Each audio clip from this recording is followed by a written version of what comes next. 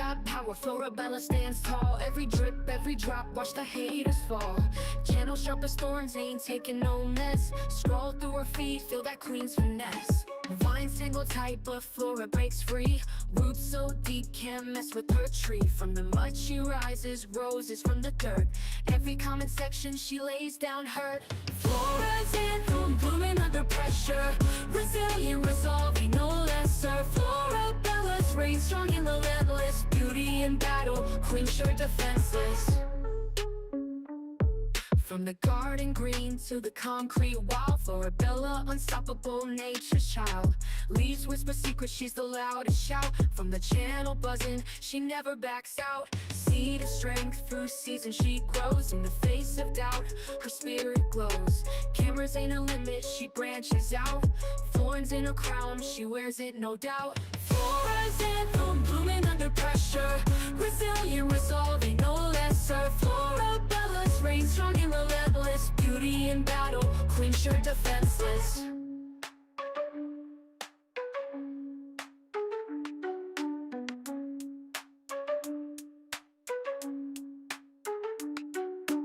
Flora's anthem, blooming under pressure. Resilient, resolving, no lesser. Florabella's reign strong and relentless. Beauty in battle, queen sure defenseless.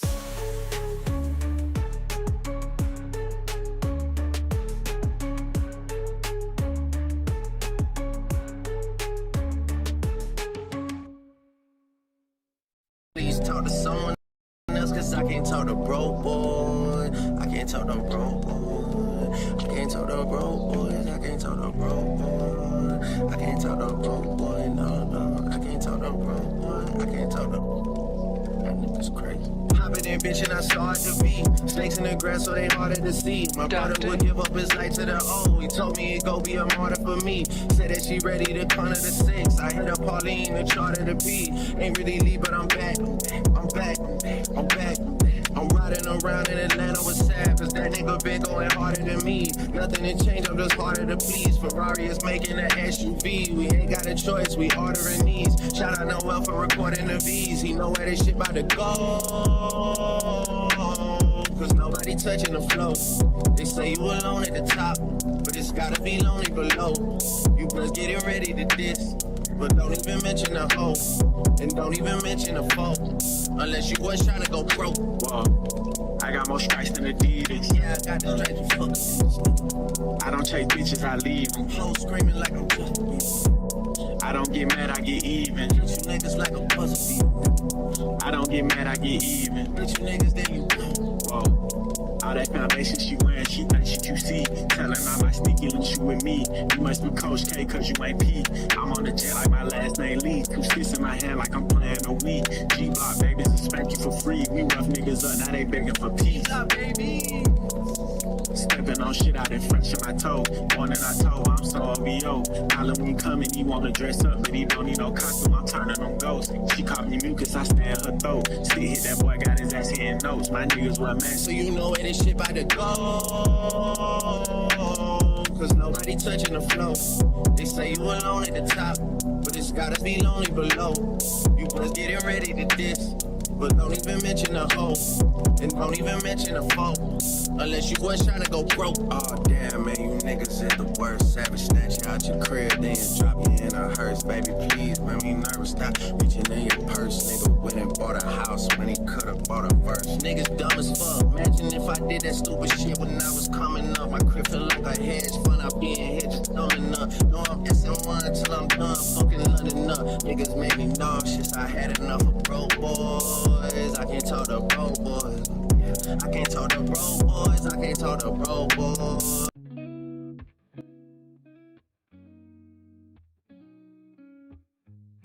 All right, everybody. All right, what's going on? What is going on this afternoon? I hope everybody's having a productive day. Okay, I hope that you guys are having a pleasurable day. I hope you're having a happy Halloween. Okay, don't get constipated eating all that candy today. Okay, don't get constipated eating all that candy. Make sure that y'all let the trick-or-treating be for the children. Okay, it's not for you guys. It's not for you guys to eat candy and get all stuffed up. Okay, our bowel systems are above that. Okay, if you're over 18, actually. So, anyways, just wanted to wish you guys a happy Halloween. You could be anywhere, but you're here, and for that, I want to say a big thank you to you guys. If you guys could hit the like button, share, subscribe, and all that. So now that I have the time and the space to get back to content, one of the first things that came to my mind was this subject matter, okay? And unlike everyone else on here, right, these subjects are not, this is a disclaimer, okay? Let me give you guys a disclaimer, all right? These subject matters are not in any way, shape, or form um, a part of my everyday life. Okay, these are simply conversations for us to talk about, for us to spark some thought in our minds, and to also be reflective of the world today, the dating world, right? Relationships and things like that. I think getting into personal situations is just too there's no point in doing that, right? You're gonna doom yourself to be dragged one day, to have your stuff public, yada yada yada. So every time I have these conversations, it's just a disclaimer. This is not meant to be any like advice. You guys should go find a dating coach or a therapist to help you with your issues in dating. I don't think you should come to YouTube for any of that. But that being said, the conversation that we're going to have today is going to be very critical of the relationship between Black men and Black women. And the only reason why I say that, okay, the only reason why I say that is because these are the hot button things, right? This is what people want to know. This is what needs to get out there. These are the trends, whatever. This is what the actual dating world looks like for Black women and Black men. And so I think it's okay for us to have reflective conversations. Now, if you get triggered at any point in this stream, feel free to hit the X at the right hand corner, I believe, for you guys to leave the discussion. It is a real discussion. Some people, when they hear this, especially mammies, when they hear what we have to talk about, they get very triggered because their initial reflex is to defend and coddle Black people, specifically Black men, right? They're the ones that are supposed to be leading the community. So you have Black women who have knee-jerk reactions to these things being said because they live in defense of the Black male. Okay, they live at the helm of the nutsack of the Black male, and so they're not able to see the world from their perspective, their natural perspective as a Black woman. They simply see it from a Black utopia standpoint. So if you get triggered, feel free to hit the X button and exit the conversation. I never want to have anyone feel like I'm trying to attack their core belief systems. But what we're about to talk about today is going to be very real. So I named the stream Bandit Roulette.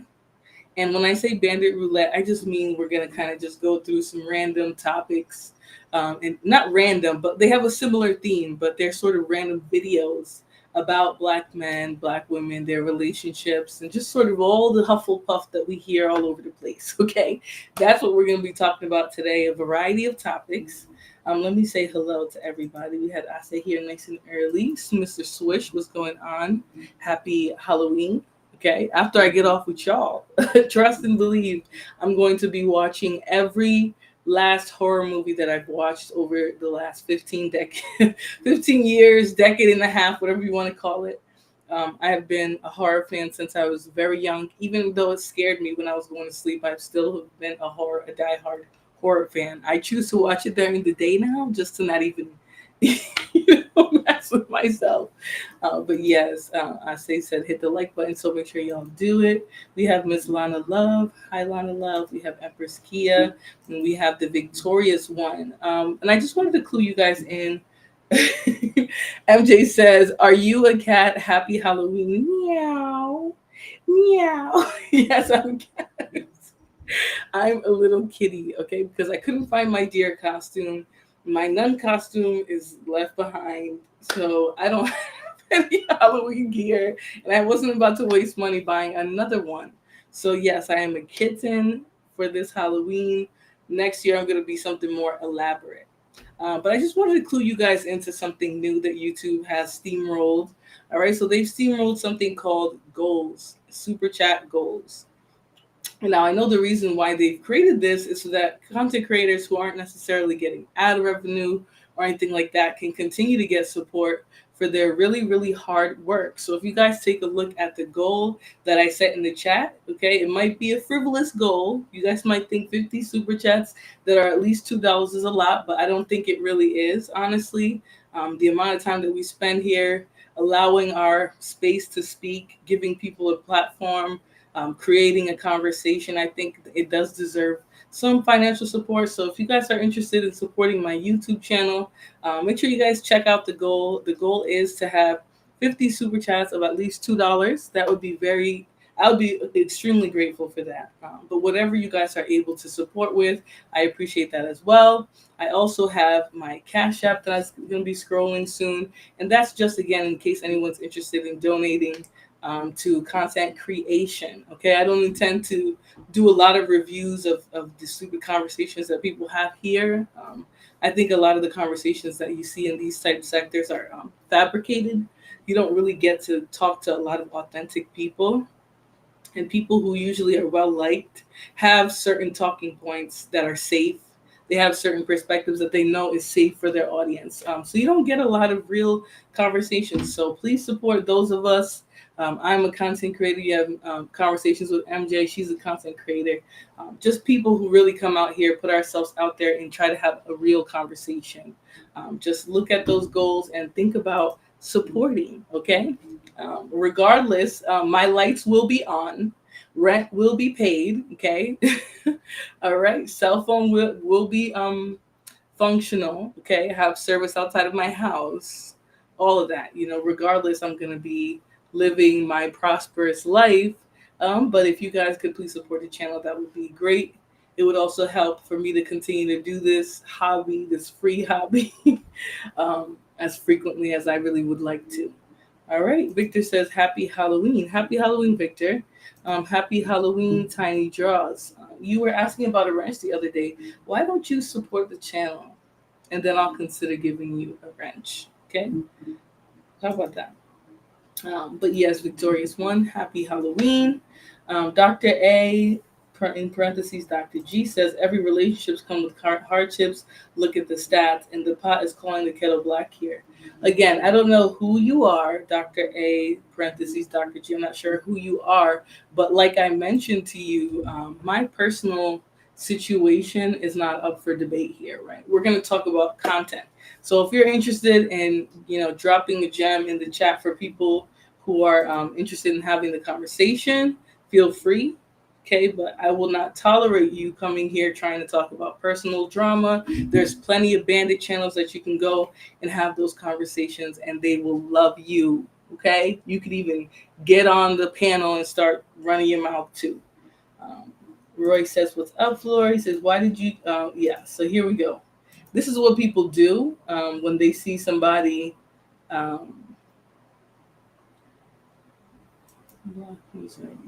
When they see somebody trying to continue, when they see people that they believe are going to prosper, doing well, that's what they try to do. Haven't I given you cash apps and super chats and you still time me out? So why would I do it in the future if you time me out?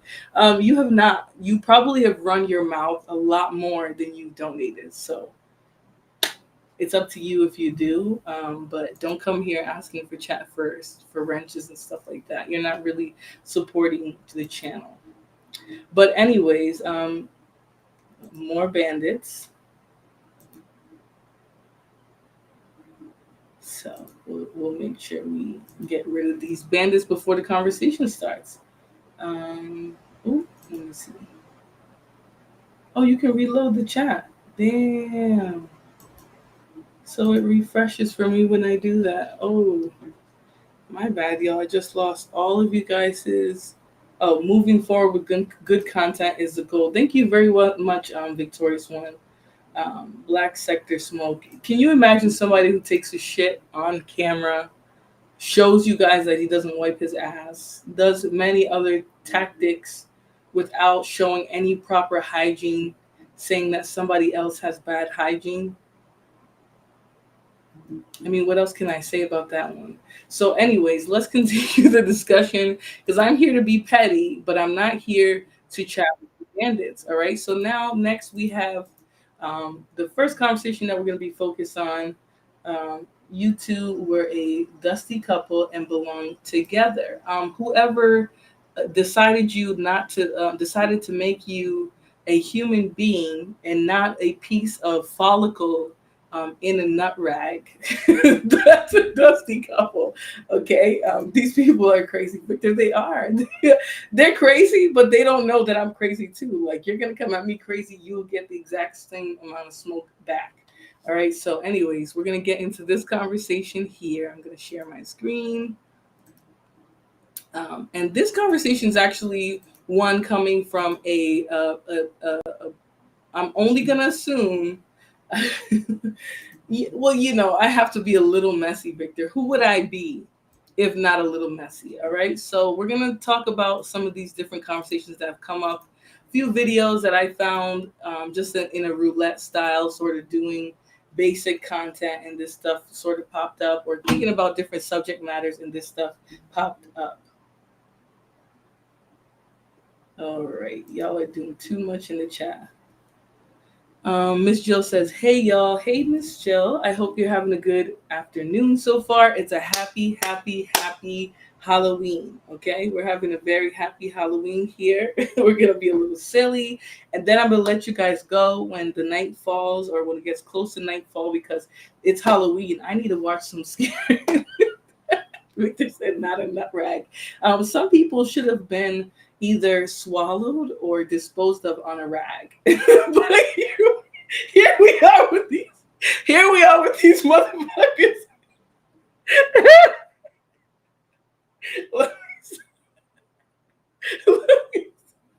I'm just like, some of you guys clearly should have been swallowed, but you up in these chats to try and tell people about themselves. Like, that shit is crazy.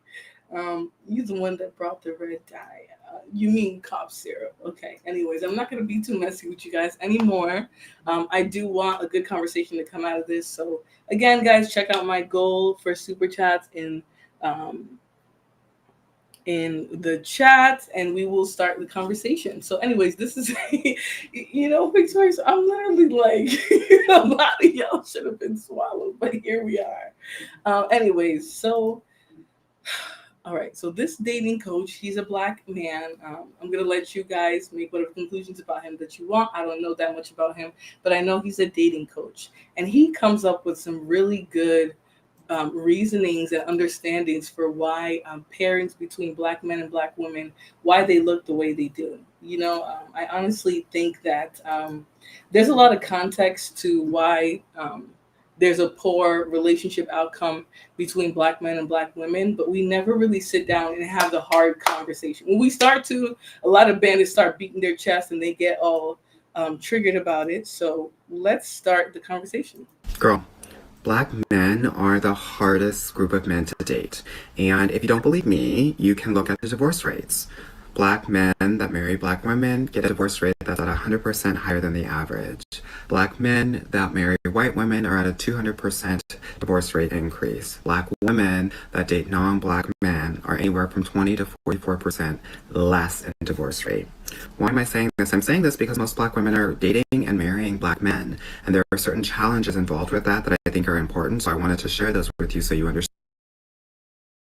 And now you guys might be thinking, oh, this is so like we all know this already, right? This is the same talking point. No, okay. Everybody outside of the community knows this. This is what I'll say. Everybody outside of the community, including this LGBTQ man, obviously not trying to be mean, but it is what it is, know the situation between Black men and Black women. They know that it's motivated by a lot of things that we cannot control. I don't know that he's coaching women, right? Because I wouldn't take advice from him. I'm just saying that because I know what I want, and I can only listen to somebody who would be able to attract that same thing to tell me.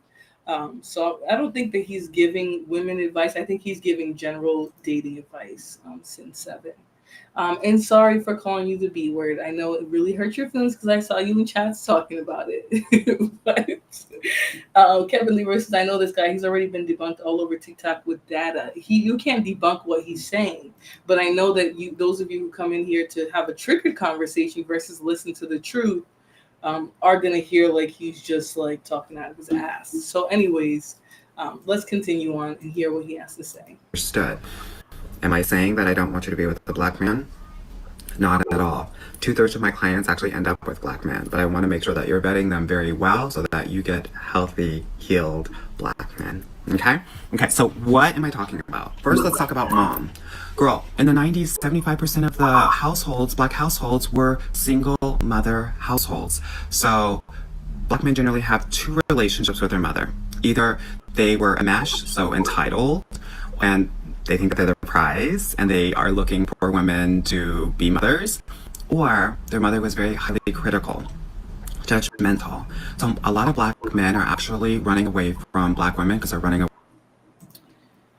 Now this is why I listened to him, and I truly heard what he was saying, right? Because I would be one in the past who would say, this guy's full of it, he doesn't really get it. He's seeing everything from a negative perspective. Ase says, support the show. I'm in the clouds. Thank you so much, Ase, for the $2 super chat. You're helping me get that much closer to my goal of 50 super chats for the stream. Over 2 hours, I believe I put. So thank you so much for donating and showing me that you really care about the content. Victorious One says, listen to understand. Here's the hard part, though, right? They don't want to hear the truth. So I'm going to run it back for you guys because I want to be able to break it down word for word. RGR Smokehouse says, this is a joke. Okay. Well, you can just listen and really start to hear what I'm saying here. Miss Caramel says, in other words, affirmation bias is what you want. No, absolutely not.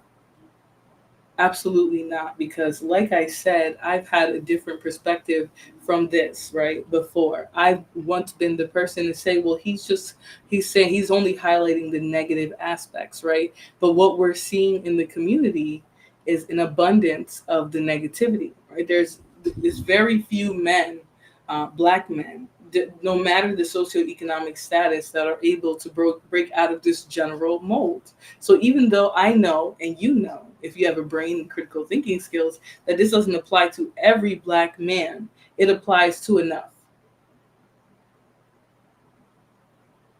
It applies to enough. Tia Wells says, there's only one truth, not everyone. Well, here's the thing, Tia. Everyone has their own association with truth, right? Some people are only going to see truth in things that they can understand, right? So if they can't understand it, they'll never believe it to be true, right? Truth is also in some ways on a spectrum, right? Like there's some things that can be true at the same time. She says, imagine how all these coaches are out there, yet black women are not marrying more. Well, I think that has to do with the general landscape, right? What is there actually in the dating world for black women who prefer black men, right? I'm not one of those. I don't have a preference for black men. I don't believe in having a preference for any male group. But I will tell you that at the end of the day, the rat race is the same, right? If you're a black woman and you're most likely just going to come into contact with black men who you're going to likely be the only ones you date, then this can have a general application to you. Hassan Tahir kind of hid there in the bushes. He says, Flora, how you doing? I'm doing good. How are you doing? So I don't think the goal is to change the amount of black women that are getting married, because trust me, we can go in mass and deal with men who will marry us, right? They might not be our type. We might get bored. It might just not be the good dynamic. Maybe that person is not, maybe you just don't get along with certain groups of men. But I don't think that's necessarily the goal, right? I'm not trying to make sure that more black women get married. That's not my business. I'm not capable of that. And I'm not going to try to claim that I am. So I don't understand where this is coming from in the conversation. Tiny Draw says, stop, more good black men than bad. Same for black women. Well, I would say this. That's definitely true about Black women. I cannot necessarily say that's true about niggas. All right. She says, no, even those who are dating white men, look at the data. Black women are still divorcing white men more than any other race. Okay, if that's what you believe, honey. Tariq Radio says that part. I wonder if Tia Wells had a different opinion if Tariq would come in here snapping his fingers and I wonder if he would have the same smoke. It's simple math. If the people you want don't want you, then you are the problem. That's really not what's going on in the dating market again. So let's continue. We're going to hear this from the beginning so y'all can get a clear look at what he's saying. Girl, Black men are the hardest group of men to date. And if you don't believe me, you can look at the divorce rates. Black men that marry Black women get a divorce rate that's at 100% higher than the average. Black men that marry white women are at a 200% divorce rate increase. Black women that date non-Black men are anywhere from 20 to 44% less in divorce rate. Why am I saying this? I'm saying this because most Black women are dating and marrying Black men, and there are certain challenges involved with that I think are important, so I wanted to share those with you so you understood. Am I saying that I don't want you to be with a Black man? Not at all. 2/3 of my clients actually end up with Black men, but So there's the disclaimer he made, first of all, right? First of all, he said most of his clients are Black women who end up with Black men, right? He doesn't want us or Black women not to marry or date Black men. Again, I'm talking about him. I have no interest in who you marry. I think you should marry whoever the hell you want and whoever's going to give you the best happiness, the best babies, the best benefit of being with them. I think that's who you should marry. But it's not my business to tell you guys. I'm not a qualified dating coach, therapist, none of that. None of that. But he's saying straight up, like, it's not about a race thing. We're looking at what really happens. There's 100% divorce rate, higher than other groups between Black men and Black women. When Black women marry out, it's about 20 to 40%. I didn't care about the bitch part because that's true, but the dumb. Oh boy.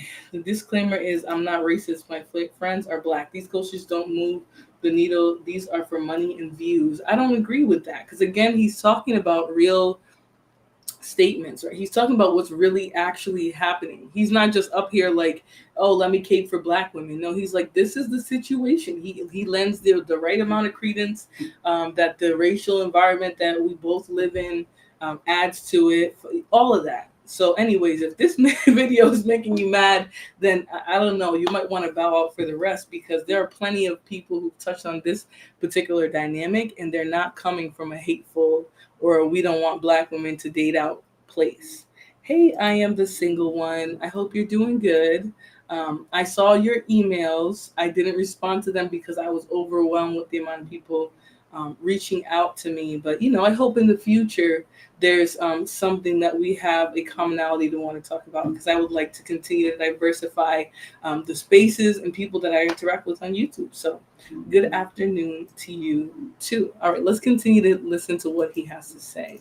I want to make sure that you're vetting them very well so that you get healthy, healed Black men. Okay, so what am I talking about? First, let's talk about mom. Girl, in the 90s, 75% of the households, Black households, were single mother households. So Black men generally have two relationships with their mother. Either they were a mesh, so entitled, and they think that they're the prize, and they are looking for women to be mothers, or their mother was very highly critical, judgmental. So a lot of Black men are actually running away from Black women because they're running away from their mothers. So a question that you want to ask if you're dating. And here's where I'll say this, right? I do think that he's over analyzing the Black male mother-son relationship, but I will say that of the men who do have problematic relationships with their mothers, they carry that into their relationships, right? I have heard many times from these men who clearly have some disdain for the women in their families, the relationships that they had with their own mothers and things like that. They tend to carry that into their relationships. So he's not wrong. I don't think he's wrong here in saying that in order to vet, which I don't necessarily think that you can, but in order to vet, you do have to, in some ways, look at their relationship with their mother, and not just what they tell you. What if you're gonna marry this man, you're gonna be with this man, you have to be able to see the dynamic that they have with their female family members, their mothers, aunts. You have to be able to see that, because that can tell you something about that man that will save you time and energy and other things that you might put into a marriage or relationship, whatever, with a man, and specifically a black man. You know, it's unfortunate, but when black men chose to abandon their families and create these broken homes, right, they created a ripple effect, right? That was going to affect young black men and black men growing up, and even their black male peers. That was going to affect them in the long run. He says, Joseph Hayden says, 69% of women are filing for a divorce across the board, so there is a relationship problem, period. That might be true, but we are a much smaller percentage of the population. So the divorce rate among us being that high is sort of ridiculous. Okay. Also, white guy, we're not racist to marry black women, not because we are racist, but most racial groups stick to their own. Joseph Hayden, I know a lot of you bandits like to come in here and cosplay as white men, right? But one thing I've never heard a white man say, well, I'm a white guy and this is my opinion. Like, they don't come here. They don't hang out in these spaces. And if they do, there's something wrong with them to begin with. Not to say that I don't want to attract regular white men to come to my channel, but 9 times out of 10, they don't come here. They definitely don't come here caping for black men. This is not a racial thing. These coaches are scam artists. I don't think he's a scam artist. He's referring to real information. Too many bad black mothers we don't talk about. See, that's the thing, though. For you to have that perspective, I think, considering what's really out there, that there has to be some negative experiences with women in your family, mother figures, whatever, for you to have that perspective. Just like I understood when black women only had something negative to say about black men, that was telling about their experience too. Sin says all men treat you similarly to how they treat their mother, right? But not every community has this dynamic where the men have abandoned their homes and the women are completely being left to raise families, raise the community up, be the only one that's expected to have morals and to be community minded, right? Because when black men are community minded, people celebrate it because it's not a normal thing that they just do, right? They were the first ones to become individualists. I'm not trying to be mean here, but black women are expected to be these like heroes to the whole community, and it's very unrealistic. Lana Love gave a $2 super chat. I think it was a super sticker. Thank you very much for the super chat. Thanks for getting me closer to the goal of receiving 50 super chats per stream of at least $2. That would definitely help me out continuing to make content and spend time on this. So thank you so much for your donation. Victorious one said, if there are so many bad mothers, men step up to the plate for your children. Exactly, right? They took all this smack about black women and the type of mothers that they are, but black men are just abandoning their homes, right? So is that your response to bad women, is to just abandon your home, abandon your seed, leave them with those terrible black women, right? What would be the flip side of that? Where is the accountability for someone that helped create them? Mark Speck, CEO, says, maybe a black woman tried to poison our child. Again, I don't know why you guys come here. I think it's a waste of time to spend this much energy in somebody else's chat, but it is what it is. Too many women tricked into being mothers, right? Exactly. I definitely think a lot of women are introduced to motherhood before they find a man that's actually willing to be a father and a patriarch to their family. So you're correct with that. Hey, Tequila, she says, hello, Flora, great content. Thank you so much. And she says, hello, chat.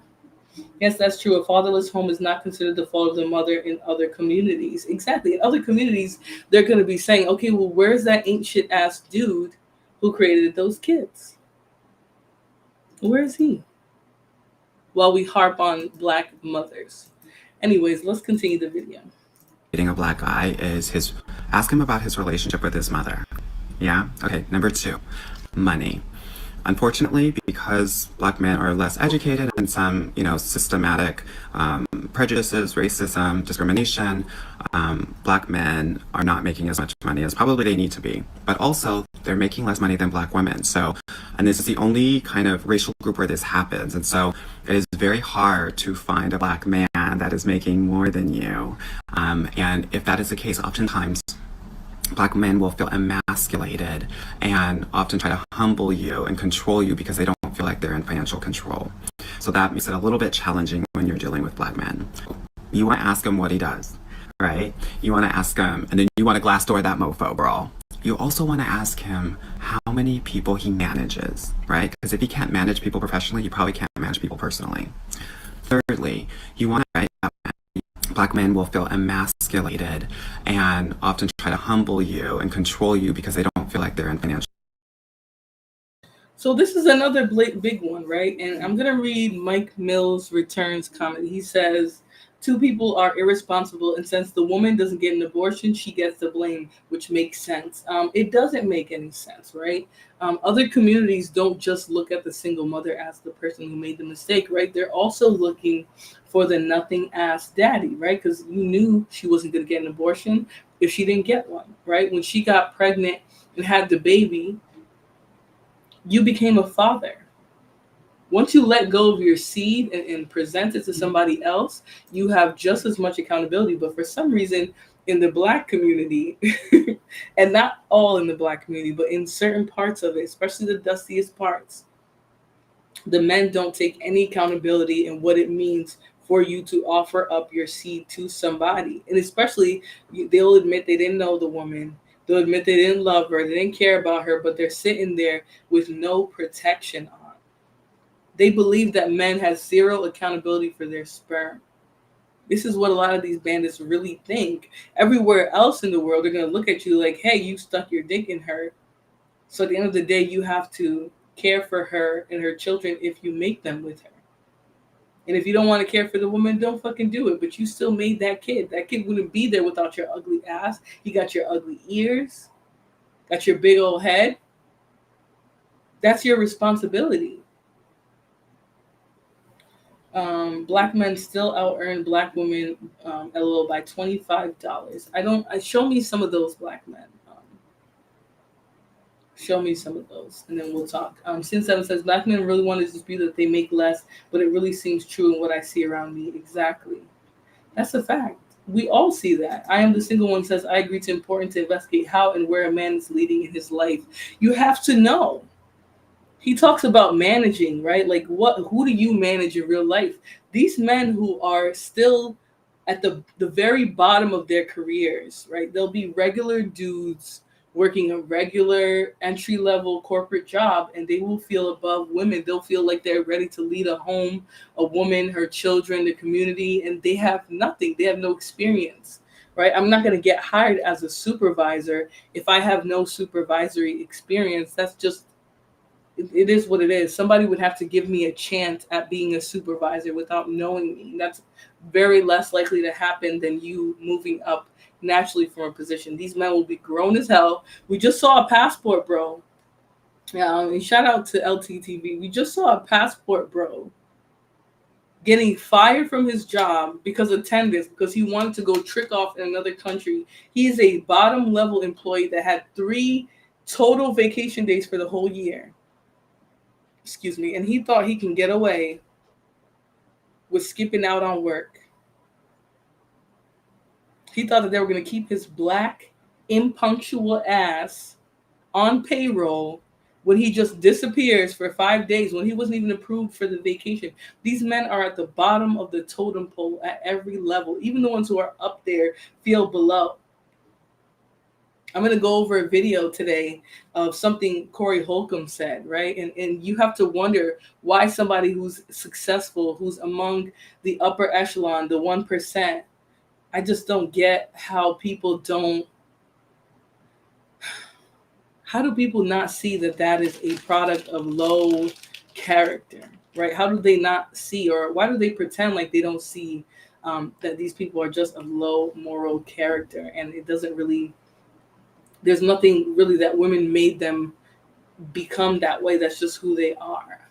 I think Sin Seven says, I think black men out earning stats are affected by the few who have astronomical pay, such as athletes, entertainment, etc. Exactly, because on the one side you'll have a bunch of black people who are not a bunch, but a good portion of black people who are in the upper echelons. They're celebrities, they're high earners, but they're still dusty. And on the complete other side of those very highly, extremely highly paid black people is these broke, bum, bandit, nothing ass baby daddies. And that's a big fluctuation. You would have a baby by a man who isn't putting a ring on your finger? No. Some men who put a ring on my finger, I won't have a baby with them either. I would only be comfortable having a baby with somebody who makes me feel safe. Victoria's one says men are responsible for their own bodily fluids. Exactly. But they'll tell you it's a woman's fault. That shows you don't respect yourself. I don't know what you're talking about. Ignorant TV says, you know how many... Truth Seeker says, that's not a problem. Juan selling oranges still has a better family dynamic. Well, Juan respects and loves and is dedicated to his family. He doesn't denigrate.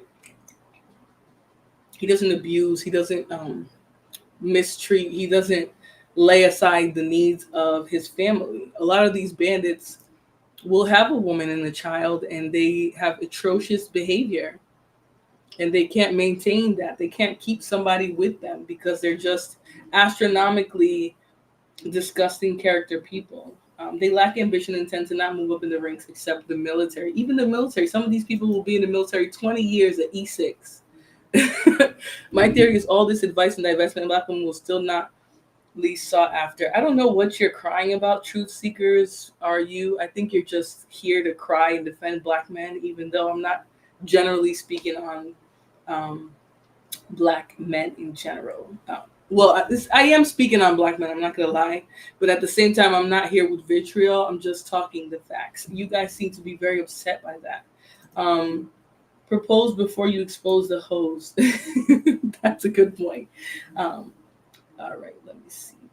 Doesn't guarantee anything if the person doesn't respect the institution. That's correct. Earning stats also affected by the fact there is 2 million more women than men cutting off. That's not true. So if you guys look it up, the stats about women and men are significantly different, right? Nowadays, there's the same portion. But when we're talking about our race, so many die, go to jail, aren't at the same socioeconomic status, never get the same education levels. And that's why there's that much of an imbalance between black men and black women. Kid Roman says, so yes, you have more responsibility, common sense. I don't agree with that. Quentin says, I see you stepping up your thumbnail game. Listen, no, I'm just kidding. I really recently learned how to do thumbnails a little bit better, but thank you very much. These so-called pookies will still get many women pregnant, so women must enjoy this stuff. God TV radio, the problem is not, I'm not in this conversation trying to change the numbers to get more black women to be with the educated lean. Like, I'm not here for that. I'm just trying to have a realistic conversation on the relationship between black men and black women, especially the one that we hear about in social media and that we sort of see generally. Ring doesn't give you any insurance from being a baby mama or not cheated on. Right, that's a fact. It's the quality of the marriage. Case and says marriage doesn't guarantee anything. You could say that about anything, but yet you women love to claim marriage is the highest form of commitment. I don't think that women are saying that, right? Society and how that goes tells you that it's the biggest commitment because you have all types of rights and protections when you are married to somebody, right? You have an institution that protects you, right? Because marriage in some ways protects certain women and things like that. So I don't think that women are the ones, like, honestly, if I never got married again, I would be perfectly fine. I'll be okay, right? I'm not worried about any of that, but I definitely think that society tells women that that's the highest form of commitment because you get all of these not rights, I would say, but you have all these protections and these incentives to be married to somebody, especially if you're married to somebody who's worth something, right? When you leave that person, if you have children with that person, there are certain benefits. And if you think there isn't, ask gay men why they fought for the right to be married. Right, just because you married a nothing ass, broke ass bandit, and don't get me wrong, sometimes good women end up married to nothing ass, broke ass bandits, doesn't mean that marriage doesn't have a value. It sure does when you're married to somebody who has value. If you marry a nothing ass person, you're gonna have nothing. So, how about stop letting Pookies and you raw or not at all? Women always push away accountability. I don't know. It is important only if the man believes it's important. Unfortunately, men don't think it's important. And we're actually going to get into that in the next video. So I'm going to let this one run. We're going to finish the talking points. And the next video is going to actually address that. All right. So let's continue. Control. So that makes it a little bit challenging when you're dealing with black men. You want to ask him what he does, right? You want to ask him, and then you want to glass door that mofo, girl. You also want to ask him how many people he manages, right? Because if he can't manage people professionally, you probably can't manage people personally. Thirdly, you want to ask about the men in his life, his mentors. A lot of black men actually don't have many mentors, so it's really weird to say, and it feels very archaic, but it's very true, and it is this. A man is looking for an alpha man to kind of check him. That is kind of the orders of operation, PEMDAS, if you will, in terms of how to kind of raise a man. And so if he doesn't have mentors, a father, other elders to kind of keep him in check, he's going to be out here kind of roaming the streets like many of them are. So you want to ask him, who are his male role models and mentors? Okay. Fourthly, you have to understand something. There are 100 black women to 88 black men. So what that means is, and if you went to college, you understood this gender ratio gap. It means that oftentimes men have more power because there are fewer of them. So it means that they're going to have lower commitment rates and higher abandonment rates because they're going to have other women waiting for them, which isn't necessarily the case for black women because there's so much more of them. And if you are in a bigger city, it's going to be even worse, right? It's actually like 25. And it's funny that you mentioned that I am the single one. She said some men have very toxic mentors who might even encourage bad behavior. I believe that's true. And I believe that's true for a lot of black men. I'm sorry. I said it. A lot of you guys is OGs, the older men, the grown folk that you take life advice from. A lot of them they're full of shit, right? They're full of shit. They don't have happy relationships or marriages. Their children don't even like them. A lot of the men who get on here and have so much vitriol for women and the way relationships can go and tell all these young men not to settle down until they're old and sprawling up and looking for a hospice worker. A lot of those men don't have good outcomes, right? They don't have happy wives. They don't have happy lives. If they do have a wife, she's fucking miserable. Okay, so they don't really have good intentions because they don't have good results themselves. So I will say that's a big one. A lot of these men don't have anybody real or whose advice would be worth a damn. And so that's why you'll see them moving out here sloppy and encouraging younger men who are much younger than them to move around sloppy and degenerate like themselves. I've seen it. Yeah. They have men, they have friends and groups of men who still don't believe in commitment. They're old. They don't have women around them. Their children don't care for them because they were degenerates and they embarrassed their mothers. This is what we see. And you'll have those same men come online and give younger men advice. Men who blew up their own households. I mean, there's a man in some of these spaces who literally cheated on a wife of 12 years, but tries to come online and give people advice. Like, you are not an honorable man. You're not anybody that anybody will be proud of being married to. I mean, it's even rumored that this person got with the person that they cheated on their 12-year spouse. They're in a relationship. They're engaged to that person now. I mean, how confused do you have to be a middle-aged man, blowing up your household, created such a toxic environment for your children. Now you're online giving life advice, and it just so happens to be negative towards women. So a lot of things we don't see the writing on the wall, but that's where it comes from. Percent more black women than black men. So it makes it harder to date them. So when you're asking about kind of his commitment level, you want to ask him how many relationships he's had that has lasted more than a year. Okay?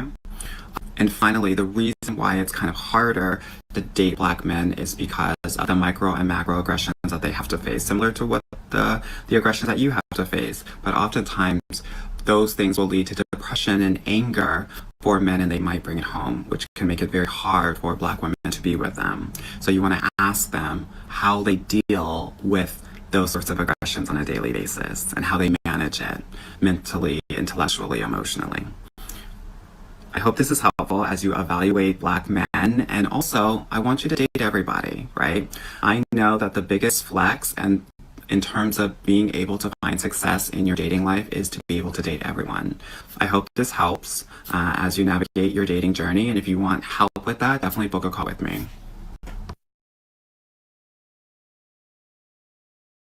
All right, so I think that was very candid. Let me stop sharing that screen. I think he was being very candid. Again, some of the opinions people aren't gonna agree with it because it is just sort of raw opinions about dating and specifically what it's like dating black men.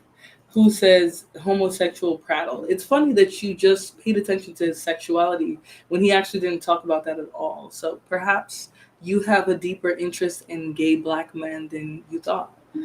Victorious One says women in marriage oftentimes have to self-sacrifice in order to have the relationship sustained. Exactly. That's why a lot of times women are the ones to leave because the man will stay there. He don't care what you got to put up with. He will stay there. He won't leave. What incentive does he have to leave? His general labor is gone. His mother, his caseworker, his case manager, his assistant secretary. Let me stop. Last thing, I had 2 shows at Nights to Control, and both times he purposely miscommunicated the information I asked him to cover. It's not some, it's all. Everyone has to self-sacrifice. It's called being an adult. Okay, but why is the imbalance so heavy, right? Why are the women always having to self-sacrifice? A lot of the time, women of all races who leave marriages, that's what they have to say. That the expectation is for them to sacrifice. It's never for the man. A lot of the time, the men they're with expect them to sacrifice important things, career, social life, their body, to benefit the man. Obviously, if the woman and the man are in one accord, then they're not likely to be getting divorced, right? So here's where we have to use some critical thinking. Most black men are easy to date. Same for black women. We just have a concentrated, loud minority. I don't believe that, though, right? Where I'm somebody who in real life, because of the area I'm from, I'll say that the area that I'm from has a lot of minority groups and specifically immigrated minorities. And what I saw from this group of black men, right, who are first gens, some are just black in general or whatever, Black American. What I saw was half were self-hating, meaning everything that they promoted and talked about was white women, light skin babies, yada yada yada, fetish for white women, whatever. And the other half was like, I want black women, but I'm not gonna be a good man. I'm not gonna treat her right. I'm not gonna. It was like this weird thing. And the black women who did deal with black men, they eventually came to find out that these men were in fact dusty. Now, I don't know if it's because where I'm from, that's what I'm mostly seeing, right? Where you have these sort of mixed environments of black people and black people who come from different nations too.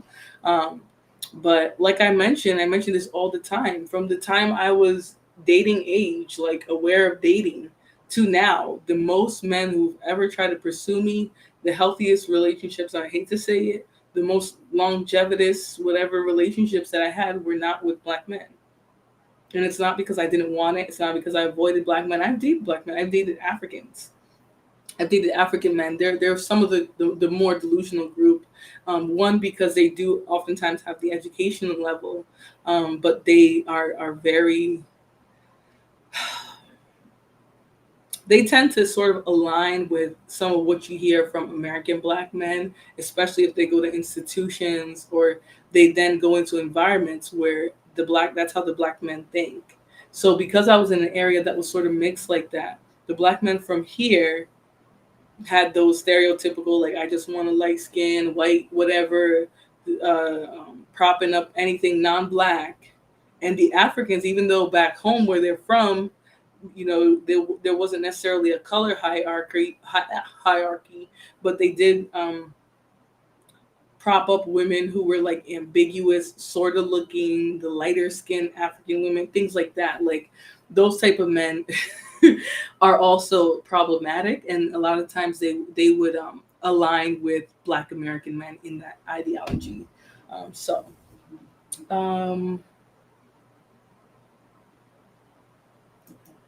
don't know what kid, like you keep reference, what kids did I want?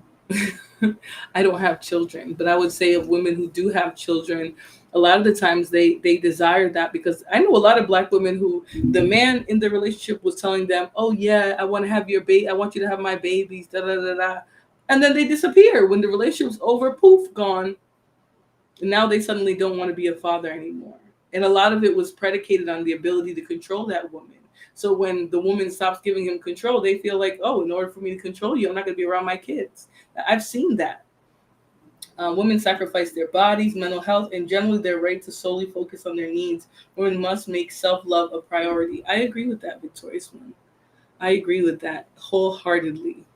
I think that the only man that a woman should sacrifice their body for is one that shows that they're going to be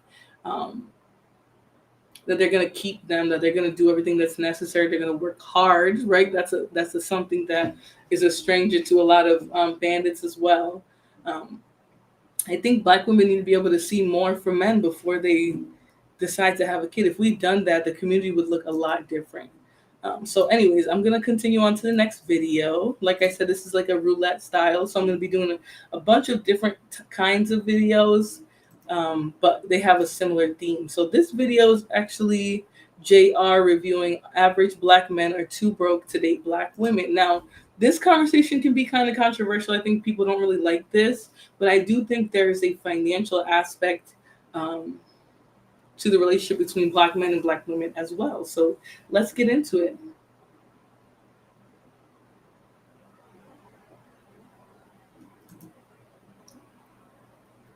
All right, Sarah. Let's go. I genuinely want to know why Black men make dating so difficult. They make it. Hi, I have an answer, and it's simply because they don't have money. So I've been thinking about this a lot as it relates to my personal dating life. A lot of my friends who are Black women who are in their late 20s, early 30s, who have been struggling with dating, who prefer to date Black men, and have been doing it in comparison to my white peers and some peers outside of like other races, but specifically my white peers, as to why we all went to similar schools. We all have similar educational backgrounds, we all work similar jobs. For bar, we would say we would live very similar lives, except I just oscillate in primarily Black spaces and they oscillate in primarily white spaces. With that said, I think it's because white people, but specifically white also men, are raised in the way that they have generational wealth, but a generational wealth mindset, meaning that they saw their parents get paired off and married, within their 20s. They have grandma's ring and heirlooms. They have a house that they know that they will inherit. They have a mindset knowing that even if they lose their job at Goldman Sachs or in tech or whatever, that they have this sort of privilege that they know that they'll always be fine and they know that they'll always be able to take care of their family. So even though they're in build mode, they're not necessarily worried that they would lose everything. And I think that mindset is different for Black men, meaning that they spend a lot of their 20s and even in their early 30s really trying to play a game of like financial catch up, really trying to get themselves established. And because they're playing that game, they play games in other areas, meaning that they don't necessarily take things. All right, so obviously she said a mouthful, so let's run it back and we'll break it down a little slowly, okay? I genuinely want to know why black men make dating so difficult. They make it. Hi, I have an answer, and it's simply because they don't have money. All right, so she's not lying here, right? The general consensus that most women have, whether they're educated or not, because people like to think that black women are the only women who are taught to get an education and have their own career to fall back on. That is not exclusive to black women. I mean, yeah, it's not exclusive to black women. We're not the only ones who are taught that, right? Every female group, every woman group is taught, get your education, have your own just in case, right? There are men who won't even date broke women, right? They won't even date women who have less money or who are not established on their own, right? Who don't live on their own, who don't have their own. There's men like that of all groups. And it just is what it is.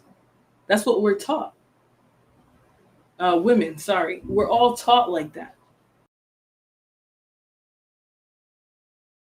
We're taught that men, and specifically black men, want us to believe they want us to believe that we're so wholly different than every other woman group, right? They want us all to believe that black women we're the only ones that are taught to be on our own, to have our own education, to become self-sufficient. They believe that we're the only ones that are taught that, and that other groups, white women, Latin women, Asian, whatever, that they're taught to be wives, partners, things like that.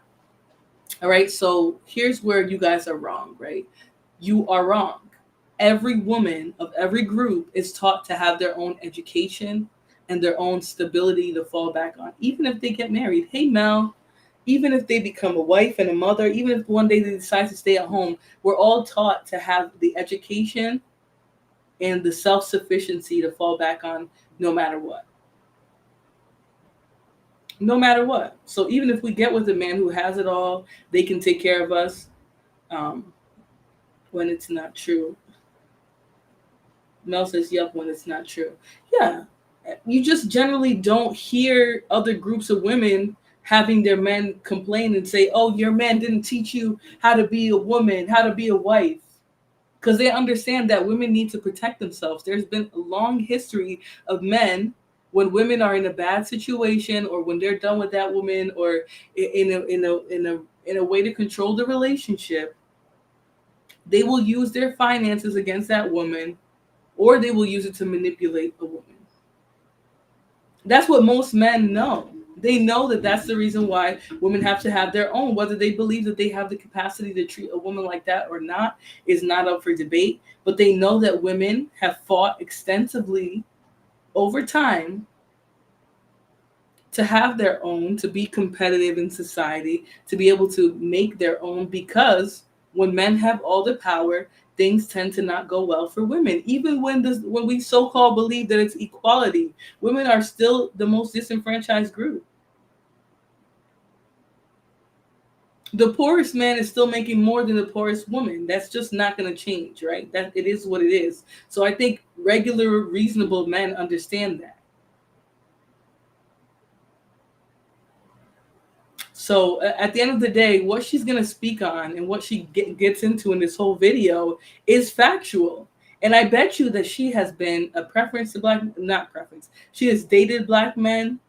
She's been in relationships. She's probably been in relationships that she thought were going to be forever. She's probably thought she was already going to be married by now. Because no matter where we go as black women, we always tend to gravitate towards what we are. That's just, it is what it is. That's what we're going to gravitate towards, even if we go all the way high in the corporate world. We tend to gravitate towards those who are like us. And a lot of black women, believe it or not, what you're seeing on the internet, a lot of black women aren't hip to dating out.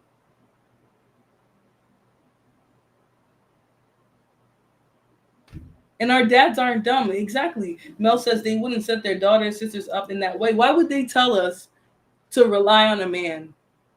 when they've seen what men do when women get in those situations? Why would they why would they tell us, yeah, go do that, that's fine? They'd never. They'd never, because they know the reality is not every man is on the same platform, on the same level. Not every man sees things the same. So some men might think if you give them that power to provide for the family, they might think they have power and control over you. They might start to think that submission doesn't need to be willing, right? Because in some ways, to be married to someone, you willingly, submit to them. The law is not going to make women anymore. The man can't really try and make the woman. A woman has to choose to submit to a man. I Am the Single One says this is very true. Most Black women want a Black man if they have the choice. Absolutely. Why wouldn't we? Right? And this comes from the fact that some of us actually have balanced, regular, caring, careful Black men in our families. Some of us have parents who were good to us, uncles, people in our family who've always been good to us as Black men. And you can't let your personal anecdotal, because I saw someone talk about anecdotal. You can't let your anecdotal experience dominate how you move out in these streets, because just because you ran into good Black men, just because you have good Black men in your family, doesn't mean that the Black men that you go out there and date and find and be with is going to be a good Black man.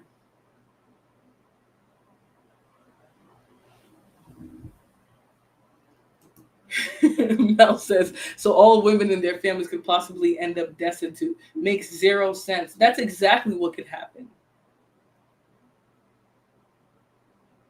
That's exactly what could happen. And you know what? The funny thing is, you'll have people like this.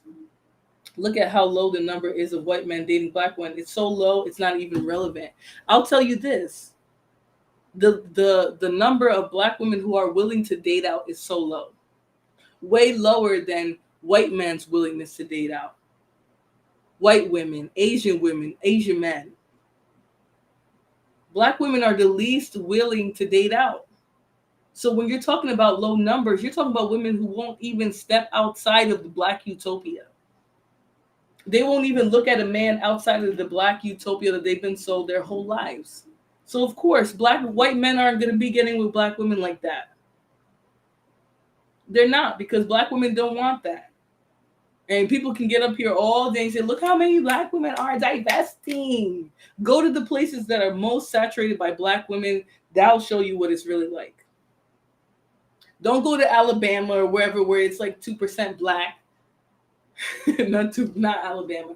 There's parts of Alabama that are extremely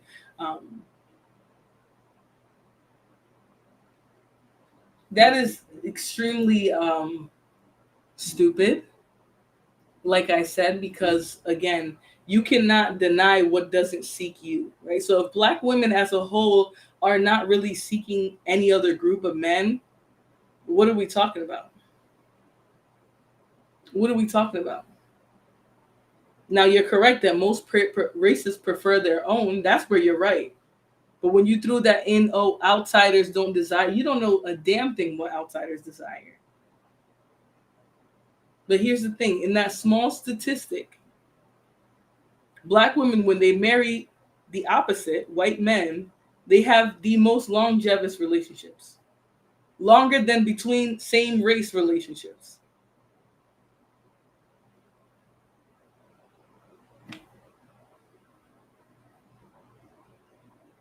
I know you're upset. I know you're mad, right? You really want to believe, you really want to beat into Black women's head that they don't have no options. They don't see nobody outside of you ugly ass niggas anyway.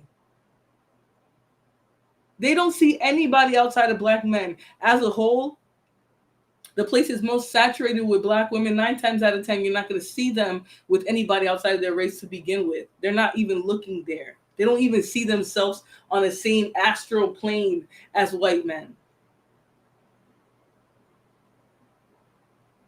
Exactly. And some non-Black men know that, so they won't approach out of fear. how many times have I even, right? I've had white men who I dated tell me later, man, when I saw you, you scared me. I thought you didn't want nothing to do with me. I thought you were gonna be some like tough chick, and sometimes I would get offended. But then I would look back to my face, like how I act in public, and I really don't like. First of all, my face sometimes is not approachable. But it's not like I look like a divester. Like, you know what I'm saying? Like, I'm not into anime or nothing like that. Like, I don't have the quintessential date outlook. Right? I've been approached by every group. Black men put in the least effort, but I've been approached by every group. I don't look like somebody who just sticks to white, just sticks to black. That's not what I look like. So sometimes I understand when they tell me, like, you didn't look like you was really, you know.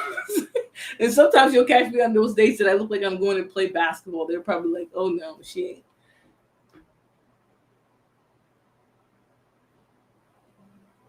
But they really want to beat into black women's head. Though none of these men don't want you because of something on OkCupid. The dating website said.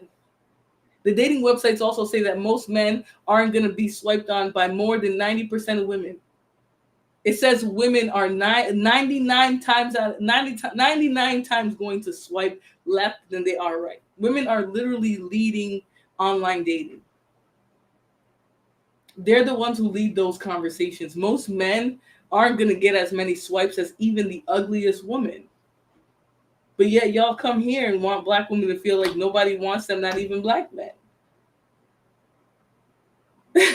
You know what I'm saying? I mean, at the end of the day, I know one day I'm gonna step into a gym and I'm gonna be like, damn, that is a sexy ass black man. And it just is what it is.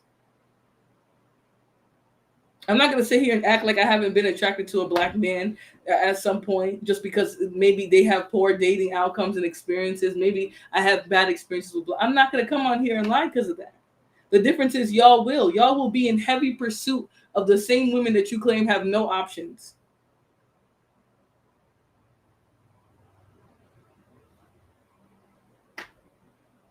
Right. Power Ranger says the dating sites also say black men and women are the least. Of course, we're the smallest group. Black women on dating sites aren't looking at or even appealing or even trying to appeal to other groups. They make it very clear they want black men from what I've seen. Sometimes I look at my friends' Tinders and whatever. I'm just like, it screams I want a nigga. Like, it screams I want a nigga. And I'm just like, all right, if that's what you want, baby girl. Hey, Robin. She put the looking eyes in the chat. But let's hear her out, because I know a lot of you guys are going to be triggered. I don't want to placate to your triggeredness. So let's hear what she has to say. So I've been thinking about this a lot as it relates to my personal dating life. A lot of my friends who are black women who are in their late 20s, early 30s, who have been struggling with dating, who prefer to date black men, and have been doing it in comparison to my white peers and some peers outside of like other races, but specifically my white peers, as to why we all went to similar schools. We all went to similar schools. We all have similar educational backgrounds. We all work similar jobs. For bar, we would say we would live very similar lives, except I just oscillate in primarily black spaces and they oscillate in primarily white spaces. With that said, I think it's because white people, but specifically white also men, are raised in the way that they have generational wealth, but a generational wealth mindset, meaning that they saw their parents get paired off and married, within their 20s. They have grandma's ring and heirlooms. So here's what I'll say, right? My parents got married very young.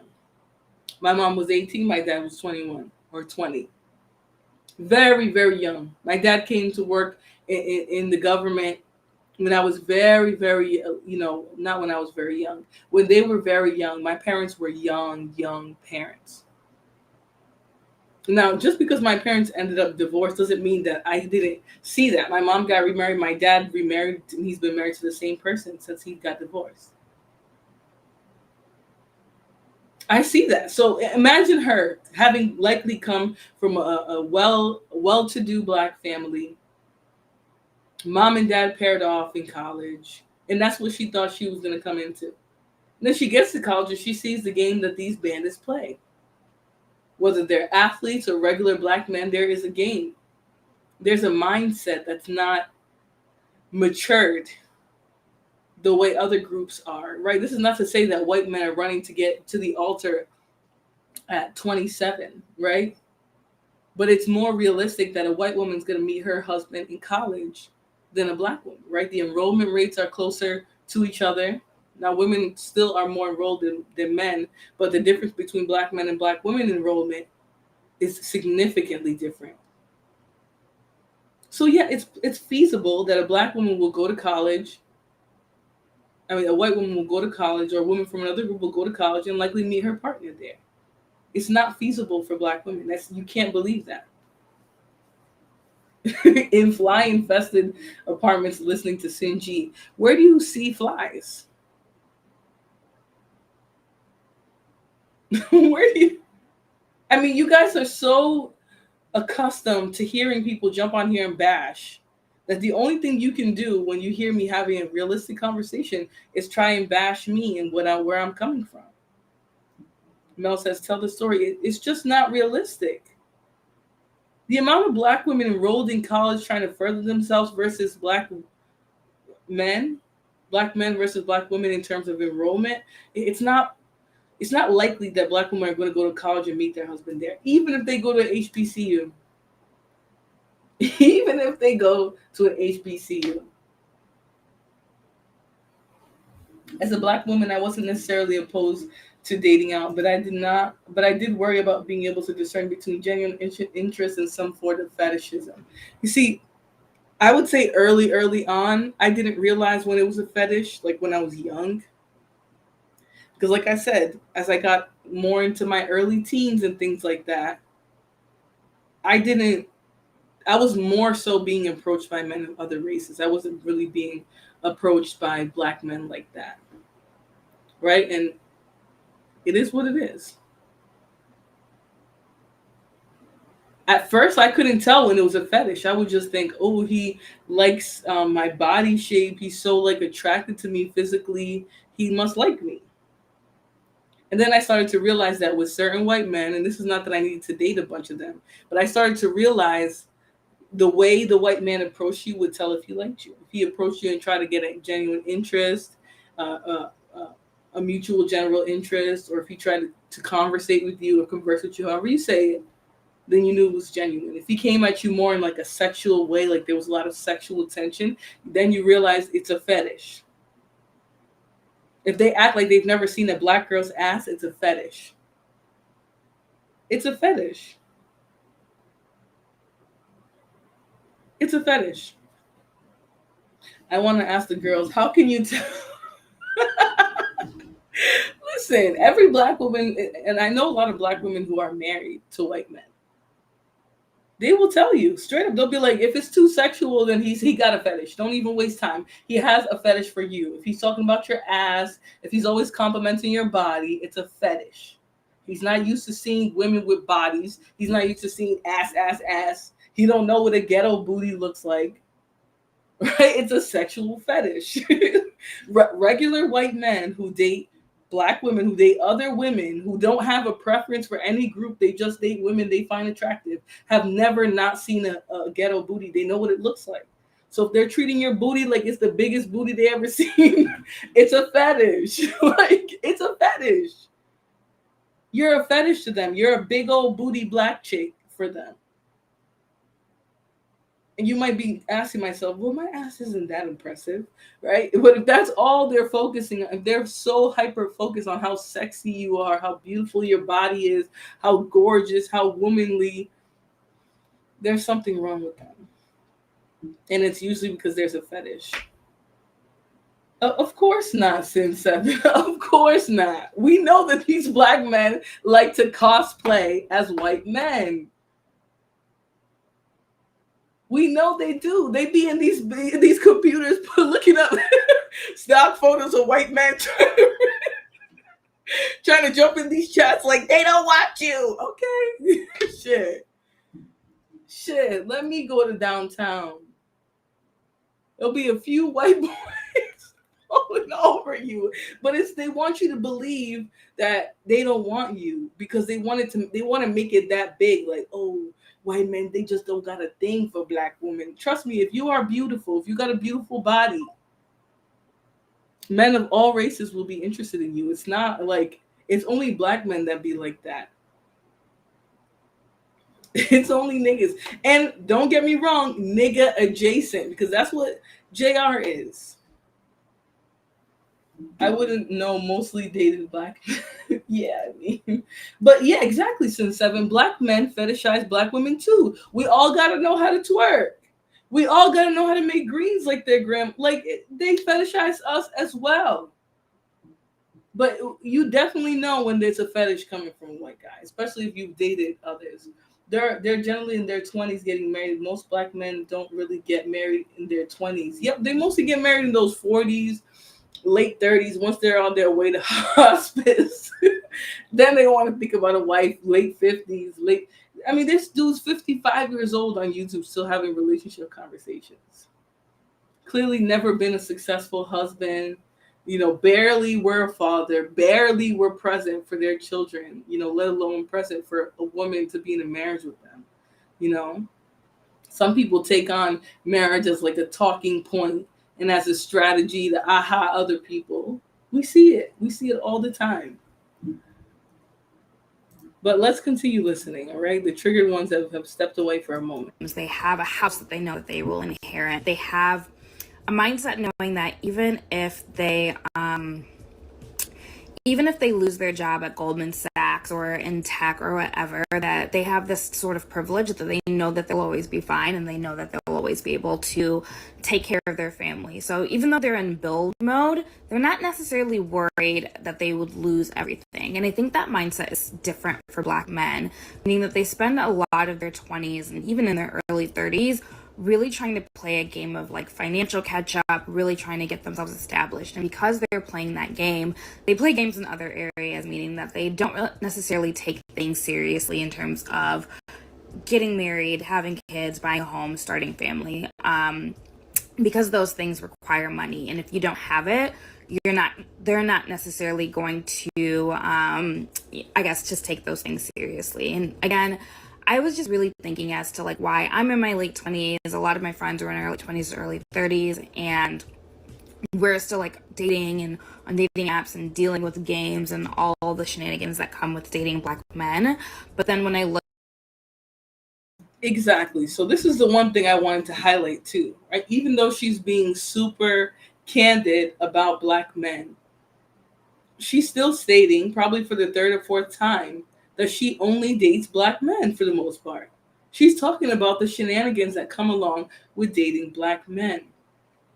She might sound like black men would love to do this. If you're a black woman and you sound like you speak proper English, they'll say you're whitewashed. They'll try to act like you have some characteristic of a white woman you're trying to take on. It makes no sense. We're all American. We all speak English.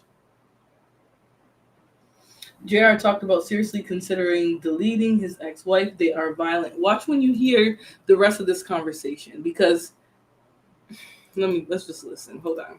Look at the Jennies, the Tiffany's, and the whatevers of the world. A lot of them who I have worked with or work with, why they all, ironically enough, got engaged all at 27, 28, around the same time. And it felt kind of like sorority-like, very systematic.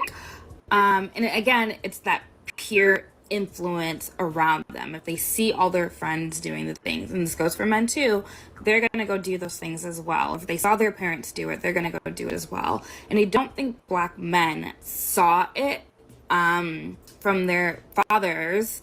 And they also didn't necessarily and don't necessarily see it from their peers around them. So they don't also feel kind of that social influence to do those things, especially for black men in major cities like a New York, LA, a Chicago, a Miami, maybe even Houston. Maybe in the South it might be a bit different. But yeah, there's more I can say on this, and I've been doing a lot of research. I'm actually going to write an article about it, just the differences and nuances between being a black woman dating versus like my white contemporaries and their dating experiences. But yeah, the one factor that it boils down to is money. And if you don't have it, you're not able to progress forward in dating. Man, so she's calling the bros broke at this point, baby. Like, and so I'm doing like this. Why do these bandits, every time they want to try and talk down to black women who speak proper English, they assume the feminine voice and character? They're like, oh, baby, how quickly can... Anyways, I'm going to leave it at that because I'm not going to let this bandit take me away from the topic. But he so quickly got into character. Like, he knew how to be a sassy little chick very, very easily and quickly. It came so naturally to him. Mel says, my eldest daughter married her high school sweetheart. He's Irish. They have a beautiful marriage and life together. They've known each other forever. I think that makes it easier. Exactly. But somebody would tell you that you taught your daughter to be a divester, right? Like, not like she just caught the best outcome for herself. Like, she was taught to be a divester. It's really stupid. The white powder dusty is out there. Okay, let's continue. Paper on it, and I'm doing a study, and like guys in their 20s and their early 30s, they're not really, they're all about the one thing straight. I don't recommend not every white man has generational wealth or is going after generational wealth. That's ultimately the goal that people want. It's not that a black man doesn't want to have generational wealth, but we know that there is a difference in terms of home ownership, in terms of businesses, entrepreneurship between whites and blacks, and the fact that whites outnumber blacks overall. So when you talk about the dating pool and black women wanting to get married in their 20s, not so. You're not really going to find that with guys your age. If you talk about your contemporaries in terms of white women in their late 20s, the mindset of white women is different in terms of how you're raised. And black women are raised to be independent. I don't need a man. Get your education. You can. Which is the biggest load of bullshit, right? Every group of women is told to be independent, right? Self-sufficient, get your education. Every group of women is. But you have black bandits like this who will talk to the whole of black men because they know as soon as a black man hears a little bit of dusty rhetoric, he tunes in, he put his seatbelt on, he's locked and loaded, ready to listen to the dust. He's ready to listen to the dust. As soon as he hears talking points that sound like all the rest of the dirty, dingy bandit rhetoric, they jump up. They're ready to listen. And he's really telling them, oh, it's only black women who feel this way about education, self-sufficiency, professional development. Black women are the only one like that. Even though enrollment rates are very similar between black women, white women, Asian women, women in general go to school to get their degrees. Since women got their rights, women have been taught, since they got their rights in this country, to seek their own. Seek their own, seek education, be self-sufficient. Doesn't mean you can't be a wife when you have all those things. A real man doesn't need you to not have an education, not to have your own career or other things that you want to accomplish. Yes, if you find a real man and you decide to put a career on hold, then that's you. You choose to do that, and I think that's a great thing, right? Amazing, especially if you find somebody who's real, who's not going to take advantage of you in that moment. But most women know today that you do need to have your education. You need to have money. You need to be self-sufficient, or you can find yourself fucked up behind one of these men, any man of any race. Some men will get you in a position, and we'll hear from a bandit, but some men will come to you in a position where you're broken down, where you're destitute, whatever, you need them, and they will be hell. They will be your worst nightmare. You would have been better off not having nothing than getting a man who feels like he wants that be in complete control. Oh, Lord. Tommy Sotomayor's Everyday Life says, Flora, stop it. Realistically, you usually have to pick one. Pick what? Pick one what? Because a woman can absolutely give her life to a man, have the children, and then go right back to her career. It's not going to stop nothing. It's not going to stop a successful or a good man. Women definitely understand that at some point, if they want to raise kids, if they want to be, they really want to take on that role of motherhood, they may need to put their career aside, but they can always go right back. They can always go right back. So this idea that women can't have a career, an education, self-sufficiency, if they want to get married is bullshit. It's bullshit. A lot of you men just want women that you can control. And so you'll tell them, well, if you want children, you'll have to do this.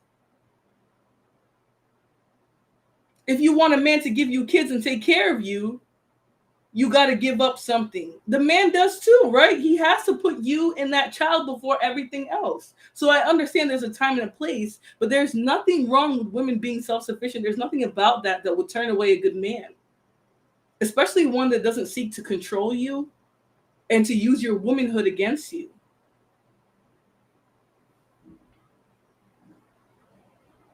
Yeah, it's difficult. Sure, it is difficult. But a lot of the times it has to do with the mate that they're selecting too, right? They select a mate who, okay, hey, you want to go back to work? All right, but you still got to take care of the responsibilities in the house. So that woman still has to manage all her children's schedules. She still has to take care of the home because that man said, well, I had you out of work. You decided to go back. That's what men do. That's why self-sufficiency is so important.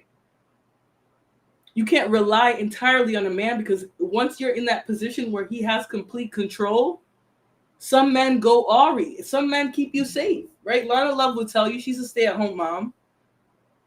Some men help you feel safe. They encourage you to continue to make that sacrifice because they give you a good environment, a happy home life.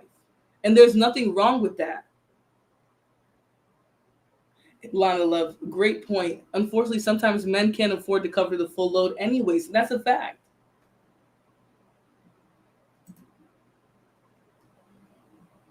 Most women can be done completely with their degrees, even medical school by like 26, 27 if they start right at 18. So again, I don't get what's this idea that Black women have to give up their want for a career or education of their own. They can do both. Other groups of women do both.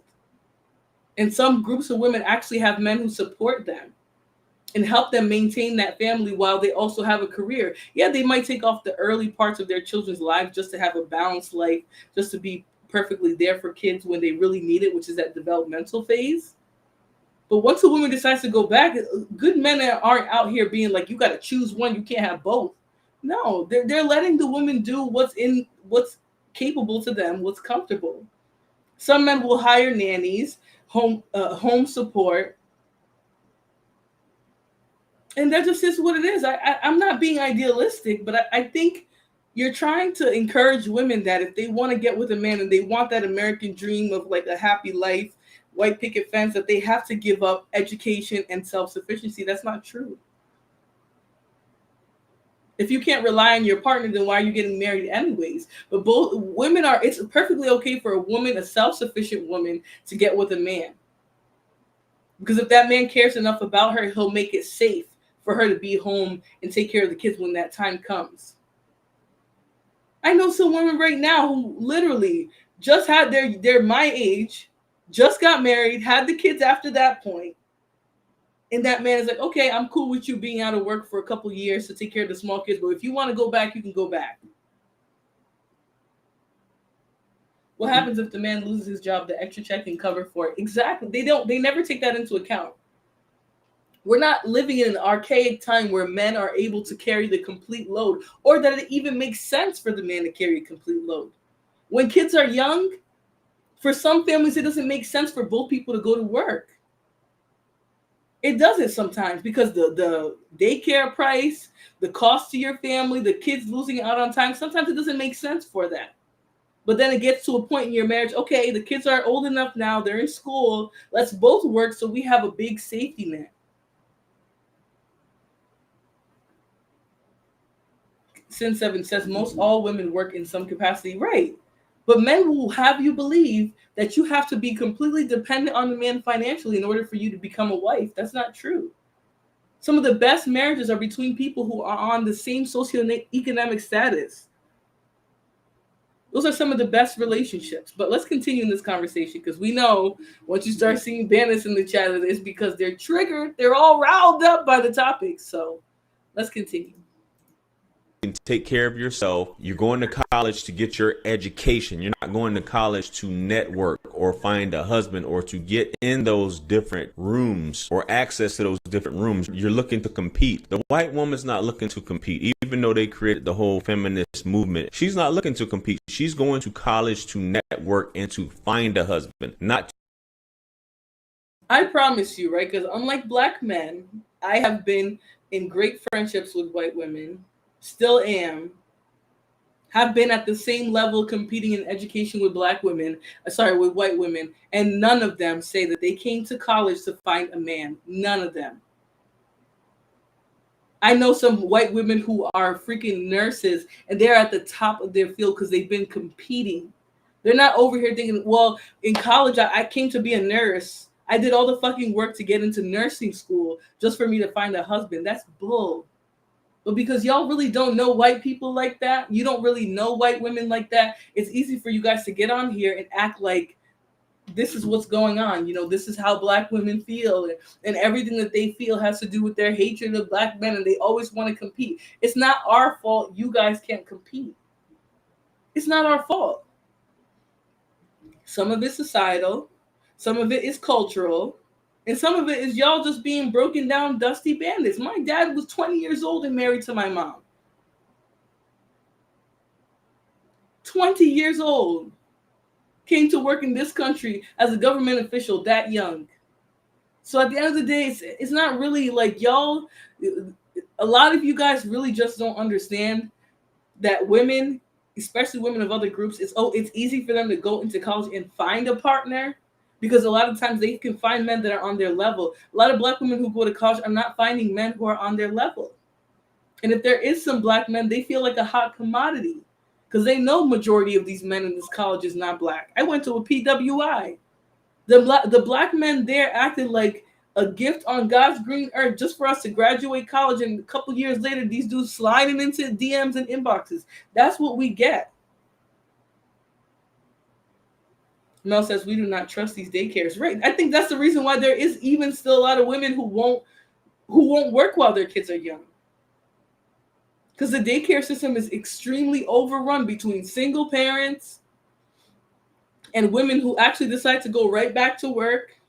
Those daycares don't have enough staff. Almost every job posting that I was looking at over the last couple of weeks has been for some type of daycare, toddler center, day place for children. That's most of what these jobs are because they're not sustainable. There's just too much of a need. No, they don't know these other races. They just think because black women oppose them that means every other race agrees with them. How many women of other races, white, Spanish, Asian, get on here and say, actually, black men, we don't know what the fuck you're talking about. Most don't care. But so many have come on here and said, no, you guys have a very misconstrued idea of what our community looks like.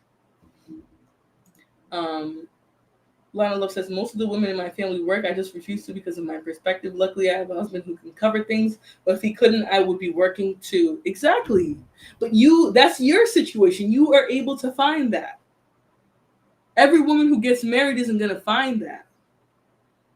How many of these white women who are in good marriages, who their parents were married for 20, 30 years, both of their parents worked. The dad never tried to shame the mom for getting out there, making money, helping us to offload the cost. Even if she only worked part-time, the dad was never running his mouth, acting jealous, seeing himself as less of a man because his woman had to contribute. That's not what you see with these other groups. That's what you see with black men. They really have the belief system that when you go and you look on the other side at white women and their marriages and their parents' marriages and other groups and their parents' marriages, they think that they're seeing the same dynamics that we see in ours, and that's just not true.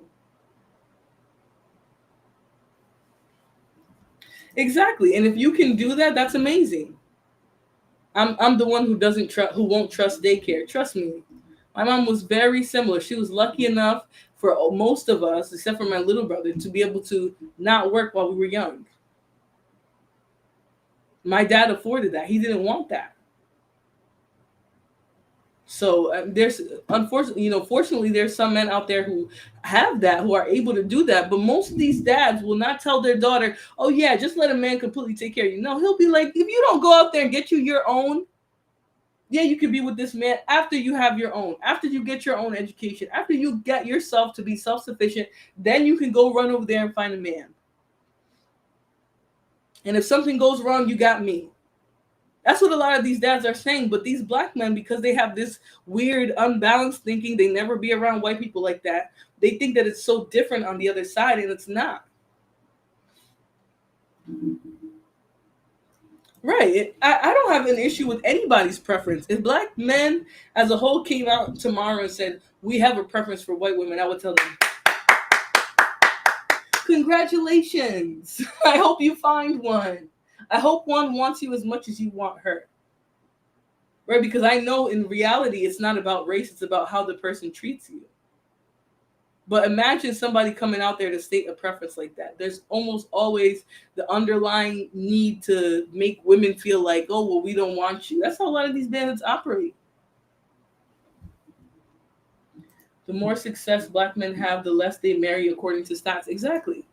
Let's continue. To compete or outdo the husband, unlike the black woman. White men aren't getting married like that in their 20s either, unless he is coming from a place of wealth and things like that. But the 20s is the time for you to be ferocious as a young man, getting after your goals. How can you support a household in your 20s when you're not financially set? A man doesn't hit his financial stride till his mid to late 30s and early 40s. If that's the case, if you want a man that's financially stable, then you get with a man around that age. We keep talking about these men want to get with younger women. These younger women who don't want to work should know they want to get with a man that's able to provide. Or she's just going to have to wait till later on in life. This is just crazy. The black man is broke. He's raised differently. Come on, baby. White men aren't after marriage unless it's just a hometown girlfriend or a high school sweetheart or the family arranged the marriage or something like that. But in terms of American culture, it's not going down like that. I'm looking at this and they just want to play games. You don't think white dudes be playing games with women? They're not really serious. They'll mess with Hispanic women, black women, Asian women, but ultimately he'll settle down with who it is that he could see himself having a future with and kids with. So don't just say it's just the black man and there's a money thing. So this is the part of the conversation that does annoy me, right? Because they love to say, "Oh, white men too, they don't get married too, they don't do nothing too, they don't care about their families either." But if you look at the statistics, black men are much more likely to not get married. As they get older and they hit those financial strides, they're less likely to be married and taking care of a woman and children. Way less likely than other groups. Way less likely. They might not be perfect partners, but the numbers don't lie. Other groups get married more. Other groups of women can count on the fact that men from their group are likely going to want to get married. And they don't got to wait until they're on their deathbed or nearing hospice care before they start looking. That's only what you truly see amongst black men. That's a bigger percentage of older black men who will be on this bachelor thing, or they'll finally be making some money once they hit to 40. Now they want to be bachelors. Couldn't get a bitch from 1 to 35, but now that they're 40 and making a little change, now they want to be big man on campus. They don't want to settle down with their dried up ass sperm and their erectile dysfunction.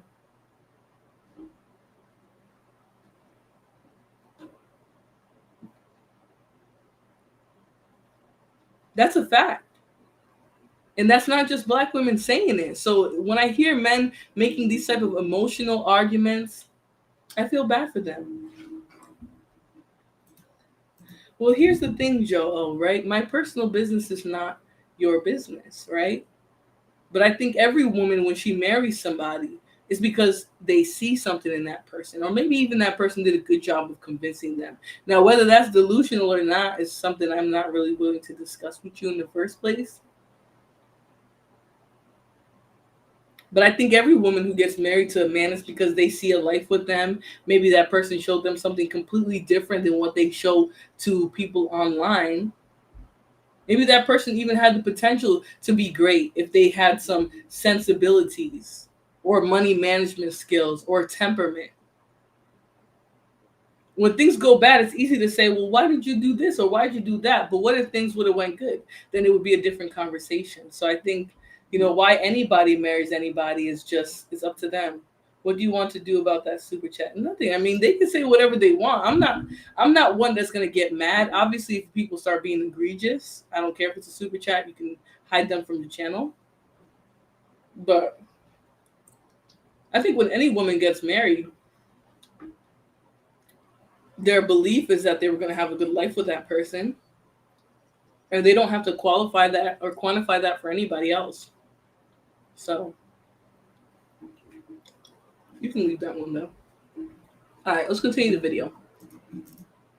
Y'all ladies will date the brokest dude and know it. You'll marry the brokest dude and you'll pay for everything. But let's get on to another clip with a young lady that had reacted to this video. Let's go. I usually only come on here to serve looks, but today I'm going to talk. The way white men versus black men approach dating are very different, and what it really does come down to is the lack of money that black men have. This is from a social and generational standpoint. So a white boy I've talked to in the past, the way he dated me was very intentional. He was very assertive, and he just had a provider mentality. And this is because he had a white father treat his white mother in a two-parent household in that way. A lot of black men sadly don't have these same experiences because they never saw their black father treat their black mother in that way because their black father was never around when they were growing up. This is what I mean by generational, because this is an overlap we see when these black boys grow up and they treat the mother of their child in the same exact way they saw their own mothers get treated by black men. And it's always soft-spoken, non-trying to trigger. And thank you again, Joe O, for getting us closer to that goal of 50 super chats throughout the stream. I think the goal thing might have ended already, but I put a time frame on it. But the goal is still to get 50 super chats of at least $2. And you got me. You're the third person to give a super chat tonight. So we're down to 47 out of that 50 goal. It might seem frivolous to you guys, but I think it's important that you guys support content creators. It's important that you do. You make it easier, more fun, and more likely that we can come down here and talk to you guys, or come here and talk to you guys, have these conversations. So thank you, Joe O, for that super chat. Women are women. There, of course, is some cultural difference, but overall, women are women. It's only black men who will try to pathologize black women based on their experiences and what they wanted to get out of that black woman. She's obviously just trying to have a conversation about it. She looks like a fairly natural black woman, so she doesn't even look like the type that these guys will say be on here like hating up. Like, she looks like such a demure little girl. Like, she looks pretty young. Her skin is fabulous. Her hair looks great. But they will try to paint any woman who says something like this as a bitter baby mama. But the true facts is, when you date outside of this race, outside of the black race, I hate to say it, you get men who have more etiquette in relationships. They take relationships more seriously. They put better effort into it. These men care more about they care more about what the woman they're dating thinks than their boys or the crew. They take relationships serious because they see the people around them, fathers, uncles, male friends of the family, married with kids, with families, providing, or even both of them working. They see that. And that's what they mirror. Black men see black women suffering, and they can only mirror that.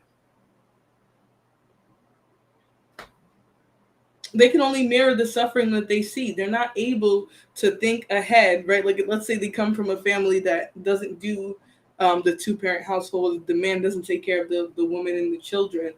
They're not able to say, hey, well, I want different. I'm going to be that man, that provider.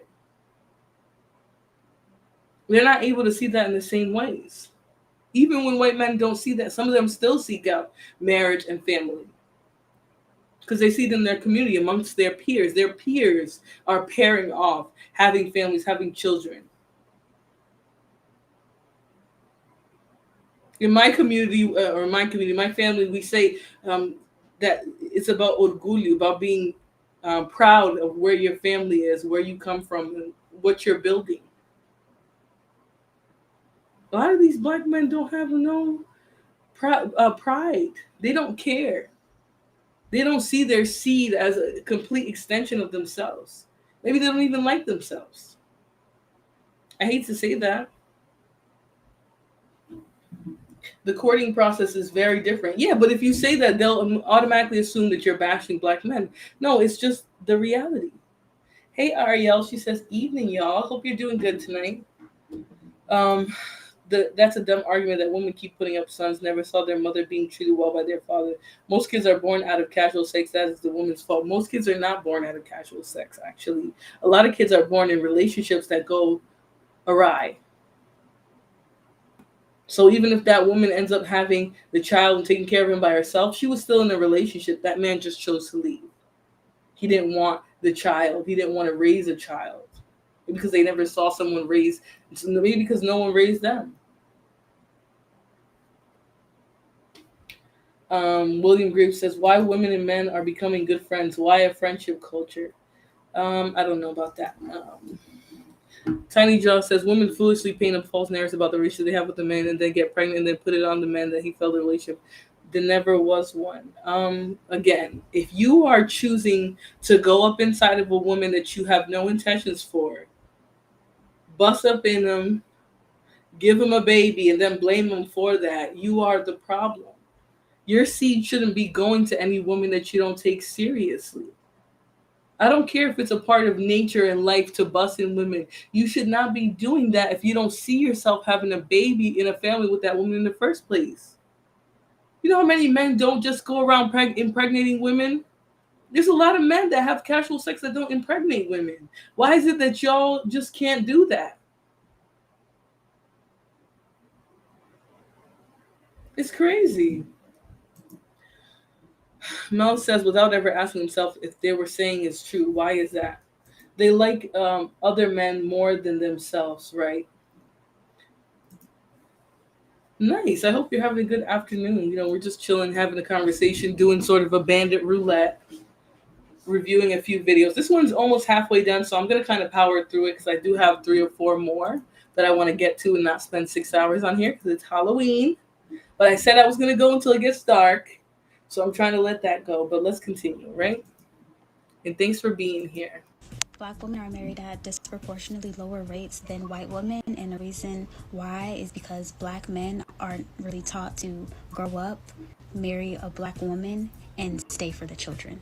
No, this isn't black men's fault. It actually roots back to segregation and even gentrification when black men would try and go out and get jobs, but no place would hire them because they were racist, and this would then have an impact on that black man's family dynamic and how he would be able to provide. So like I said, money.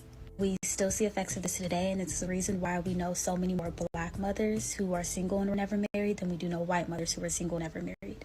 Black men aren't the only problem. The other problem is black women.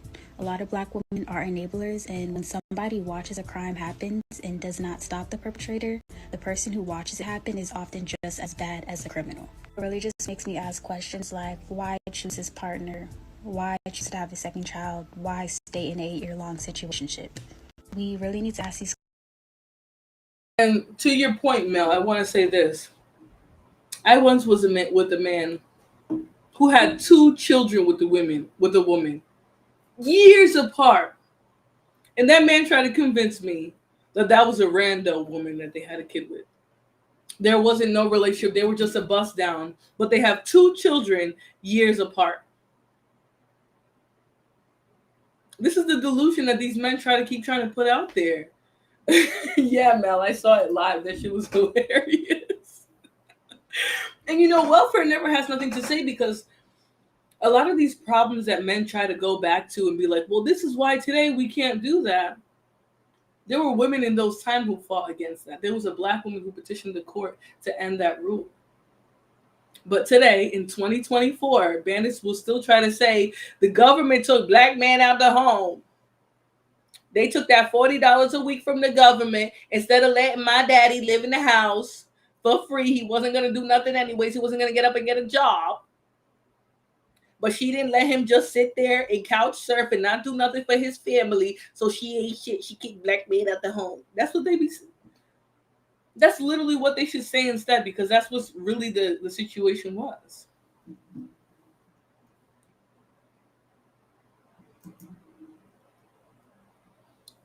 You ain't getting off that easy. Black men will beg you to have his baby. Exactly, knowing they don't want nothing with you. Will beg you to let you bust him down, for you to let them bust you down, put a baby in you, then won't even show up to sign up that birth certificate. That's all they seen. Their uncles, all of them. Their uncles been ran away from so many households. They got 3, 4, 5 different cities where they got women and children waiting for them to come back. Every woman I know on Section 8 got a man living with her. Period. In the house. Nigga be right there, not working, selling drugs. My brother's gonna be like, who the fuck are you talking? Every time they hear me talking about this, they're like, who do you know in your family be doing that? Because there is nobody in my family doing that. But it's crazy. I'm not saying there's no accountability on a woman who does, but you got to understand there's a lot of emotional manipulation in these relationships, these off-balance relationships that black women have with black men. It's resources, a lot of the issues right now. Well, here's the thing. Black men can absolutely seek and receive. I have a brother who bought his first house at 27. I have a brother that for the first year and a half of his child being born, he completely and solely provided for his family. It's not impossible. But these men don't have it in them. A lot of these men don't have it in them. They don't have the foresight to see, hey, my son needs to see me doing this. If he don't, he might just end up like a lot of these bandits that we see online. A lot of these men don't have the foresight. They will have a bunch of kids with, I shit you not, a man that I know had a 4-year gap between 2 children that he had with the same woman and had the nerve to say it was a rando. So what happened the second time? What happened the second time then? That was the second time y'all met up and you just happened to impregnate that person? Like these... Please, black women take an overabundance of accountability in these relationships that they have with Dusties. Hold on, y'all.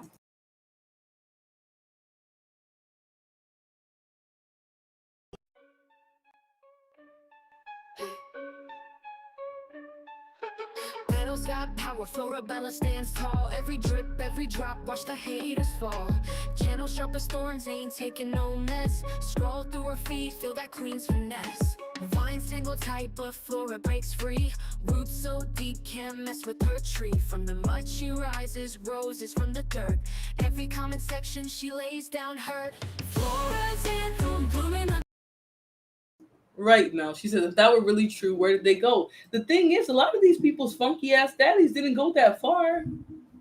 Their men didn't really leave the household. The government didn't put them out of their homes. Them niggas just floated off to another city to trick another woman into having some kids with them so they can take off on that woman too. A lot of these men's dad are right up the road. They're right down the street on the corner. They got a whole new family that they're doing at least half of what they didn't do with you.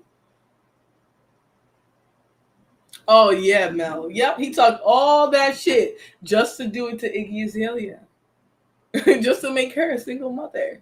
And at some point, I promise you, at some point, she literally believed, oh, this black man's going to be different from me. He's going to father my kids. And then she just got up there and said, he don't take care of his kids. He don't show up for them kids. She got to force the kid on him.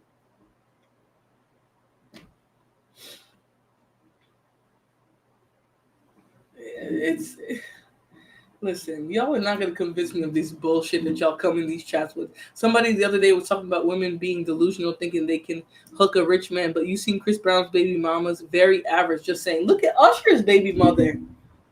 She looks like one of these old raggedy soccer moms who all they got is black baby daddies. That's what she looks like. I'm not trying to be mean. She looks like a regular old hood baby mama.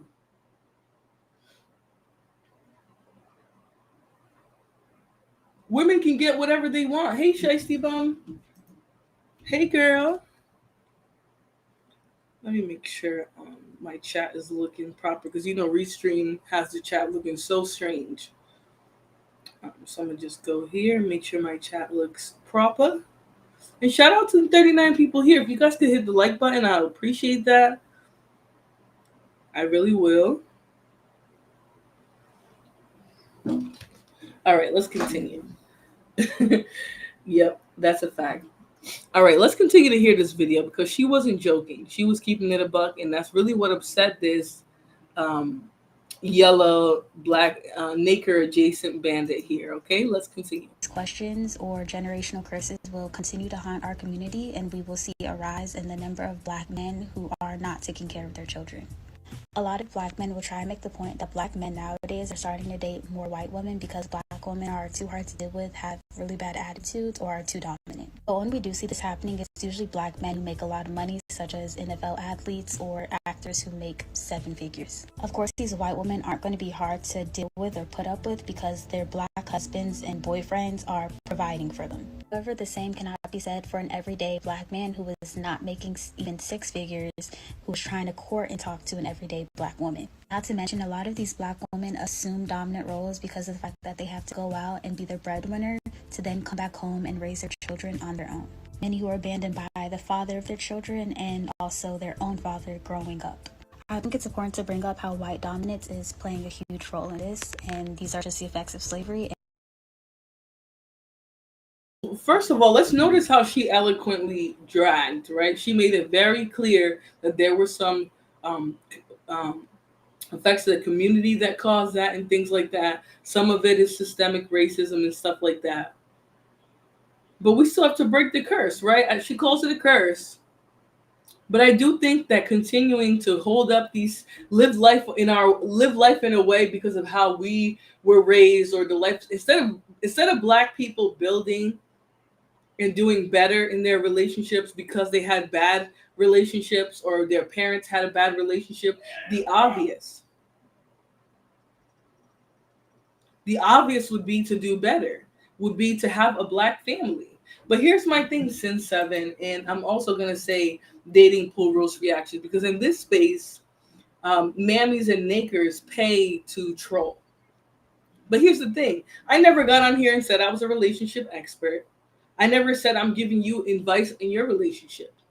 I'm simply observing the culture of dating and speaking my mind. And whatever you think about my life has nothing to do with my opinion. Now, thank you for the $5. You got me that much closer to my goal of 50 super chats. But I think it's funny that women like you will jump in these chats, swinging, throwing out haymakers for these dusty naked talking points. But hey, if you're going to spend some money, then thank you very much. It's just at the end of the day, I can do whatever the fuck I want. And yet you're here. So thank you for coming and thank you for joining to the channel. But this is a stupid fucking question. I can do whatever I want, and people like you will continue to come to my channel, and I appreciate you greatly. Okay? Thank you very much for the super chat. Hold on, y'all. The pressure, resilient, resolving, no lesser. Flora, Bella's reign strong in the relentless. Beauty in battle, queen sure defenseless. From the garden green to the concrete wall, Flora, Bella, unstoppable nature's child. Leaves whisper secrets, she's the loudest shout. From the channel buzzing, she... But yeah, I just think it's funny that people come in here and they do what nakers do on these channels. They'll try to make a whole conversation about somebody's personal life. I think it's actually funny. And Sin 7, again, like I told you, appreciate your financial support, but I'm going to do what the fuck I want to do on my channel. It's been longer than 7 minutes. We're about 2 hours in. And now people, because they're upset that I have other content, that I'm not going to sit here and dwell on a poor relationship or a poor experience.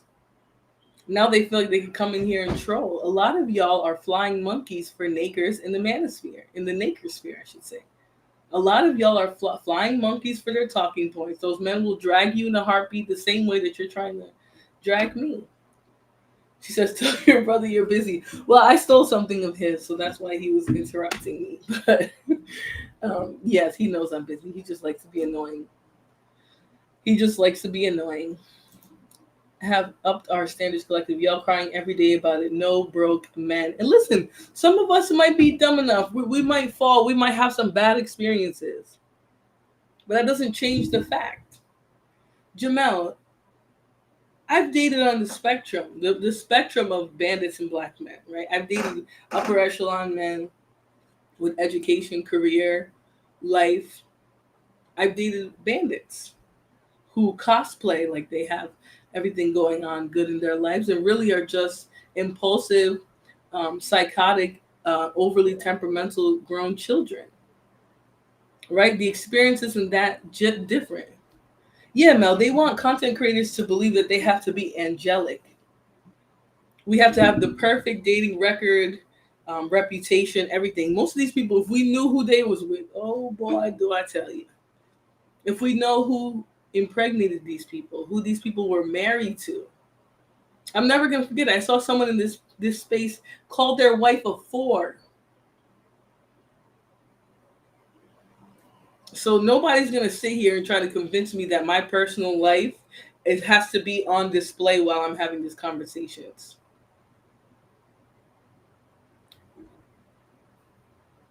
It doesn't have to.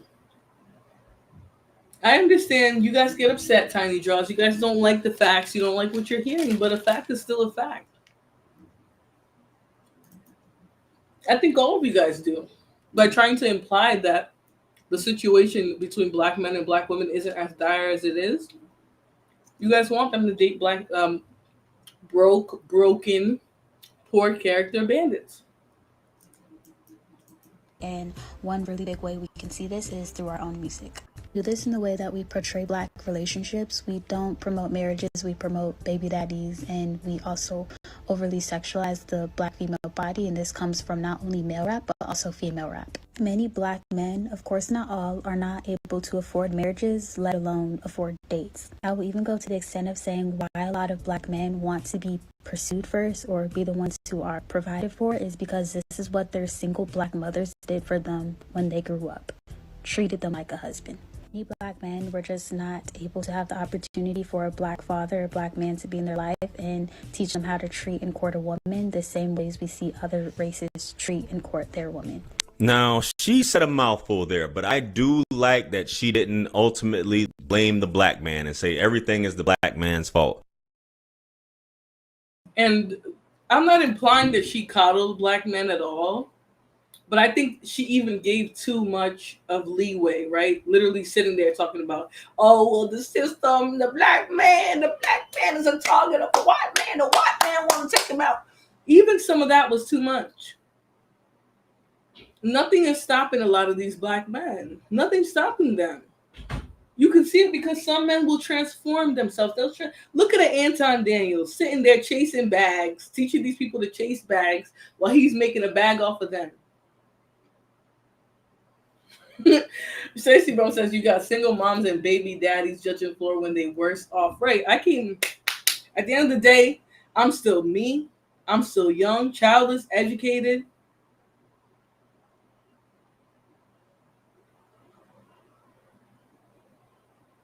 That is probably the only portion of my life that would ever be public to you guys anyways. I'm better off now because nothing else going forward in my life is going to be publicized. Nothing, just like before. I did marry a black dude, correct. And I'm probably going to marry another one. Who knows? He won't be nearly as broke.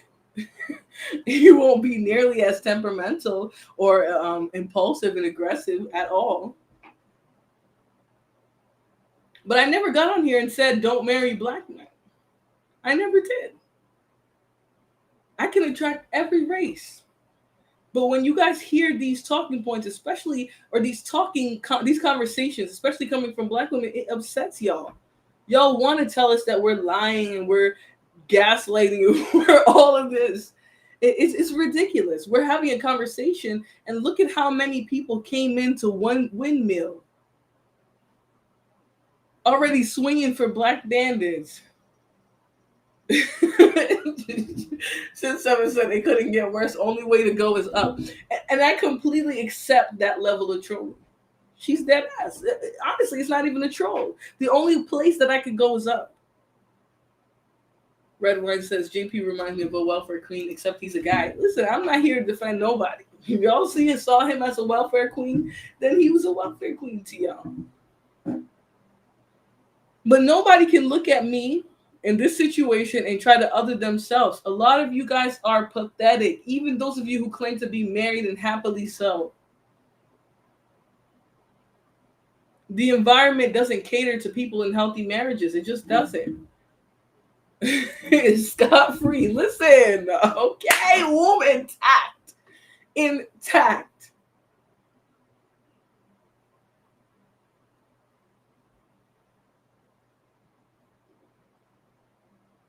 Jamel says, hell no, y'all right about 60%. It's $5K for a decent ring. For a decent ring. It's definitely a lot of hypocrisy in the space. So many baby daddies judging other baby daddies. So many unhappily married people talking about marriage, bragging on their marriage. Man, I would kill my husband if he got online talking about my wife's a 4. Hey, TB. How you doing? I'm swinging on you. Call me a 4 again. And maybe that wasn't the best choice of words considering how dusty people are being. It's interesting. 4 doesn't even have kids, dummies. Right. As if I'm the first woman in America to have a kid after 29 years old. You had bandits trying to speak on my womb capabilities. My mom got a funny ass joke about.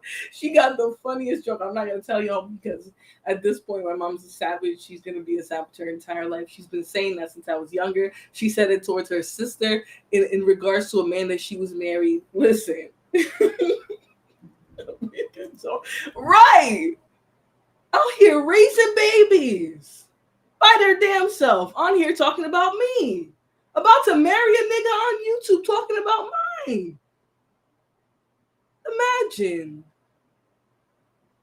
I mean, shit, I got a home to come. I got people to come back to. I got a whole life, a new career path to come. Getting more education. I just think it's funny, that people have all these things. That was the question I had. Like, why not just pawn the ring? That's trolling. Listen, that's none of your damn business, Sin. That's none of your damn business. They're so mad you got out baby free. Oh yeah, they wanted me to leave a single mother, destitute, broke. Whoa, it couldn't be me. Listen, I'm just saying, and I'm really happy that I came out on the other side. But what if I always talked about the sisterhood, and then what did the sisterhood do? The sisterhood helped me out. Bear in mind, I already had a flight, but the sisterhood helped me out. They said, no, ma'am, we see what, no, ma'am. They helped me out. And that's what really got people mad. The fact that I had support to make a decision that would better my life, to get out of a bad situation.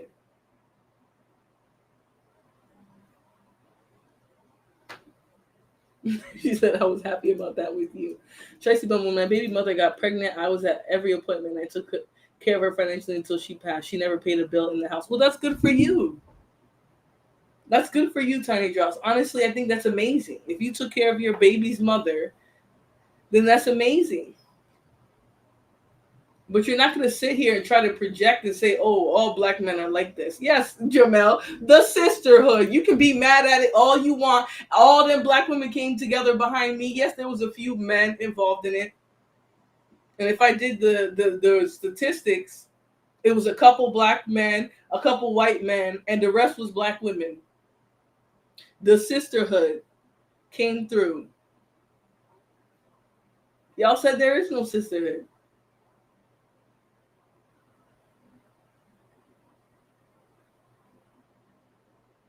But let's continue with this video because I know this gets you guys really upset, having these conversations and being honest about the real facts when it comes to black women and black men dating each other.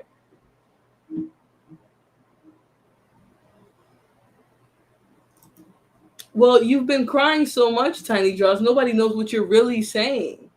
You agree, then you disagree. Then you agree, then you disagree. Then after a while, it just sounds like you're whining.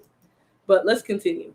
Black women do have to take some self-agency and accountability in this entire situation because they will lay down with the pookie. They are raised a certain way. They're socialized a certain way. And music, media, and all these things influence this horror culture, this Cardi B culture, if you will. And fellas, I can say that we are products of our environment, but you can grow up and change and want better out of life. And it doesn't matter sometimes, and I get it, and even black women know that other black women are hard to deal with. It's just you can have all the money in the world, but if she's raised a certain way or socialized a certain way, then she's still going to have that chip on her shoulder and talk to you and not be agreeable or submissive when it comes to that. And that's just the fact of the matter.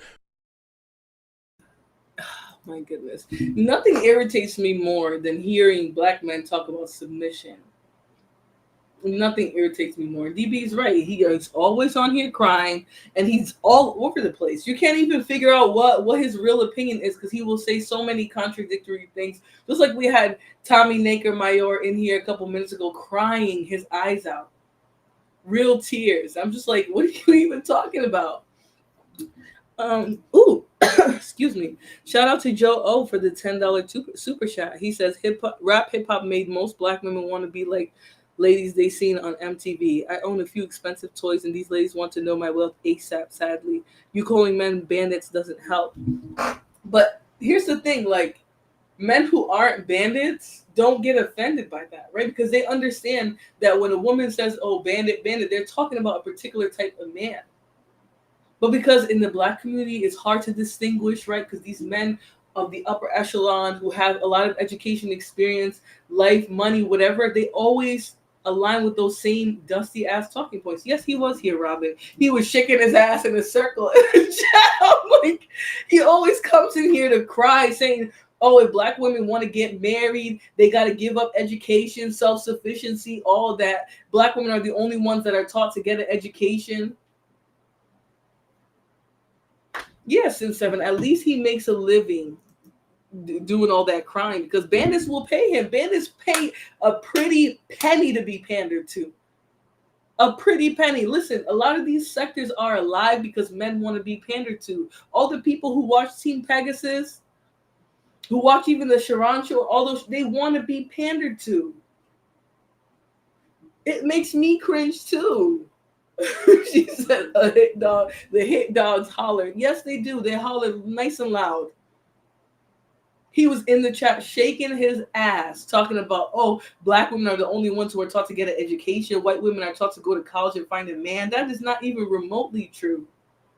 That's not even remotely true. Some of these women, yeah, they'll get their friend group in college, and then they'll all have their jobs, and with those same friends, that's where the marriages come from because those people are all like-minded. They might not all get married at 27, but trust me, I'm 29 years old. All the white people who I went to college with, who I still follow, they still follow me, whatever. I see them married, still single, still childless in their first 2 years of marriage. Then they pop out with some kids. Then they pop out doing the whole family life thing. The woman ain't working for a few years because that woman has found a man who's comfortable with her being self-sufficient because he's not trying to abuse her in the first place. These black men want submission just because they got a ding-a-ling in between their legs. Oh, I got a dick, I want submission. That's how these bandits think. And I hate to use the word bandit because I know it triggers so many men, but the reality is, why does our community not have a distinction? Why is it that the more money black bandits make, the less likely they are to be married, to have a family, to have stability, to have that image?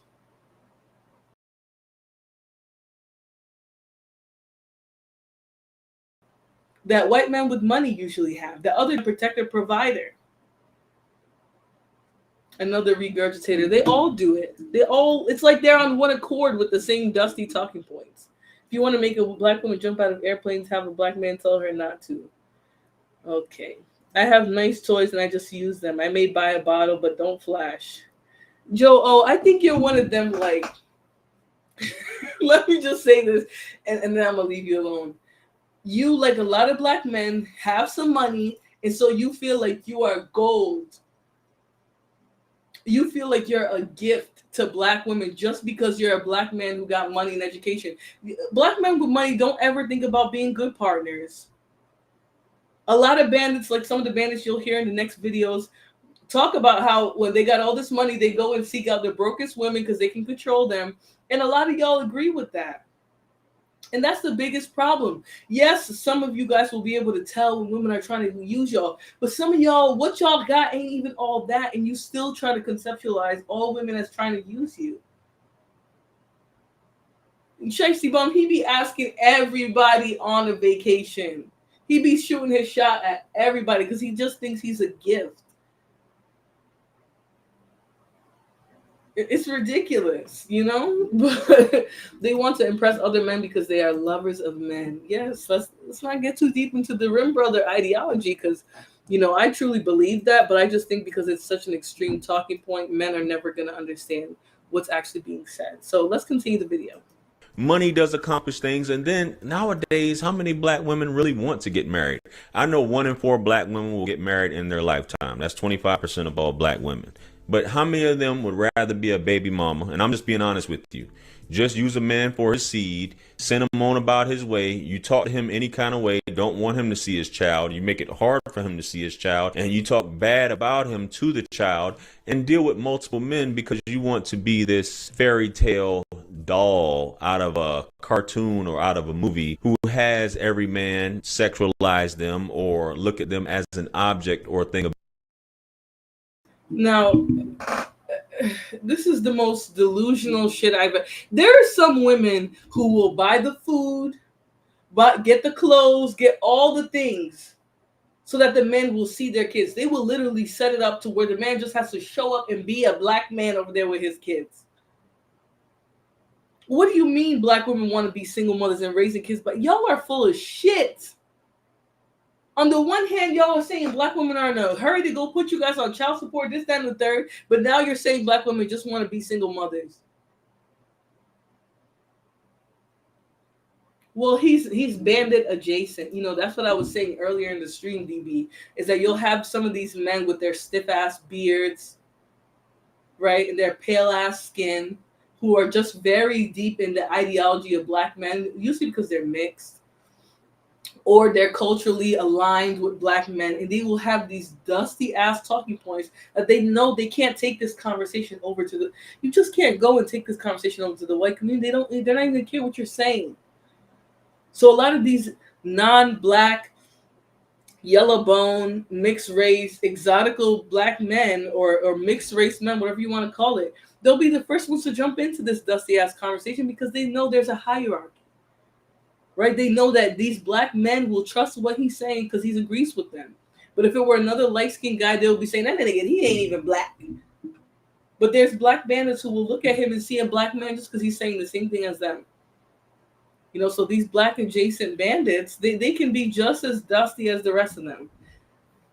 70% of black women are single mothers. You know, the rate of single motherhood, they said he's biracial. That's what I thought too.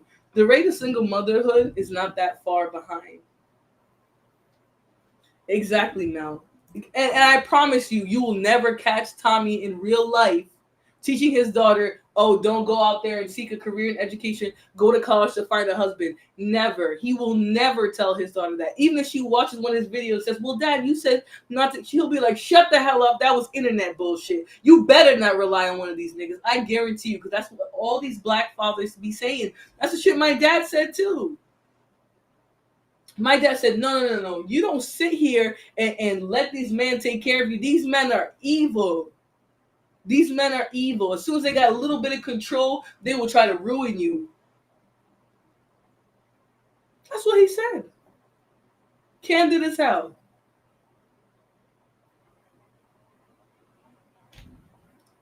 But not to be a wife slave. Women want consistency in a reasonable partner. Right, because marriage with a lot of these bandits means that you're going to be taking on a lot of burdens. And you're still not going to get respect like that. He does, because the talking points don't stick anywhere else. Victor says, y'all colored people are in trouble. Vic, it's too early to be drinking. Okay, that's all I'm going to say. But let's continue this video. It's almost done, and I'm going to move on to the next one in my Bandit Roulette. Beauty. We can just go as far as saying the BBL culture in itself. Look what you're raising, the sons, the daughters that you're raising into this world.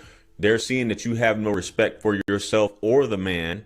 You talk any kind of way, the music you listen to, and it just comes out in your pores. You have a lot of pookies out here, but you do have a lot of men who want the best and who want to settle down with a woman and show her a better life and things like that. But sometimes she's just not going for it. Women like excitement. They don't like the boring life. And this just goes for women in general, not just black women. Black women will tell you what's on their mind, and they'll have no problem disrespecting you or find some way to be argumentative in a situation because things have to go their way. And there's no room for leadership because a lot of times there was no leadership in the household. Unless she comes from a loving family, then she'll learn to respect the man and know what to look for in a man. But this young lady went up and she talked about segregation and she talked about gentrification. When it comes to generational wealth, which I should have said on the previous video, yes, a lot of those things in America for the black man in America early on, he was excluded from those things. Getting a home loan, getting a loan in general, jobs, good jobs being available other than creating your own job. And even when you create your own job, a lot of times those things were made difficult to get supplies and other things like that unless he was creating himself or somebody came in and took it from him. But these are just things as far as living in America, growing up in America during a certain period in time. But a man, if he wants to do right, he'll do right. But he can't do right with a woman that's not agreeable. So again, anyways, right? And usually light-skinned men aren't this dusty. You know, they do tend to be a little bit more reasonable. I think the white DNA in them, depending on who was their father, a lot of times will fix a lot of the dust. But he's kind of sounding stupid, you know, because first of all, he's trying to pathologize what a relationship is like with a black woman. If you get with an argumentative black woman, then you know what you got, right? If you guys were always arguing before you got married, then you know what you got, just like black women. If you get with a dusty bandit, and he showed you signs of dust before, then you know what you got. Some of us fall into dust, right? Some of us fall into dust, but that doesn't change the real equation here. The real equation is these men aren't even taught to be husbands and fathers, and they're not taught, and they also don't seek out the role. When they become parents, they don't seek out to be better fathers, better husbands, none of that. They're always just jaded and talking about black women this, black women that. Black women will see dust their whole lives and still say, I'm going to get me a good black man. It's ridiculous. Anyway, so let's hear the rest of this video, and then I'm going to move on to my next video where a dusty, a recognizable dusty, O'Shea Dookie Jackson tries to talk about how white men don't really want black women. This is something they do all the time. So let's continue. We'll finish off this video, and then I'll put that next video up. And that's not on the same page. That's why ultimately you need to find somebody that's right for you. You can't just say a black man's too broke to date or too broke to have a family. It's about what you want at the end of the day. If you look to social media as the litmus test for a good relationship or what a relationship would look like, then go ahead and be single for the rest of your life and deal with multiple men until you depart. But anyway, dating is dating. This Cheesecake Factory stuff, that's not enough, and I need to have a $400. But then you probably just gonna have a hard time. You're just gonna deal with the pookies who's not gonna give you any of that, who's just gonna smoke you out, and whatever you cook for them is gonna be the date for that night. Anyway, let me know what you guys think. This is BS, man. Comment below. Like, share, comment, and subscribe. Hit me up on Linktree to book a one-on-one with yours truly. Purchase all my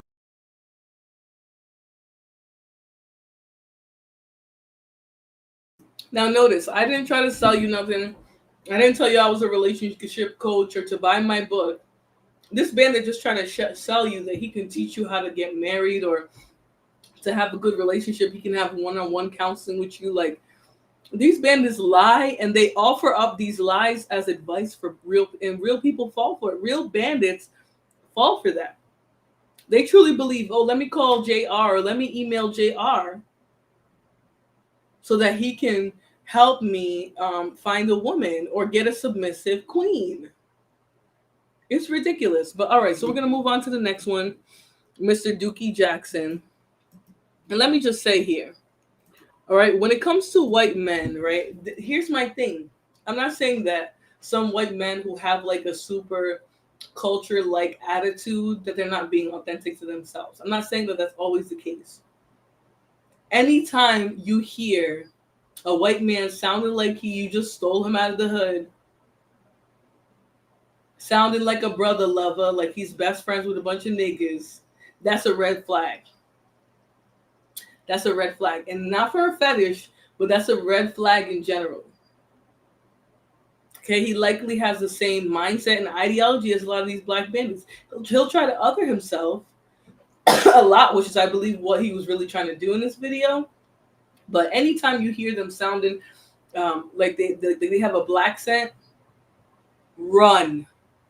They're just as dusty as their black male counterparts. So let's continue on to the next video. O'Shea Dookie Jackson was talking about something that this white man says, and he claims black men say the same thing, but black women hate them for saying it, blah, blah, blah, blah. So let's get into it. Look, I don't know how many times I gotta say this, but if she ain't black, I don't want her. She not melanated, she can't do nothing for me. Do you hear me? I ain't nothing against nobody that's pink or anything like that. But that's the message for today. Cause I'm sick and tired of having to tell people this, cause they still trying to shoot they shot at me and shit like that. I am only for a black queen. You hear me? That's it. I'm gonna love me a black queen. Like I told you, I'm gonna love me a black queen. Red fucking flag. Period. I don't care what anybody says. marry me a black queen. We have some pretty melanated babies, for real, for real. And I don't care who don't like it, for real. I can mind y'all goddamn business. But yeah, that's the message today. I hope y'all enjoy y'all day. Meet Cartel Carter. He's a white guy who exclusively dates black women. What? Which is kind of odd in the United States of America.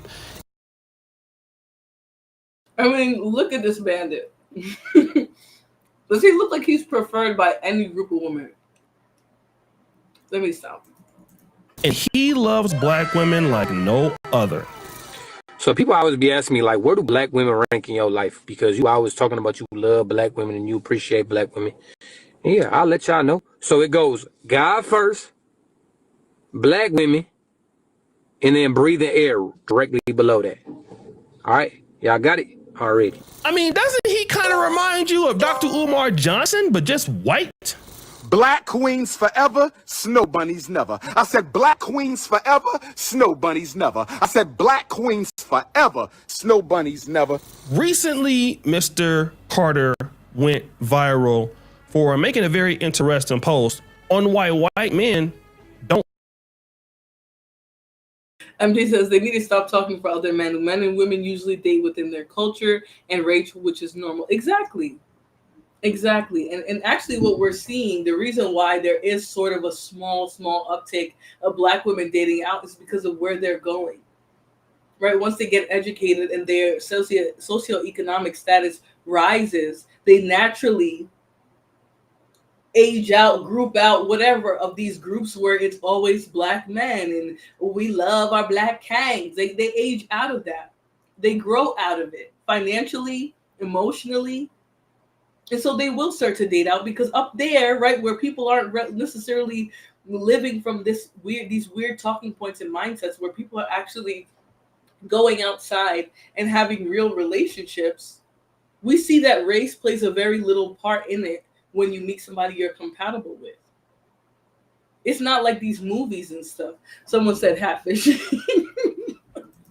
Are usually the ones that snitch on everyone in court. I don't know what that has to do with relationships, but Yep.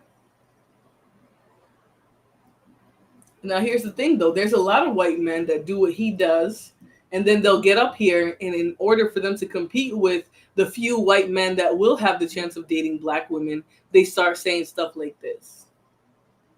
But Sin 7 was correct. The reason why white men don't even approach black women is because of how loud they are about not wanting to date out.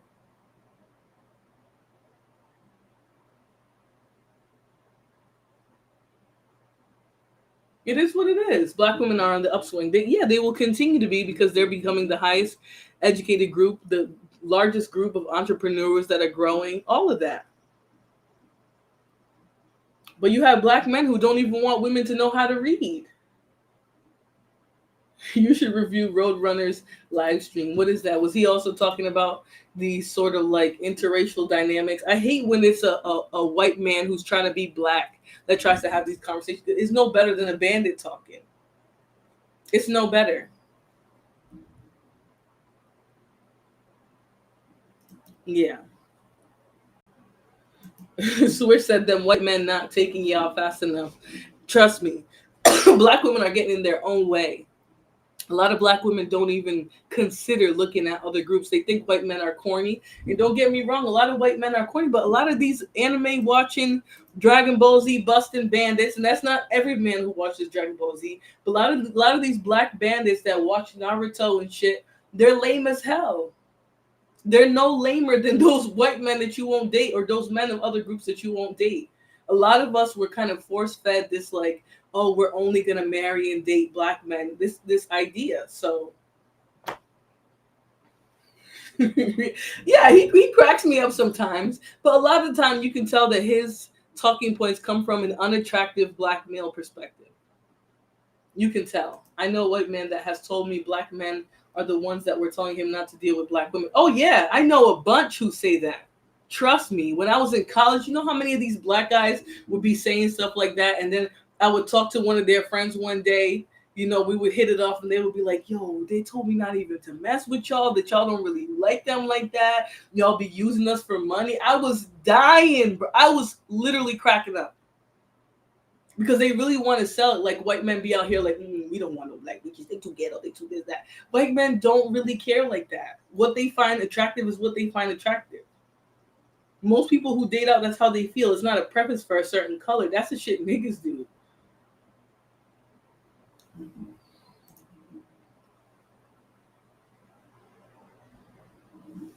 Listen, if he tells the truth, that's all that matters. But I'm always a little awry about those. Because listen, there is some white men who dated black women, and they're tantalized by her. And so that's what they believe, that more people should do that. But it's not, I don't believe in like pushing dating outside of your race per se, but I definitely push going to your best option, and that sometimes is going to be outside of your race.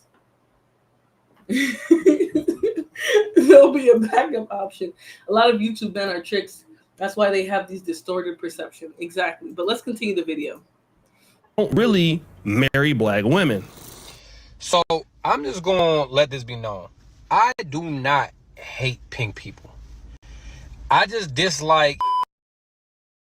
Another red flag, calling white people who he comes from pink people. This is a sign of an identity crisis, maybe a rejection from his race and the male group from his race.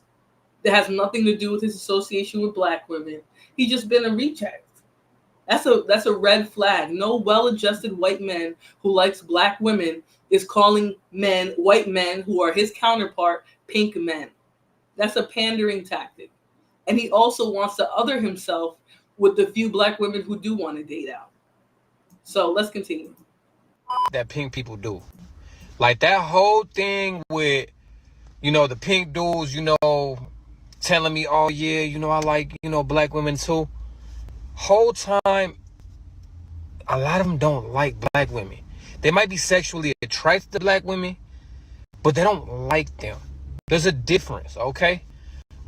And that's what a fetish is right there. Like, for real, like, you are sexually attracted to a person, but you really ain't trying to have a relationship with them. You just want to try something. or you want to rebel against your family because they dislike black people. So that kind of turns you on. It's like when somebody tells you no, and Again, this is his way of competing. He knows black women aren't really dating out like that, right? He knows a lot of black women aren't dating out like that. So he wants the black women who do date out to seek his confused ass, his black scent having ass. He might be cute. Whatever. I'm not gonna lie and say he's ugly, but 9 times out of 10, why the fuck are you talking like that? That's the same shit I'll ask too. I'll be like, listen, you can talk about your guitars and shit that you like to do. You don't gotta sit here and try to spit some gangster game to me. I don't like that. Like, I don't trust white men who speak like this. But it's ironic that he's the one that's gonna put this message out because, like black men, he wants black women to believe they don't have a lot of options. He wants black women who do date out to go to his kind. The one who has the black scent, who will be a black man in a white body. Black ideology in a white body. That's what he wants. And his talking points around preference, because why he think that? So I found out it was a common trope in anime. Checkmate. Listen, the Yakuza, let me stop. Because my brother likes anime. He's gonna think I'm just roasting all guys who like anime. That's not true. Black men do it. Everybody do it. So why do y'all use the N-word towards black men? Why do black men call themselves niggas?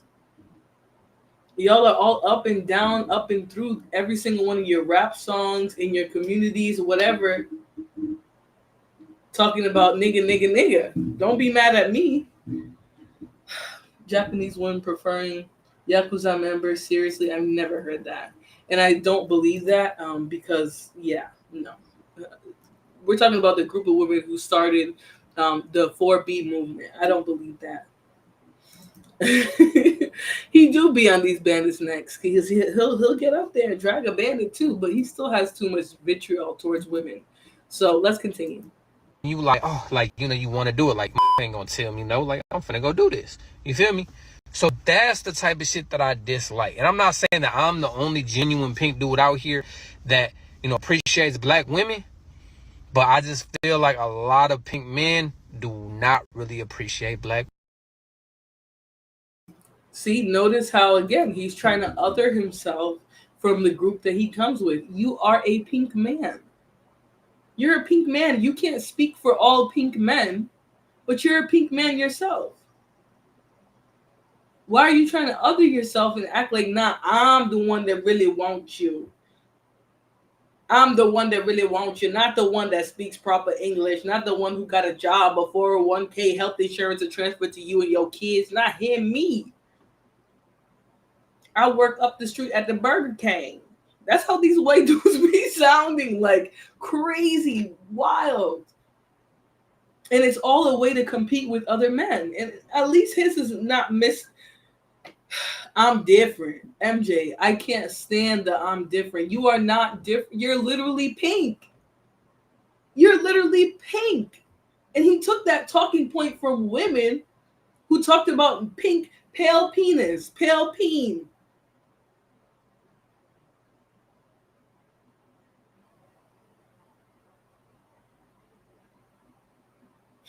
Since I said he's using anime for these black men don't know where to get relationship advice at all.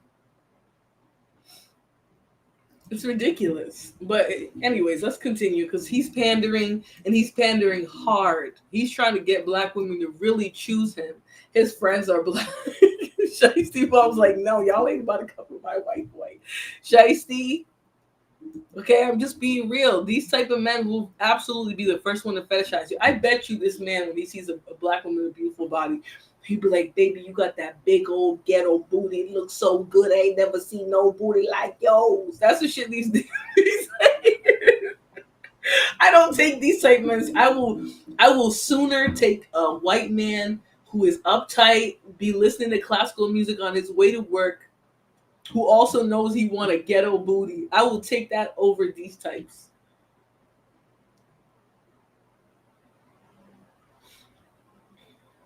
He sounds like the white version, the male version of Whoa Vicky. Oh yeah, he definitely does.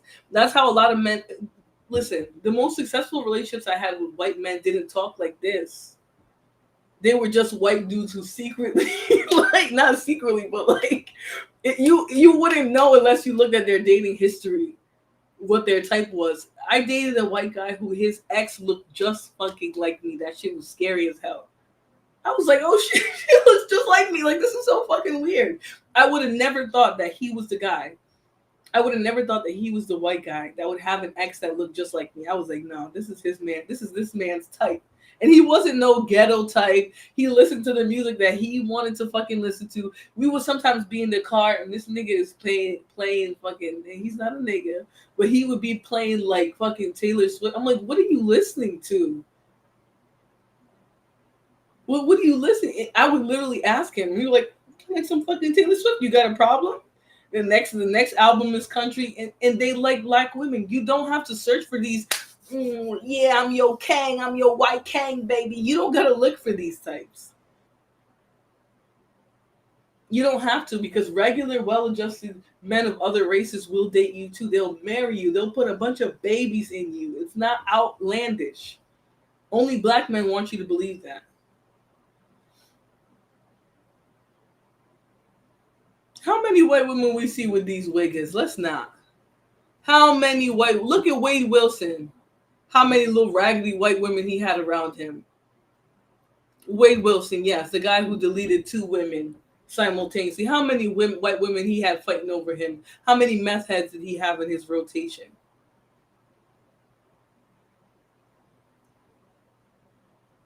Even when they're deadbeat drug dealers, these men know they got a little bit more privilege above other groups. I don't know why y'all think that white women won't date these white chocolate ass niggas. They will. I'm not putting any man on a pedestal. I'm actually trying to let black women know that these types who want to fetishize you, who be coming at you like, ooh, baby, you look so delicious, that big old ghetto booty, like they never seen a black ass in their life. Those are the ones you should be worried about.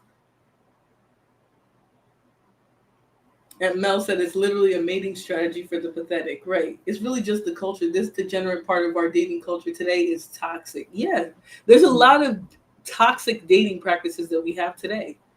And a lot of it came out of all the shit that happened in the early 2000s till now. 24 years. I'm 29. 24 years ago, the way dating and mating started changing, insane. But a lot was done in a short period of time. That's why you have people who can't keep up with this culture. That's why the birth rates are completely down, because what people are saying, what they're seeing has changed significantly. But let's continue. Women, and I'm not for that. I'm not feeling that. And I'm not finna get no more. I'm not finna get no tips on how to motherfucking pull a black woman and motherfucking implement the black woman. Like, hell no. You heard that? He knows black women who are willing to date out are not in abundance. He knows. He said, I'm not going to give you no damn tips. He said these white men are showing up too much for his show. He's not trying to give y'all no real tips on how to find a black queen. He wants one for himself. He knows damn well most black women aren't looking to date him. He knows that for a fact.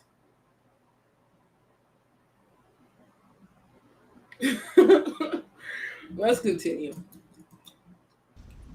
Sorry, that's what I mean. They ops, you feel me? Them real live ops, for real. Because I'm about uplifting black women. I'm about appreciating black women. I'm not just about trying to get in, black women pants and shit. That's just not me, okay?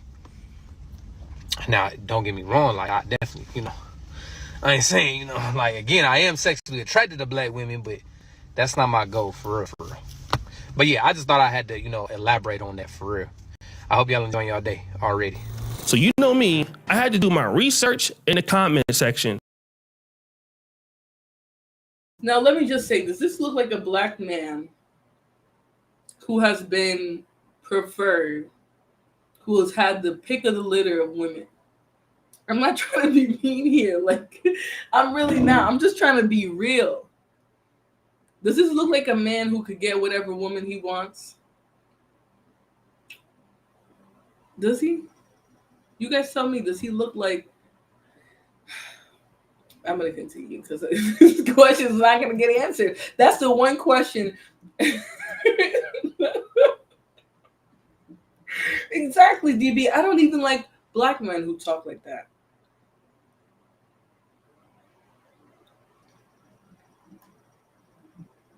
It's ridiculous. He does this doesn't look like a black man who has had the option of getting beautiful women, whatever woman he wants to. No. Let's just keep that, but let's keep it 100, okay? To see what women actually agreed with this video. Okay, let's get into these Twitter responses. Raina says, thank you for the honesty because this is something that I have experienced. It's hurtful. Then from there, you see the lady T says, been through this. He was definitely attracted to me, but he didn't like me at all. And Terry Love says, yep, you are so right. Been there and done that. Glad it's over. Woo! Y'all been over here going to these white men, getting y'all cheeks clapped, and they don't even want to be with y'all. See, this is what y'all not talking about, but we're going to expose it here because y'all feelings was hurt. Dealt with plenty of them. That's Leah Simone. Oh, Leah, you was mad too, huh? Jamie, I've noticed that most of the times it will stare and not say a thing, and I just continue on with my day. Damn, boo. Could have hollered at me. This is so true. Oh my God. Okay. These are all black women talking about this. This is what keeps me from crossing over. I already knew this, but thanks for your honesty. No. Rainbow. Oh my God. You are so right about that, bro. And you are speaking the truth about that. Damn. Miss Brandy to go. Thank you so much for saying this because people swear I'm just mean as F when I call this out. Danielle goes, this is so true. Thank you for shedding light on this because it's so true. Damn, y'all be getting your hearts broken over there, huh? People don't talk about this enough. Damn, Jazz, I'm sorry about that, but this is real as F and absolutely accurate. I know that's right. Thank you for this. Nobody has ever addressed this. But a lot of black women that I've seen online have horrible dating experiences dealing with. All right, before he gets into his whole like crying fest and looking for mammies, I want to speak to this point that Lana just made. It's the same from black men. They are attracted, but they don't like black women. What's the point? And that's what these women don't get. Maybe they're just attracting men who don't really like them, who wanted them sexually, but nothing else. And at that point, that's a you problem. Okay, if you're just attracting men who just want to sleep with you, who don't want to be with you, who don't want to build nothing with you, who don't listen, that's your problem. But you trying to blame that on the fact that you dated out, that's stupid. And that shows that you don't know yourself, and you certainly don't know what it's really like to go out here and date for for actual mutual attraction and love. A lot of the women who say this dated white men to spite black men. And then they said, okay, I'm done. Go back to black men because that's what they wanted to begin with. And now they have a story to tell. Excuse me. Notice how he put up all those comments of women agreeing with him. I wonder how many women disagreed with him. If you can't tell a man just wants to sleep with you, then you're a dumb bitch. Clearly, Shiesty. But I'm not trying to be mean here. 29 years old. I don't know everything. I'm not the most grown person ever. But I know when somebody's just trying to sleep with me too. I know. So if you're at your big age and you couldn't tell that that man just wanted what was in between the sliver between your legs, then that's your problem. It's your fault too. Hey, Victim Olympics. I'm just listening to a Dusty talking about black women and their options. And then we got a few, I hate to throw this label because I don't know too much more of their talking points, but I believe that if you're going to get up here and act like dating another race of men was the worst mistake you ever made, I think you were a mammy to begin with. You wanted a black man anyways. You just went over to the other side to spite those black men, and then you got scared because you attracted exactly what you were attracting in black men. And then you went back and decided, hey, I'm just going to seek out my black man. And you found one, and that's good for you. But black men do the same. They be getting with women they don't even truly want to be in the same room as. That's what it comes down to. Prior to this relationship that I've never been with nobody as crazy, erratic. I've never had such a crazy talking point relationship in my life.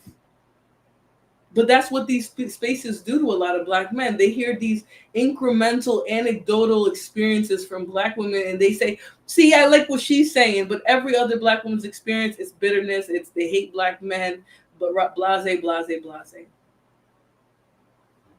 I want to go up here to MJ's comment. She says, truthfully, a lot of men don't want women for the right reasons. They just want wife appliances. That's across all races.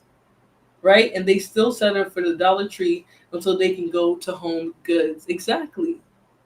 A lot of men, period, who get married, they want a woman who's going to sit there and give up everything in her life for him, have a bunch of kids. Narcs aren't only black men. Narcs come in all races, shades, everything. Typically, a man who only wants to sleep with you is always talking about your looks and nothing else. They can't highlight a funny thing you've said, done. Y'all don't even speak the same language, but they're ready to jump into bed with you. People are out here dating for the wrong reasons. Yes, a lot of men get married for the wrong reasons too. They get married because they think a woman will be convenience to them. That's why when a woman isn't doing things the way they expected, now they got all this outrage. Now they got all these problems with marriage and blase, blase. The upliftment of black women from black men is almost non-existent. Why are you so mad about black men? They constantly objectify you. Black men fetishize us too. Oh, they do it the most. They put these videos up and show us as if we're just seeking them out to be our baby daddies. And we're sleeping with 7 of them at the same time. And we're just these big old, big booty hoes. That's what they do in their videos. But then they tell us that white men are going to fetishize us. Absolutely, Robin. I mean, Shiesty, absolutely. Trust me, I know. I know it. Let's continue with the video because we got a few mammies that are going to hop on here and just say anything.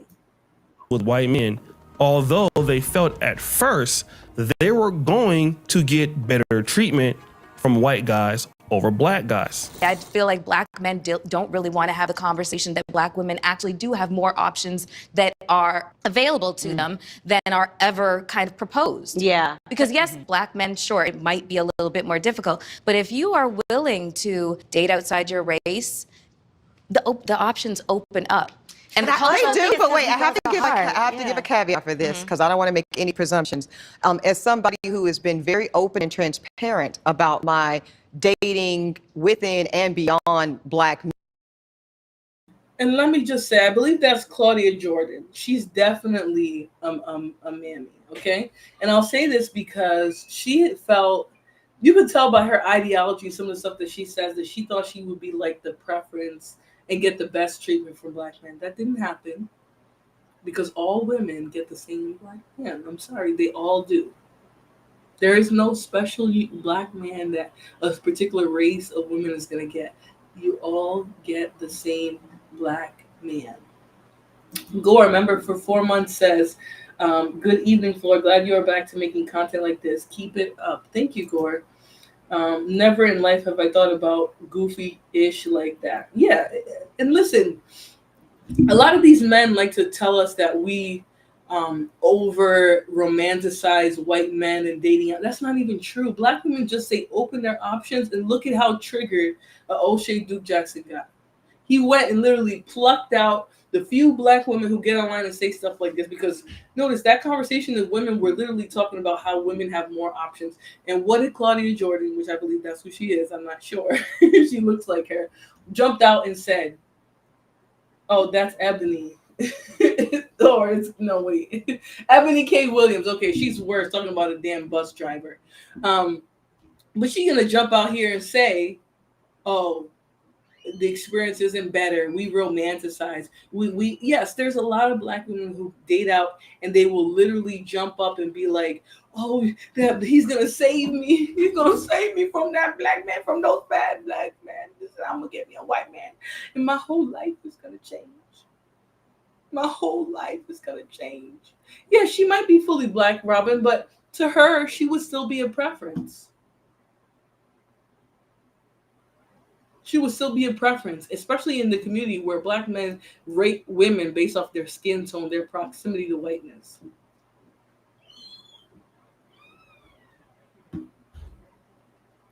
I don't know, Shiesty. You know these bandits come in here thinking, saying all types of ridiculousness. Hold on, give me a second. I'll be right back. Never backs out. Seed of strength through season she grows. In the face of doubt, her spirit glows. Cameras ain't a limit, she branches out. Thorns in her crown, she wears it, no doubt. Flora's anthem, blooming under pressure. Resilient resolve, ain't no lesser. Flora Bella's reign strong and relentless. All right, I got thrown off a little bit, but she's not wrong that some women will live. She is, but she's still on the market too, right? Because anybody who is invested in dating black men is going to remain on the market at some point. Some point that relationship is going to end. I think a lot of men don't like her personality. I mean, that's probably true. A lot of these types who do end up perpetually single, there is some qualities and traits that they have that might not be good, or maybe she's just too successful to be with a black bandit, right? Because like Corey Holcomb is going to tell us a little bit later that a lot of these men who have money seek out broke women so they can control them, right? So why would they want Ebony K. Williams, a successful, accomplished black woman? Why would they want that? Men. But I just want to say that that's not necessarily the savior complex that people think. Unfortunately, because I think when I have this conversation with black women who have never dated outside of black men, they often have a romanticized fantasy ideal about what that is, kind of like non-black men will save us. And I don't know, No, straight to Cam. And I know that's not what you're saying, Yeah. right? But I do think like that was in the comments, right, of kind of my bus driver gate. Well, sis, what they need to know is you can date non-black men. And you will still have many of the same perils because there are differences culturally, but men are men. And then you have this sister who is now married to a black man after dating only white men for years. Dating white men is not going to solve your problem. And this is coming from someone who exclusively dated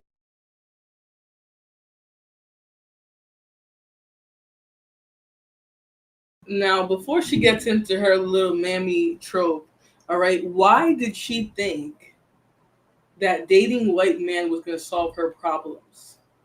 Dating no man is going to solve all your problems if that's what you're bringing to their feet. You can't bring all your problems to a man's feet and he's going to solve them. It's not how it works, right? A lot of these black women who do date out, they date out to spite black men, and that's a losing game. That's a losing game, honey. Don't do it to spite no black men. Trust me, be able to get any male group.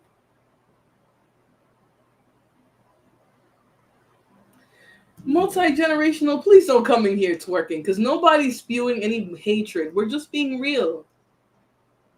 We're just being real. You're a black man yourself who went to a nation that puts out mostly mixed and white women, and you went over there and started a polygamy farm. Look at what you do. Look at what black men do when they have a little bit of power, a little bit of money. You probably got a few $1,000s, went over there to Puerto Rico, to Dominican, and now you're living like a king. But that's what black men do, so it's not wrong for us to be honest. But let's listen to her point, because she comes across very mammy-ish. And dating but white men for a few years doesn't make you an expert on dating white other boys. groups. It's the same shit, that, okay? different flavor. But let's hear what she You has hate to black men because the first black man in your life let you down. I get it. I'm the president of Club Daddy Issues. But baby, changing the race that you date ain't gonna change your self-hatred. I mean, let's keep it a buck. If you hate black men as a black woman, you really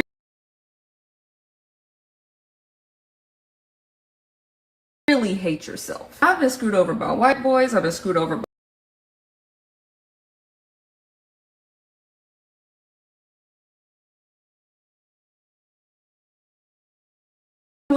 just keeping it real. Maybe trust me, ain't nothing better than being married to a good black man. So don't blame black men, blame your trauma.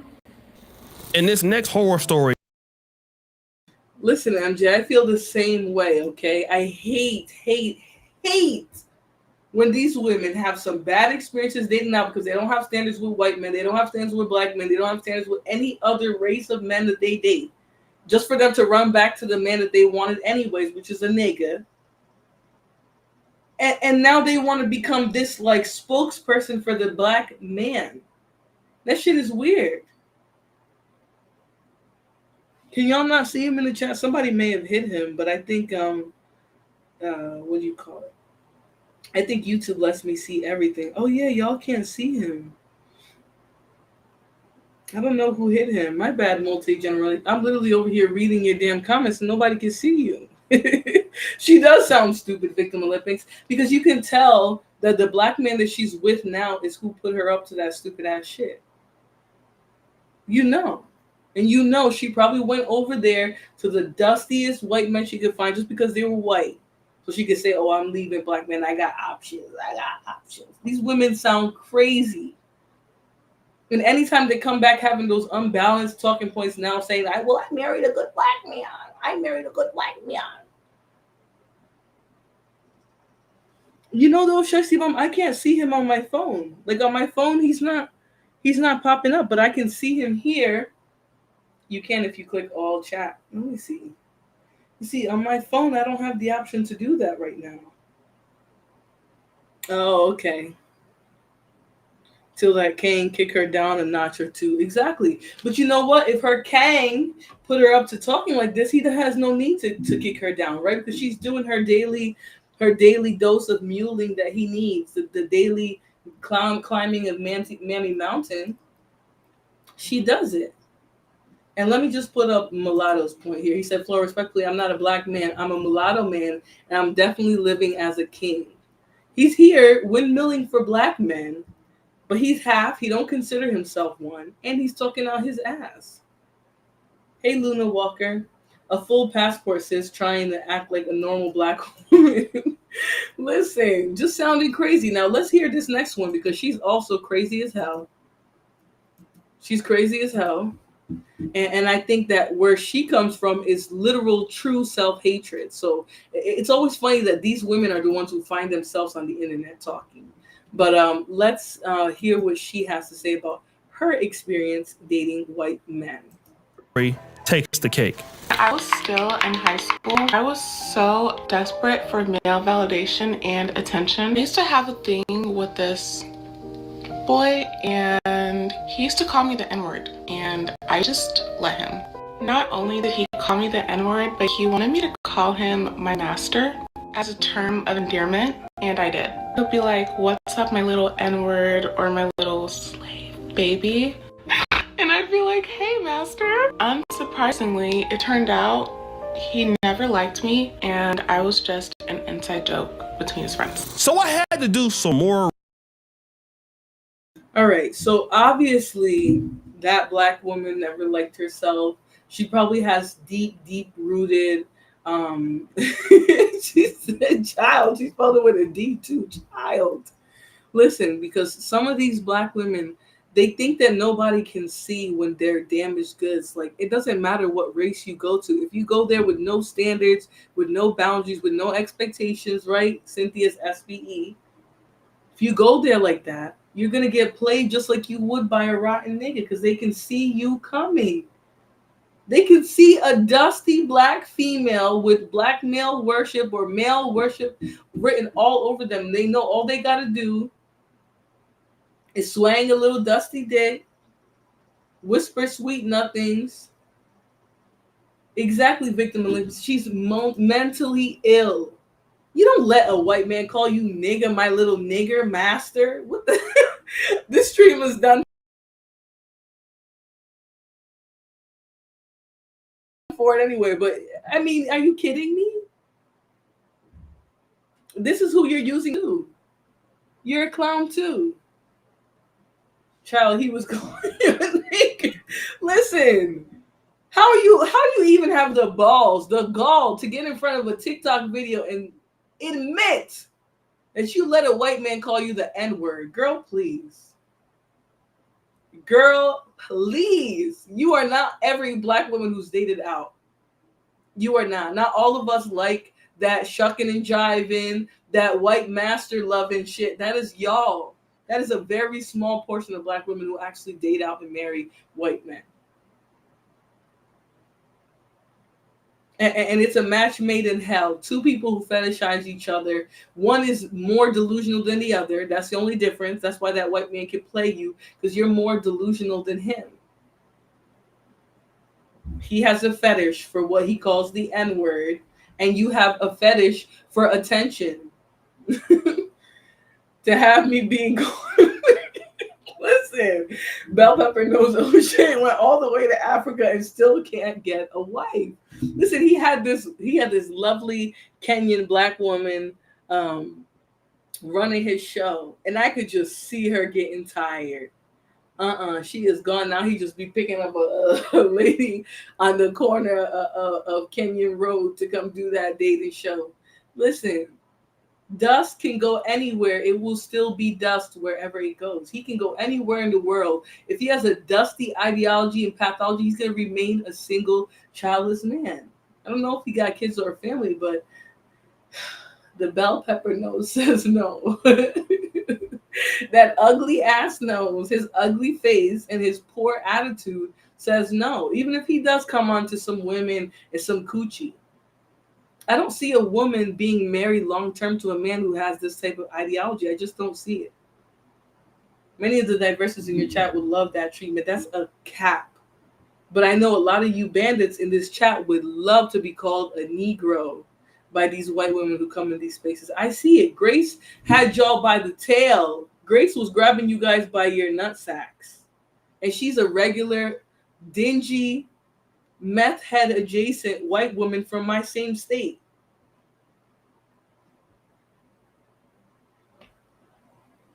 O'Shea is a doctor. Doctor of what? Doctor of dust. There are more black men caught doing race play in relationships. Didn't Mayno say he likes race play? I know y'all know who Mayno is. He's that rapper from New York. A while ago, they heard him saying he likes race play. He likes to be called a nigga in bed. He dates out and he likes to be called the N-word. You're more likely to see that in niggas. Self-hating bandits. I definitely believe there's a population of black people who are self-hating and would tolerate such behaviors, but they're definitely not the majority, and it's definitely not the majority of black women dating out who are dealing with that. Right. Attitude and personality can make someone look better or even worse. Right. There's some very average looking white boys who got some beautiful women by their side. White, black, whatever race they decided they be getting beautiful women. And a lot of times it's their character. They know how to treat a woman. But you'll have an O'Shea ready to snap a picture or act like, ooh, see, she gonna get the same white man. That white man gonna treat her like shit. He's the first one to jump up. Look how he was able to find some examples to affirm what he had to say. But he's not going to go out there and look at all the many black women who date out, marry out, who have successful YouTube channels with white men that never have drama, never have any scandals coming out. He's not going to pay attention to that, though. He's going to take the few ones that's in the chats, the few ones who go on TikTok to tell their crazy ass stories because they're crazy as hell. That's what he's going to use as evidence to try and shame the larger group of black women from seeking every piece of their option, not leaving doors closed to certain groups because they're in love with their male group or they worship their male group. Oh, hell no. I don't hang out with dusty white women. I'm sorry. That's one thing I won't do. If I'm hanging out with a white girl, she's not dusty as hell. She's not no nigga loving, none of that. I can't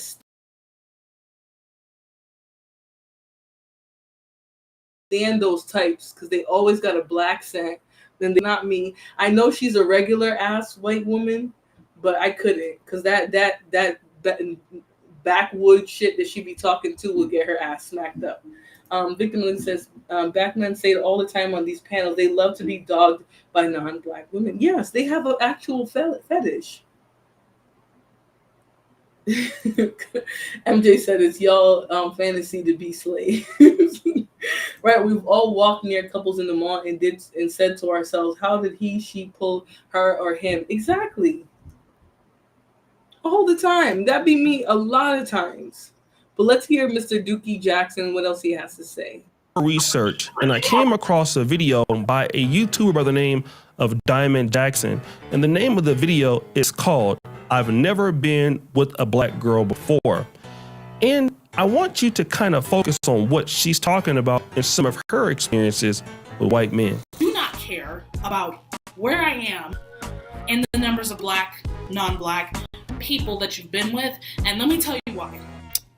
So recently I got a message from this guy, and he was being very, as always, vulgar, sit on my face, yada, yada, yada. And I'm just like, why are you so, what is this fascination? And he says, I've never tasted a black Damn! He never tasted what? A black you-know-what before? Bruh. Continue. So, here's my thing. I do not cream Kool-Aid, so I doubt anything surprising is going to happen. And my doesn't taste like fried chicken, so I don't know what you're expecting from sex with a black woman, from a black woman, or any oral sex whatsoever. So I was like, this is odd, because not that I've tasted, myself, but I don't think that we come in different flavors, and if we do, comment below and tell me if we happen to. I would be very curious to know what flavors different come in. But I was trying to explain this to him, that I'm like, I don't care that I would technically be your first, and you continuously making an emphasis on the fact that I'm black, and that is what you're trying to attain, is sex with a black person, turns me off, like, it's gone. I'm like, moisture levels depleted. He dried you up, boo. Booty clapping sound? God. And he could not quite understand that. So this is just kind of a message to, white men, if you're trying to approach a black woman and you've yet to, have any physical interactions with a black woman, tread lightly when it comes to saying this is your first time with a black woman, because as much as black women are popping, because No, I'm not going to say nothing, okay? I'm not going to say nothing, but there's a reason that some women attract those type of white men. I'm going to say that.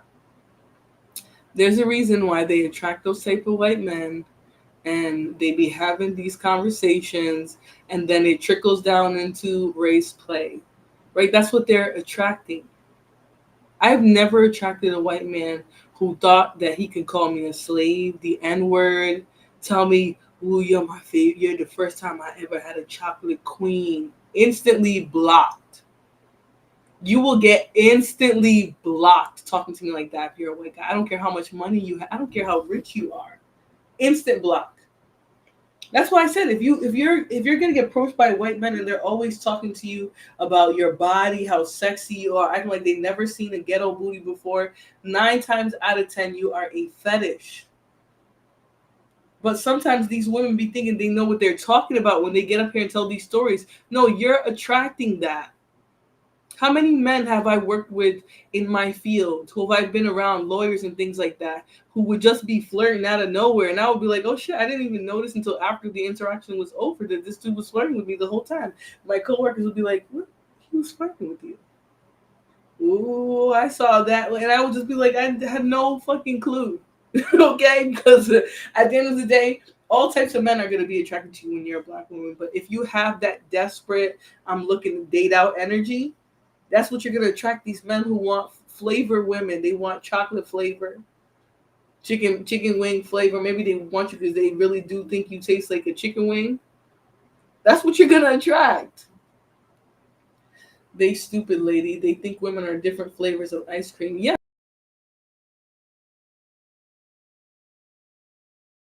Yes, they are. Some of them are absolutely attractive, really. Like, oh, she's pretty, or she's smart. I like her presence in the workplace, right? She's a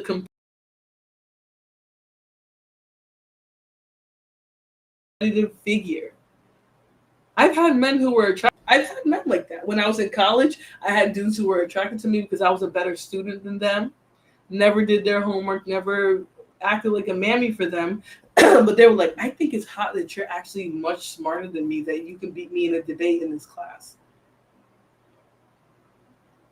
Yeah, they do flirt more subtly since 7. It's way more subtle. They're not going to be like, damn, shawty, I like what you got in them jeans.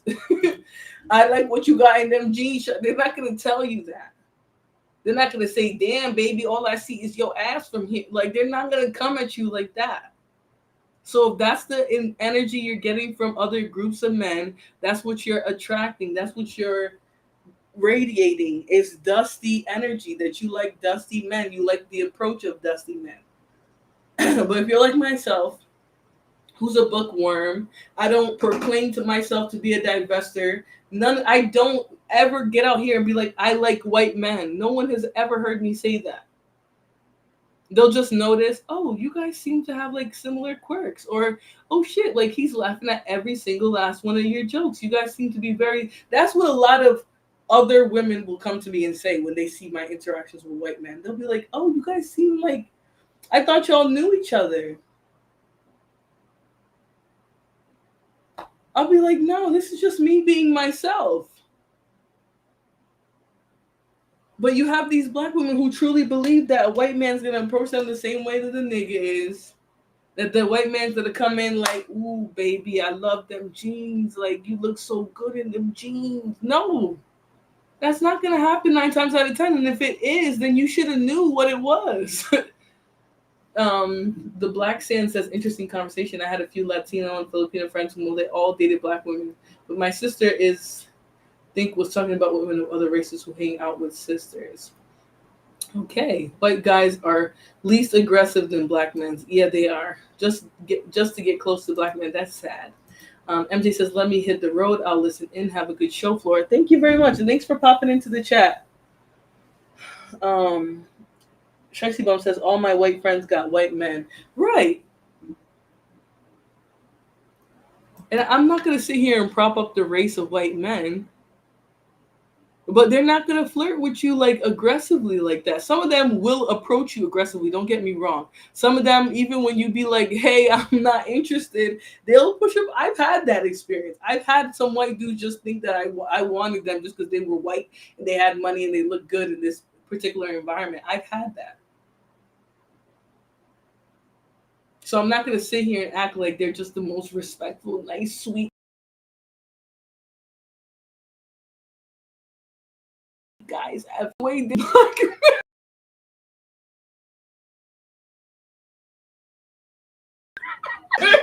times out of 10, they want me to meet that black quota. Right? They gotta have a black female best friend, or they gotta have a black friend for them to be like, oh, see, that's why she's attracted to black men. That's just her culture. That's how a lot of them do. I don't be trusting it, especially all their partners are black men. Nah. Sorry, you gotta go. We can't be friends, okay? Because I don't want that dust around me. Okay, I don't want you thinking I want your dusty ass man, and I don't want to be a prop for you so that you can be more around black men either, because that's what it'd be too. It'd be about access, and they are ghetto as heck. Be scrapping just like these hood boogers do.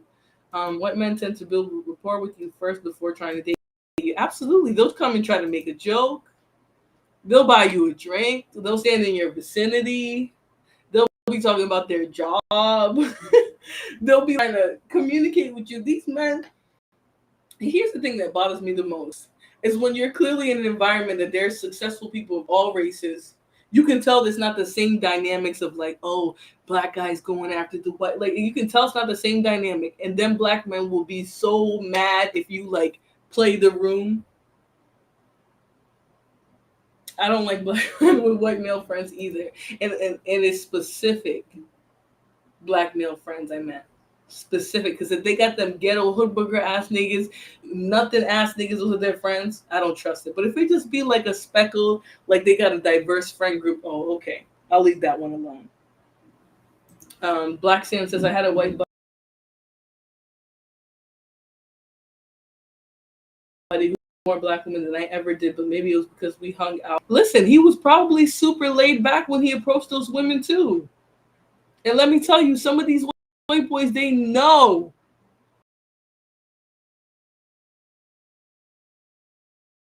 They will play that game like they got your same dusty mentality. It's that too. They'll have a bunch of black male friends just so they can get around all those needs and those beautiful black women. And sometimes it's in a racial way. Sometimes that's because that's what they like. They like black women, and they know wherever they go, black women will be there. So I've seen that too. I can't necessarily speak on all their intentions, because I think sometimes the intentions are bad, and that's why they're even the bandits. Sometimes it's a strategy. Too many black male friends. Oh yeah, and look at him. Ran right back into some snow bunny's arms. Now he over there looking like he's not even half as attractive as he was when he was with that other girl. And she wasn't even big and popular like that. Like, yeah, she had her popularity, but she's not even popular like that. He got what do you call it? Pass around white woman. I'm sorry to say, Taylor Swift is absolutely a pass around. My guard is not down with any man. Here's the thing, because people can speak on my situation, but I'm not in it, right? My guard is not down with any man, and it shouldn't be until you know that you've met somebody that you can trust, that will take care of you, that you'll take care of them, not like take care of them like, be a provider for a man. I don't think you should. But when you meet a good man, you guys are mutually going to be a benefit to each other.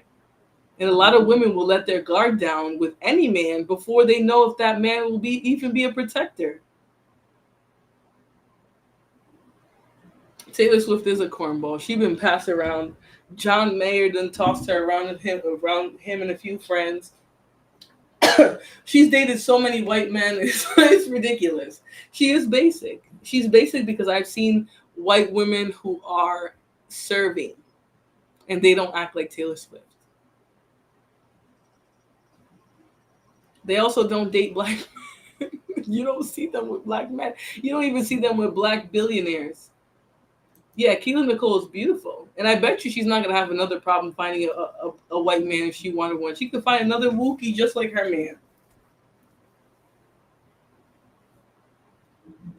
A baddie that's shaped like a pencil. I'm not trying to be mean here. Any woman that don't have no body, no curves is not a baddie. I'm sorry. The prettiest white women that I've ever seen have a beautiful figure shape. They're not just built like a stick figure. So I'm not going to say baddie. I think she's talented for sure. The white folks love her. She's America's girl next door, non-threatening white woman looks. Absolutely. But let's continue with this video. So different from a white woman, Latina, anyone different than a black woman, that it would be to a point where you would have to document it, like blog number 1. She drank Kool-Aid. Like, nothing like that's gonna happen, I can assure you. So emphasizing that, wow, I've never been with a black woman, tread lightly. And if you do want to express, I've never been with a black person or a black woman before, be very, choose your words wisely. Because straight out saying, I've never been with a black person before, or asking me, oh, you've ever been with a white guy before? Y'all are not exotic. This is not the 1950s. I won't get lynched for sleeping with one of y'all. Mm-hmm. So yes, I've been with y'all, and I'm not going to tell you which number that you are in that realm, because it doesn't really matter at all. And even if you happen to be my first of any type, I'm not going to, hey, you're my first blank. That's just it. It's literally fetishism. Now, this makes perfect sense to a certain degree. When I lived in Poland, a lot of the African ladies were on Tinder, and they were meeting white men all the time, and they would come back with this same complaint that these particular white men were not interested in them long term, term, but only wanted to kind of check the box off when it came to, you know, saying that I've been with a black woman before. Now, some of the other issues can be culture, again, right? And that plays a lot into our dating and mating decisions. For myself, I'll tell you, I lived in Poland. The first day I got to Poland, there was a Polish lady that I met inside of a bar, okay? And she was working at the bar. Probably one of the nicest ladies that I ever met on the first time. And one of the reasons why I didn't want to get her number is because I knew that I probably would end up liking her. I just kind of feel it. You know what I'm saying? And the reason that I didn't do that is because I'm gonna be honest. Number one, I do love my community. I do love black people. But I know that an interracial relationship would not have really been the best thing for my family, especially the kind of life I wanted to live. I would have been a hypocrite to that message. So it could have been that she would have been a really good opportunity for me. And other ladies that I met when I was in medical school, I lived in Poland, they were nice. I had plenty of opportunities to do that. But knowing what I wanted to do with my life and what I wanted to do as far in the community, in the Pan-African world, the African-American world, that's not going to be accepted. So I was okay with not even going that route. I think a lot of white guys feel that way too. You know, to bring in somebody that's not from your community, a person that's looked at for the most part as blacks, you know, we're kind of looked at, you know, some communities look at us as being inferior. Even if you fall in love with this person, it might be very difficult to explain to your own family why you like them. And let me just tell you guys, again, I'm not here to cape for people divesting, dating out, marrying out, whatever. But a lot of the times when I see black women happy and married with men of other races, that man isn't looking at nothing inferior. He is holding that woman up in the highest regard. He respects her, he loves her, he cares for her. These women aren't getting married for any other reason than other women do. Women get married because they want the security, they want a family, a protector, provide. That's big. So again, he's taking the anecdotal experiences of black women who only had negative experiences and applying that to every woman who dates out, and then trying to claim that these men who date them or marry them when they date out think that they're inferior. That's what a lot of these bandits will try and sell you. But these women, when they date and marry out, that's obviously not their experience. And that's why they're still married. That's why they prefer those marriages, why they stay married. Right? It's a very small percentage of the groups, right? Black women with white men, it's a very small group, but they have the most successful marriages. And that's a little telling, right? Being the smallest group but having the most successful marriages. Because you would think just like black men who date out, marry out, they would have those same high divorce rates and rates of it not working. But that's really not the case here. So let's continue. We're going to finish off this video here, about 30 seconds left, and we'll move on to the next one, which is actually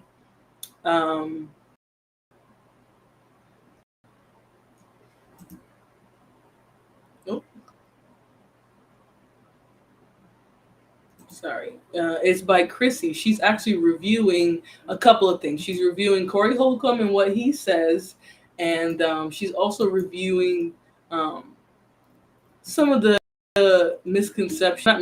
some of the hypocrisy from men who say they want traditional submissive women. And thank you to everybody who sent a super chat so far. You guys are greatly appreciated. I am enjoying the stream. I appreciate those who've been in the chat box having the conversation.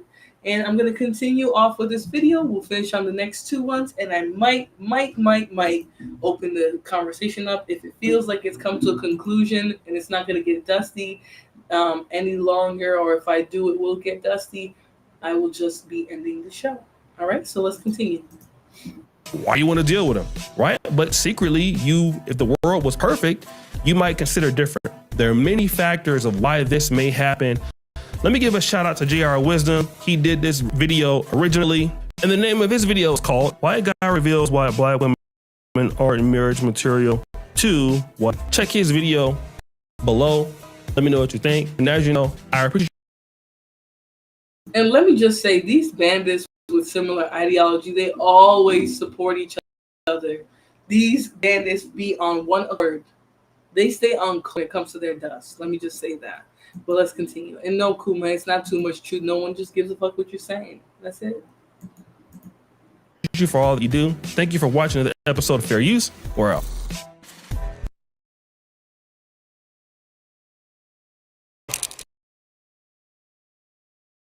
Sorry, y'all. That's actually another YouTuber that I watch who doesn't do any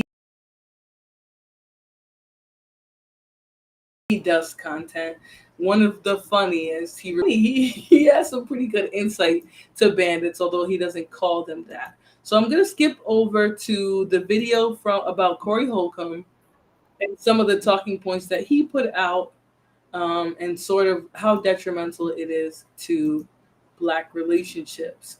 So let's get into this really quickly, and then I'll move on to my next video. But I wanted to get this one in just in case I don't stay here too long after this.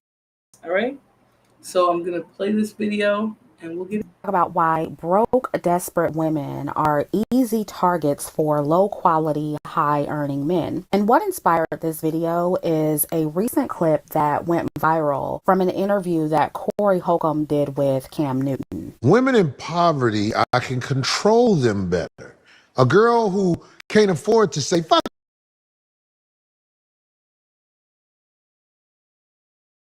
you, Corey. So, but her poverty and my needs, most of the time, it even out. I don't really need a lot of their time. And they don't tell me to fuck off because they know when I come over, their children can get some outlet Jordans. Outlet Gucci. Yeah. So basically, and before she gets into too much, all right, so Corey Holcomb, nearly 6 decades old and still no wisdom. Absolutely victorious one. And you know, the people aren't really mad at what he said. They're mad that he got online and said it, right? Because at the end of the day, a lot of women know men like Corey Holcomb, right?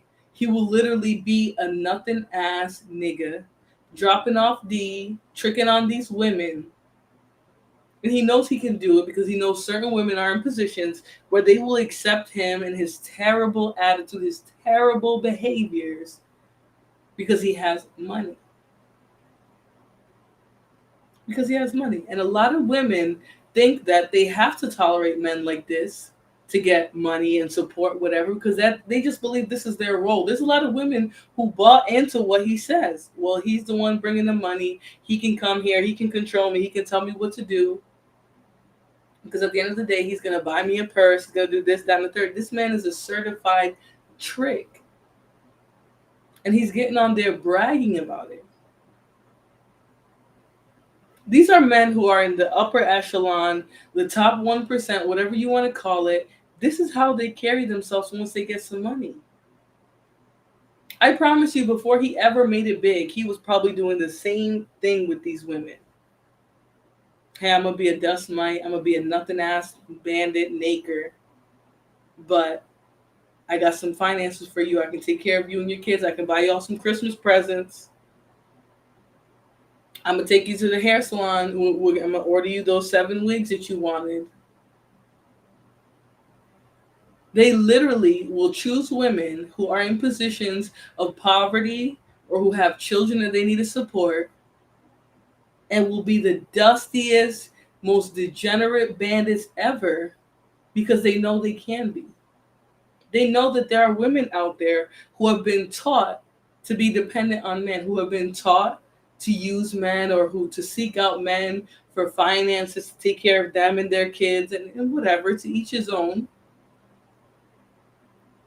But this is what a lot of wealthy Black men will do.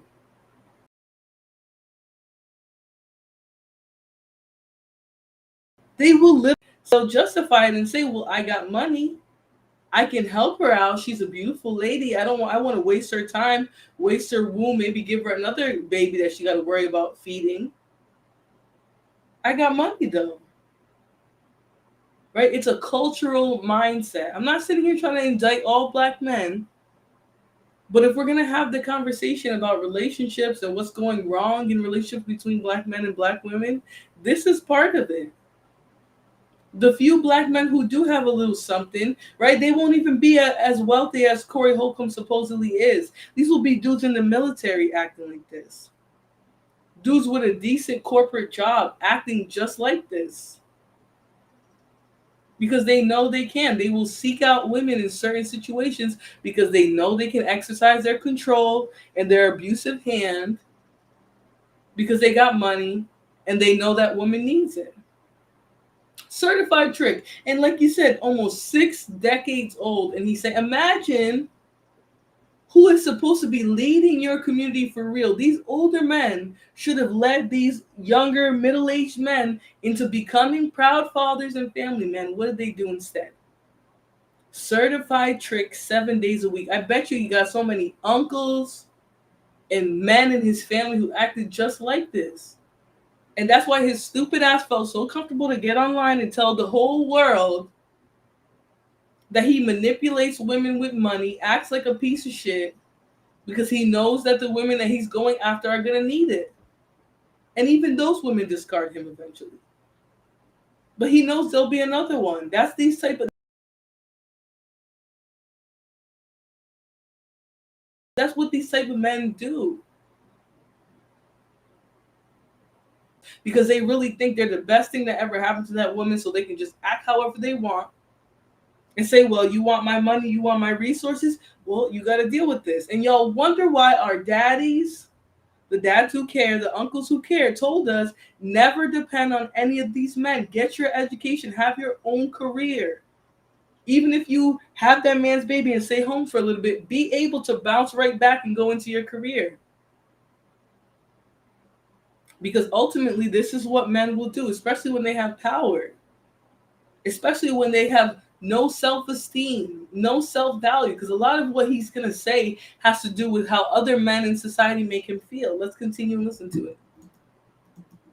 Basically, what Corey is saying is that women who are desperate for money tolerate his poor behavior and mistreatment of them because they are broke and need him to provide basic necessities for them and their children. He is saying that women who have their own money and can provide for themselves are harder to control because they don't need him for their survival. And ladies, this is why it's very important for women to have our own money, our own careers and education, and also not glamorize or put men in relationships on a pedestal. That way you'll be less likely to choose men out of desperation because you don't necessarily need them to provide for you. It'll be more of a desire and not a necessity. When you are using men as a means to an end, you are more likely to end up with men like Corey who abuse their power and prey on desperate, needy women.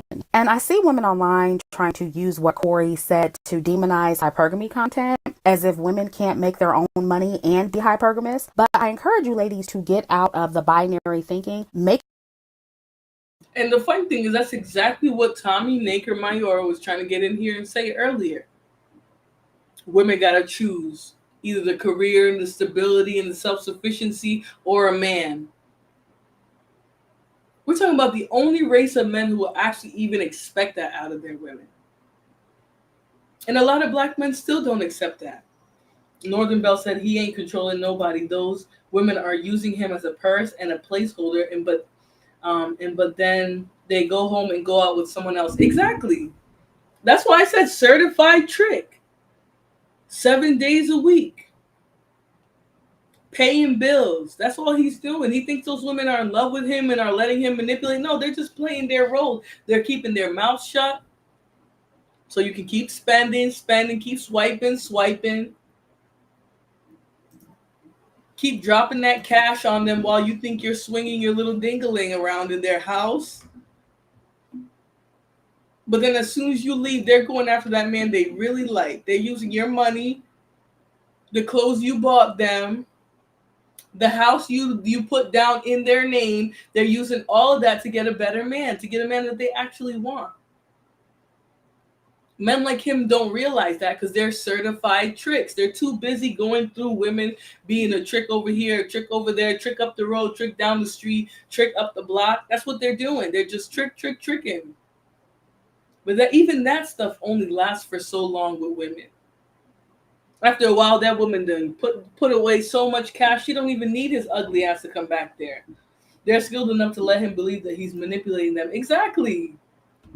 They think women are dumb. Women know how to deal with a trick.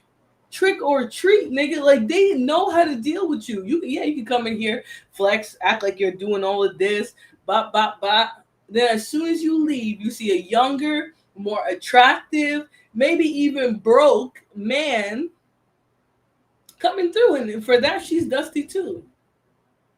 For that, she's dusty too. But he really believes that he's controlling these women. That's how small and fragile his ego is. And he got online saying this like he was saying something for real. I'm telling you, Northern Melbourne, they will be tricking off on letting these old dudes trick off on them. Their boyfriend, same age as them, dusty little nigga getting his shit very slow. Dusty little nigga barely done finish his degree, trying to build himself up while she's over there tricking, getting that money. Some of these ugly ass dudes aren't even sleeping with those women. They're just tricking. Just to get the woman on their arm. Didn't we just find out that big old chubby dude who always makes the funny shorts, he used to pay that woman just to be on it by his side? We know what these tricks are really going through. We know what these tricks are going through. Balance will help you protect yourself. Exactly. You got to be balanced. You can't just jump into these relationship things that you're controlling women. That woman that you think that you're controlling comfortably, she got a whole other man outside of you. And Chrissy makes great points. She makes great points too. Let's continue. Making your own money and being hypergamous or dating up is not mutually exclusive. You can do both. And as someone who heavily encourages hypergamy, especially to Black women, I've also heavily encouraged women to make their own money, have their own thing, and not solely rely on a man. I do both, and you can too, ladies. It's really not that hard. I spend my own bag, and I also spend his. And you should especially be hypergamous because of what Corey said about monogamy. I don't think monogamy exists. I think every once in a while you meet a dude and he only with his girl. Very rare. We are men.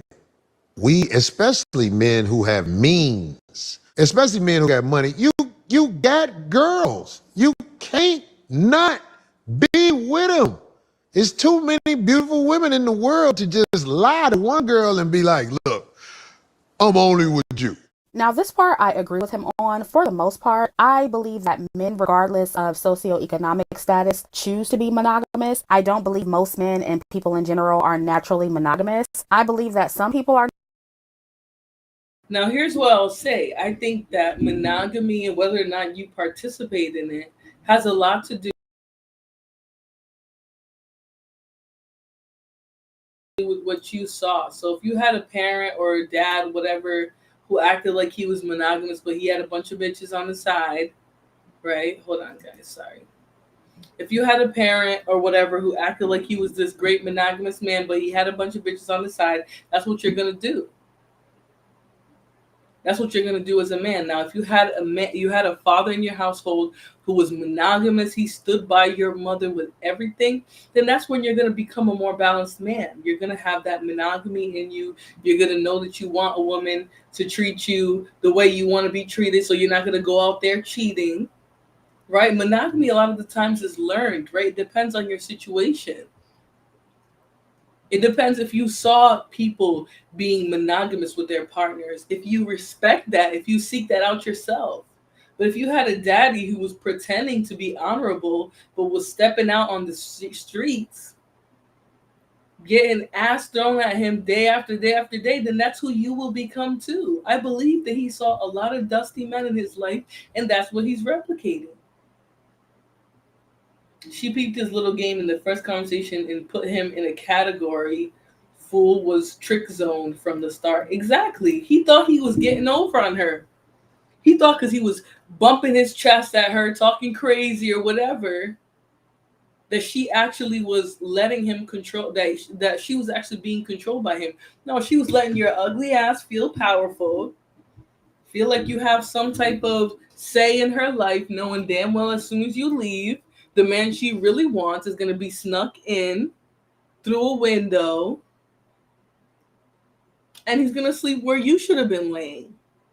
Certified trick. I promise you, none of the women he's talking about would be comfortable with him just laying up in their house. Hell no. Even if he paid for it. She would be like, you gotta go. My kid's this. I got something to do. You gotta go.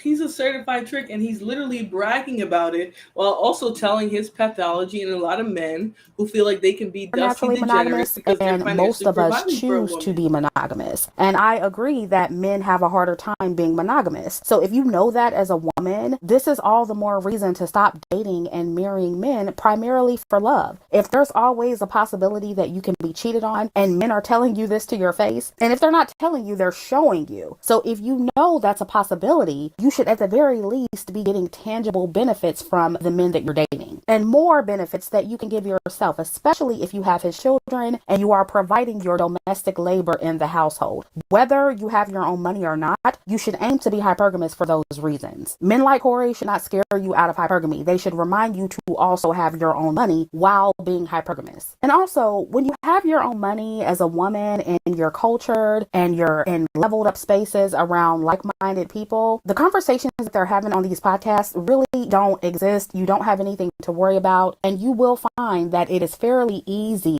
to attract quality, high-earning men who are not intimidated by successful women. Men of all races. Ladies, it is 2024. Most men want and expect women to work, even if it's part-time. They expect women to have their own money. Most men are not out here looking for poor. Thank you. Even though I don't watch Chrissy that much anymore, the one thing I always appreciated about her is that she wasn't just spewing off stuff that she felt about black men. The statistics say this. Even though black men will get up here and say, oh, but real man, high earning man, they don't want no woman that work. They puck you out of McDonald's. They looking for a trophy wife. No, even those men who are looking for trophy wife, that has a whole different meaning for them. They don't want a woman just sitting around. If she's his wife and she's not working, she's probably doing some type of side business within their household. She probably got some other shit going on. These men don't want just women to be sitting around like that, especially not the men that are worth anything. You know how many men I dated were like, oh, just get your education, just do this. And I said, well, I can do that on my own. I don't need you to be funding that. That was their whole thing, though. They wanted to be with a woman who they kept at home, but let her go get her career, whatever, so that she can have that on the side. Why wouldn't I just go do that and get with a man who's perfectly comfortable with me working and having a career? Why would I be doing all that on the side just to be sidelined for that guy? That's the thing. Men who are worth something, who actually want to be with a woman, that's not what they're looking for. They're not looking you to just be sitting at home taking care of the kids. And not to say that that's an easy thing to do, but they're not just looking for you to be sitting at home while they're working. A lot of those stay-at-home moms are PTA moms. They be super involved in their kids' schools. They don't be home most of the day. They don't even be home because they're doing a bunch of shit in their community.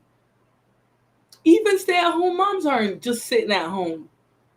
But you'll have these men believe, oh, if you have a career, if you have any ambition, if you have anything that you want to do yourself as a woman in education, oh, you're going to scare away men. You got men saying shit to women online that they would never say to their daughters. Never. Just to appease to these groups of dusty men who love to be affirmed in their dust. It's ridiculous.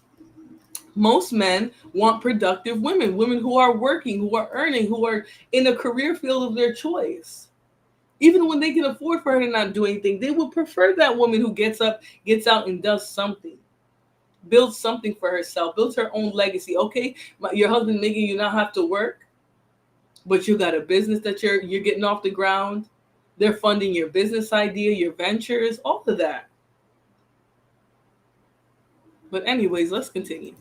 Women, they're just not, no matter the socioeconomic status. And when we're talking about high earning men, just look at the wives of a lot of those men. Those women are usually educated. They're also successful in their own right. They are not poor. There are plenty of successful, ambitious men who actually want smart, successful, ambitious women. Now, we could talk about the compromises and the sacrifices that many successful women often make to stay with successful men long term. I do notice that some of those women put their career on the back burner when they get married and start a family, or the man's career becomes the priority. But many times the women want that. And if you are a woman who doesn't want that, then you don't have to make those choices. But my point is, these men are not choosing women who need them to survive. Now, of course, there are exceptions to the rule and all men are different. But in general, quality, high-earning men are choosing women who are educated and successful like they are, like attracts like, and the women that those men decide to be with, they're choosing to submit to those men. They're choosing to cooperate with them. They decided to make time for them. Maybe they decided to make adjustments for them. They probably don't try to compete with them, even though they are successful women. But in most cases, exactly. And this is the thing that black men will try to act like is just a phenomenon in the black community. They'll try to act like these women get with these men and they don't be trying to get their ventures off the ground.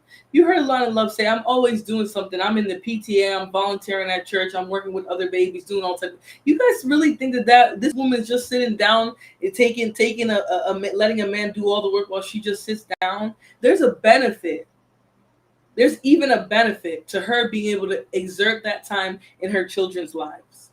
And real men understand that. That's why they will completely fund it. They know they want a woman who's involved in their children's PTA.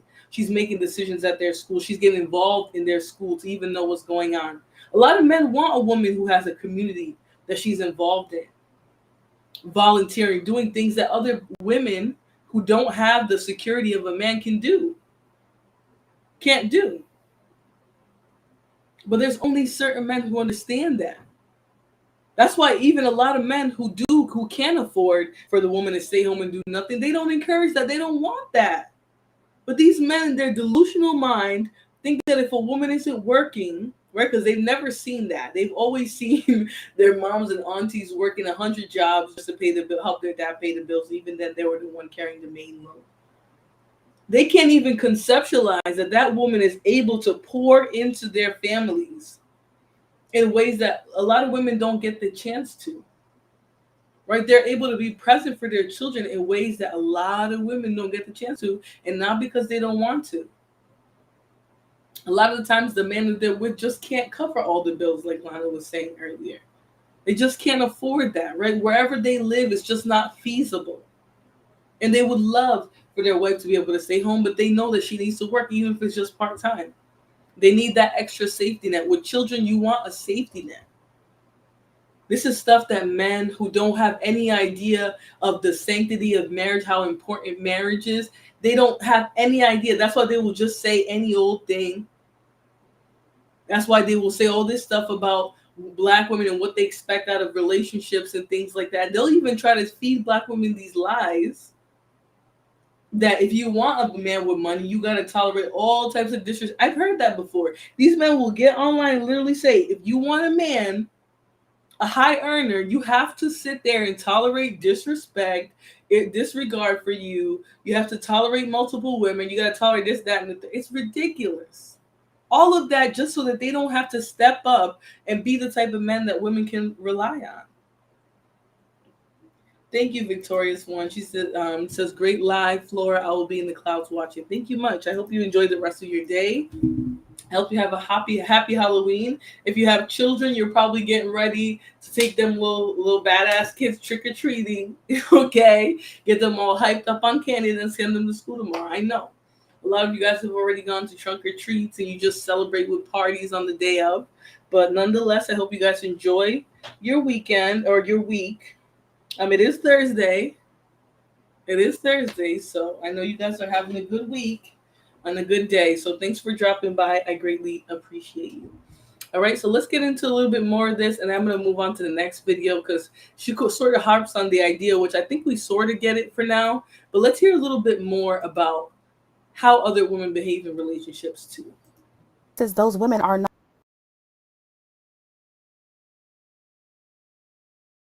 not poor and they are not in need of basic necessities intentionally go after poor women. Something is probably wrong with that man. In my experience, quality, high earning men, they want to feel needed by the women that they're with, but they also don't want women who are desperate and too needy, if that makes sense. Like needy and struggling for basic necessities. Like if you ask them for money to go towards an investment or a business venture or even a luxury item or a luxury experience, those are the kind of things that they prefer to be needed for and want to impress women with. I don't really see them dealing with women who can't pay their bills or women who can't feed their children or always struggling to make ends meet. And even if they help a woman who may temporarily be financially down on her luck, they're more likely to stay with that woman long term if she is smart and has something going for herself. But if a woman is consistently in a bind or is always mismanaging her finances and her priorities are always in the wrong place, usually that is a relationship that does not last for long.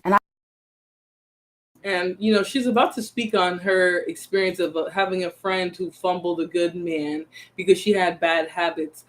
Bad habits will fumble so many relationships. So many. This is why I tell women to stop listening to this stupid shit you hear online.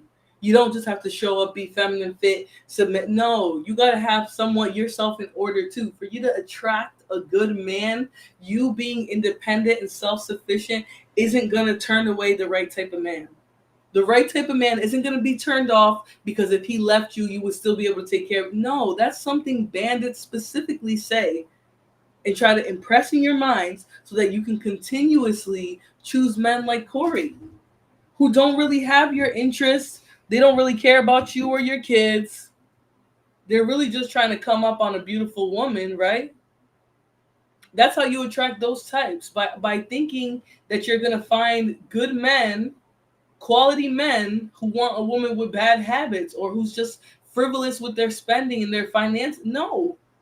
These men want, a lot of these men who have the capabilities of taking care of you and him without your money want well-adjusted women. They want women who have their own careers, who can take care of themselves, who if something happens to them, they know they're going to be straight. They don't care how much money you have. Sure, that might be true. But if you have bad habits, spending habits,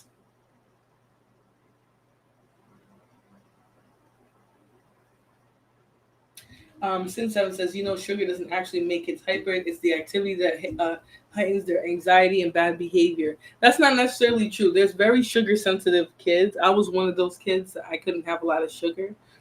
If I did, I would be super I'm the same today. I can't have a lot of caffeine because I have a lot of natural energy, especially when I don't smoke. I have a lot of natural energy. So I think it's partially true, depends on the kid. Some people are sugar sensitive. You threw me off a little bit. But I don't get where this belief is that you have to be a broke, destitute. Vicar says, shaking my head. Trust me, Vic. Men who don't care how much money you make and will still marry you if you're a good woman, they don't care if you're successful, self-sufficient, you have a career. They don't care. They don't want a broke woman who has nothing without them. Some men do, right? Some men are attracted to that because they want to feel needed. But good men aren't looking for women who don't have themselves together, because imagine you put everything in her hands. Now you work and you put all the managing of the household in her hands, and her stupid ass fumbling your bill money every month. Not prioritizing groceries and what the kids need in the house. That's crazy. But because black men want to sell this narrative that, y'all are so different from white women. White women go into, they know they got to let the man control everything. Wrong.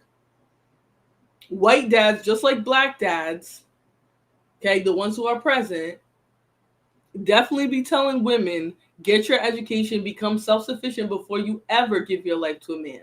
Do that first. And after women do that, they're not even old. Like, you can be done with your whole bachelor's degree, bachelor's of nursing, by the time you're like 23. Less than that even.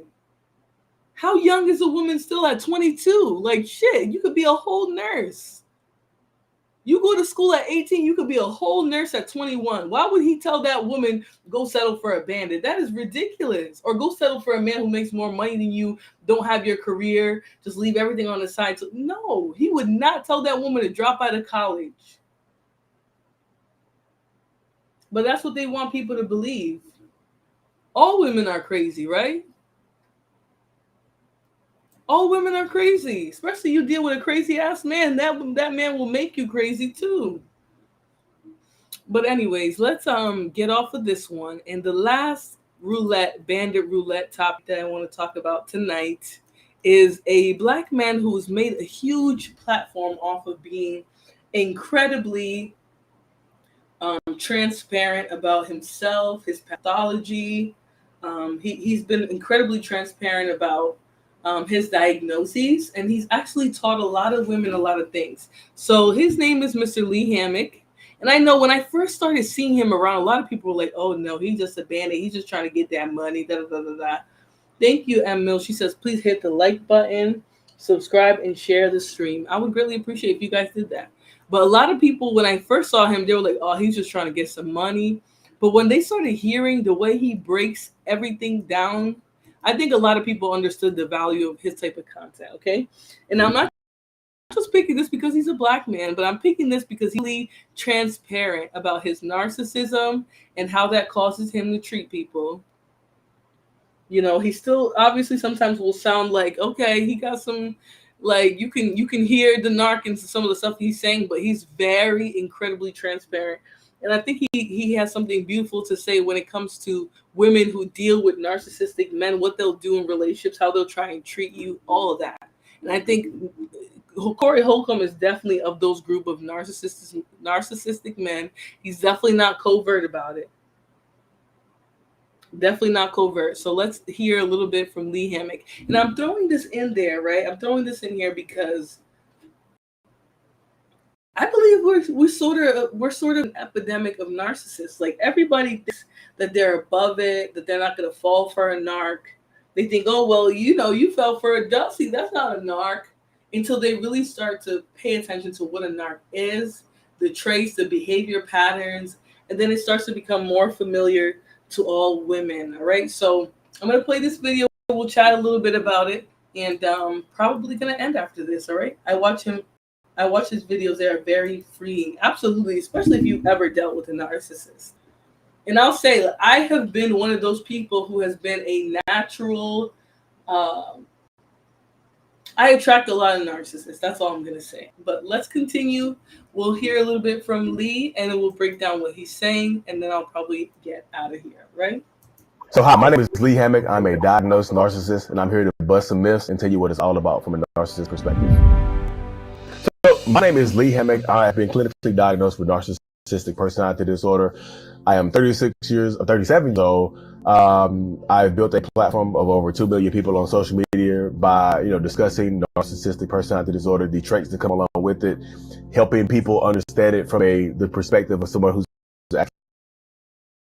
And, really quickly, I just want to jump in on that part. I say he has a twin brother who's not, and that's actually really interesting, right? Because there's a lot of there's a lot of research about twins, and you can find twins that are identical twins who were raised in the same household, in different households, whole different neighborhoods, whole different lifestyles, who turn to be exactly the same.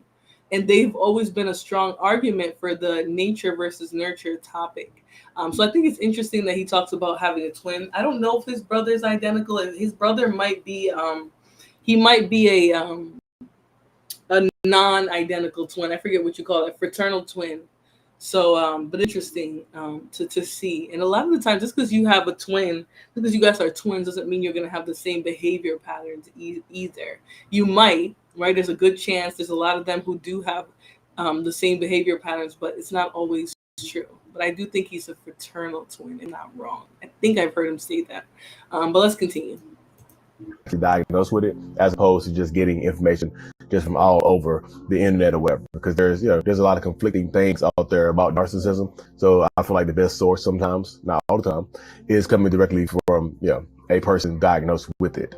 Okay, so we've all heard the word narcissist a lot lately. Lindsay kicked things off by announcing he'd hired 2 psychologists to evaluate Donald Trump, who diagnosed him as 10 out of 10 narcissist. That's right. Hear that? I'm 10 out of 10. I don't know what narcissist means, but if it's about me, it's gotta be good. And there have been more than a few examples on our screens. I'm sorry that people are so jealous of me, but I can't help it that I'm popular. What is narcissistic personality disorder? Diagnosed NPD is when you actually go to a clinical psychologist or therapist, whoever you see for your mental health issues and things like that, when they take you through the process of, seeing if you meet the criteria to be diagnosed with narcissistic personality disorder or any other cluster B personality disorders like borderline, histrionic, antisocial, and anything like that. Any kind of mental health issues and things like that. So it's different than just being called a narcissist. You actually go to therapy for, and you get diagnosed by an actual therapist with it. What are the traits of a diagnosed narcissist? So some of the traits of NPD are, a grandiose sense of self. Like most narcissistic people think that they are better than other people just because they are themselves. I'm better than you because I'm me. There might not be any kind of qualifications behind that. It's just, I'm better than you because I am me and you are not. A lot of times narcissistic people believe that way right there. Another one is delusions of grandeur, thinking that we deserve more just because of who we are as well. We think we deserve to be, president of the United States or of any prime minister of a country or something like that, just because we are ourselves again and things like that. Sensitivity to criticism. Like when you're dealing with a narcissistic person, whatever, there's no such thing as constructive criticism. It's all criticism. It all hurts. You can't correct me in any type of way without me feeling like you are. And that he made a great point there, right? And he talked about all the different things about himself and all of that. He talks about even the overconfidence or the appearance of overconfidence. But that's a big one that you'll notice when you deal with a narc. And especially a lot of these dust mites. Okay, I hate to bring it back to dust mites. But any critique that you have of this male group, not all of them, there are men who will fight to the hills about every critique that you have. And that should tell you something, right? They're so overly sensitive. That's really what it is. The reason why critique hurts so much to a narc, right? The reason why they'll gaslight you and get upset and say, why are you talking about this? And yada, yada, yada, even turn you into somebody to attack and all of that. It's because of the sensitivity. They don't like to be called out for who they are and what they're doing, right? That's why a lot of bandits will be complete degenerate, nothing asked, nobody asked bandits their entire life. And if one black woman gets online and says, this is what y'all are doing, the vitriol, the hatred, the dog piling that woman will get is insane. That Mills is laughing. I'm just saying, there'll be nothing ass niggas. They'll know they're nothing ass niggas. But because you're critiquing a group that they identify with, they take that shit so hard. You can't say nothing about black men. Yeah, right. You know how many black men in my family will tell you straight up, these niggas ain't shot. They ain't shot. They're not going to sit there and because I say, oh, certain men aren't shit and identify. They look at themselves in the mirror every day and see that they're not one of those ain't shit ass niggas. Why would they get mad at somebody calling it out? Yeah, they're extremely insecure. Extremely insecure. They don't like to be critiqued or evaluated. They don't want people to say nothing about them, nothing beyond praise. That's what they don't want to hear nothing outside of that. Because then they got to be real and look at who they are in the mirror. I've never met a secure black man who hears some of the critiques that women have of black men and gets in their feelings. They'll be like, damn, that's harsh, but it's fucking true. I know a few nothing ass niggas. They'll tell you that straight up. Yep, I know a few. Matter of fact, let me give you a list. He's like this, he's like this, like this. He's a nothing ass nigga. He does this, he acts like that. That's a nothing ass nigga too. He'll tell you. There are black men who will tell you. So you really have to question why some of them get so insecure and uncomfortable when we have these discussions and we try to be real about what's going on. There's a massive epidemic of narcissism, which a lot of it I think has to do with the imbalance in our households, the lack of manhood, the fact that men have been abandoning their families and women for years, but act secure to the world. Absolutely. Think about Corey Holcomb. He obviously became an entertainer. You know, he built his little cash and stuff like that. But deep down, feels inferior. He still feels less than other men. He still feels like he has to acquiesce and submit and bend over in some ways. That's why he will get up there and say, I like to control women. He even made statements about putting hands on women. I mean, this man is clearly deranged. But let's continue. Let's hear a little bit more from him. He's going to give us some great points on narcissism. Attacking me personally and things like that. Those are just a few off the top of my head. I mean, there's a few more, but those are typically the ones that kind of come out first. Hang on, that sounds like quite a few people I know. So most people have narcissistic traits just for survival and things like that, just for perseverance and surviving in today's world. Most people are just not in just today's world, just surviving the planet Earth. Most people have narcissistic traits of just persevering and protecting themselves anyway. But the personality disorder is diagnosed. I think there is 0.5% or 1% of the population that is clinically diagnosed with narcissistic personality disorder. Of course, there are more narcissists out there than what is diagnosed because most people don't go get diagnosed. Most narcissists are not going to go sit in a therapist chair and let a therapist or psychologist or whoever tell them that something is wrong with them and things like that. So there's a difference. So everybody has narcissistic traits and tendencies, but the personality disorder is different because it's pervasive. It's, you know, it's a pattern of toxic behaviors and things like that, self-destructive behaviors and things of that nature right there. So what's the hardest thing about being a narcissist?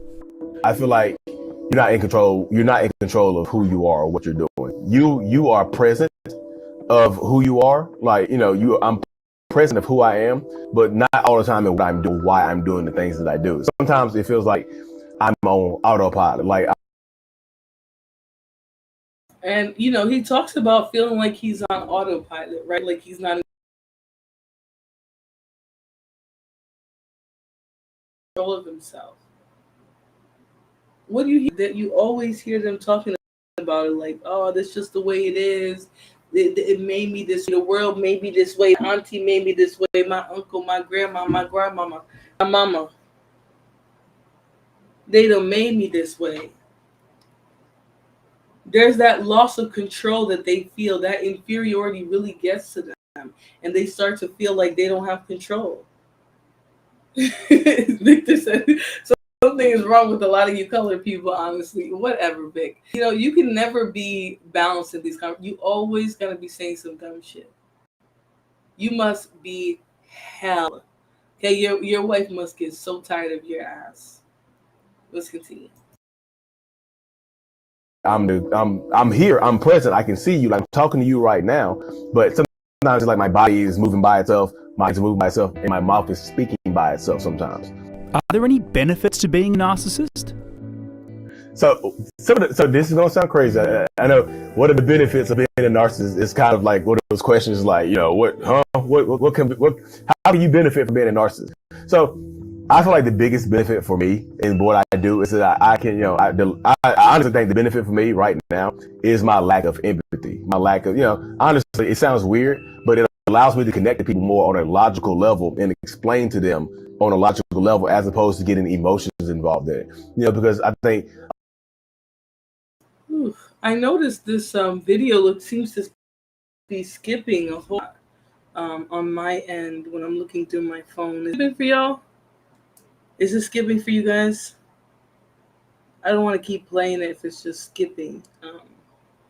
But, you know, he goes in and he talks about empathy and how he's able to do and say and act certain ways and be objective because he can't feel. Right? He's able to behave certain ways because he can't feel. And the way a lot of these people act, Liz Delgado said, I have a husband like that, not cute. No, not cute at all. Or I had a husband like that. I'm glad he was the past tense, baby girl. I'm glad. But you'll be able to tell with certain type. Like sometimes we get with these men and they're able to mimic empathy to us, right? They can mimic what it looks like to really feel and understand people and have that like perception. But if you spend just a little bit more time with them, you can usually tell who they are. And it might take you a little bit more time, especially if you're not as experienced. You don't have 17 baby daddies or 2 even, right? You weren't really out there dating like that as a young girl. You were in the house like you were supposed to be, reading books and etc. You just pay a little bit more attention, you'll start to see that they're mimicking your empathy. He talks about mimicking empathy. We divorced in 2015. Congratulations. Life is too short to be tethered to a selfish, evil, narcissistic piece of garbage.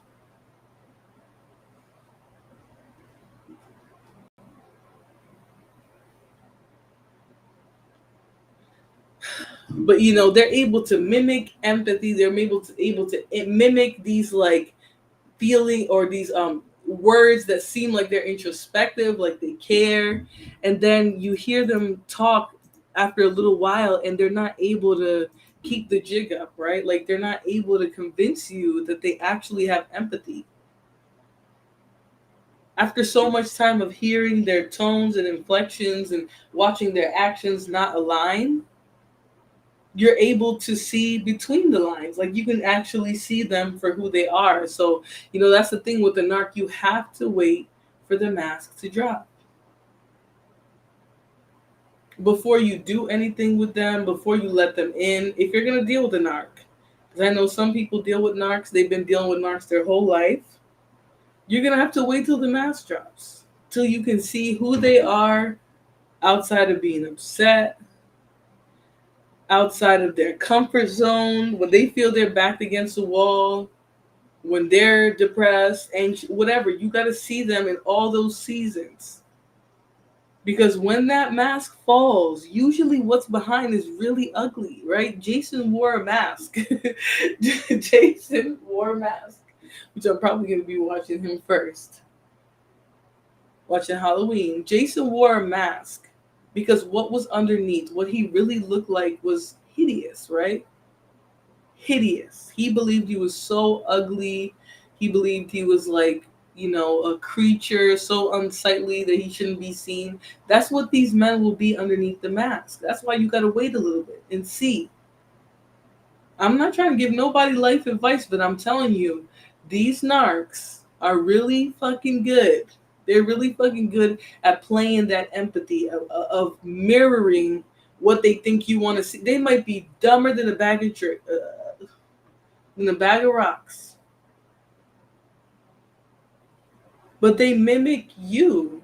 And the first time I heard him say it, I laughed, because he says, you're just falling in love with yourself. What I'm mimicking, what I'm mirroring back to you is just what you're telling me you want. Not me actually being that. I'm just mirroring that, what you say. That's how I, what I mean? That's what they do. And a lot of women fall for it because that's what they want to see. Of course, you want them to mirror what it is you say you want. You want them to mirror it, but like for real. Like even the person on the other side is actually doing those things. So if he's showing you that he's a good guy, then his reflection of his life and how he treats you is going to be that of a good guy. Late Gen X and early millennials are flooded with narcissists in the Black community due to the issues they were dealing with growing up. Yeah, I also think that a lot of men that were supposed to be teaching men how to have some sense were upset that women divorced them, that women left them and didn't just have to be forced to deal with their shit for 20 years or 30 years like they used to. They're that's what they're really mad about. Oh shit, my wife she can divorce me? She can just leave and she can take my money?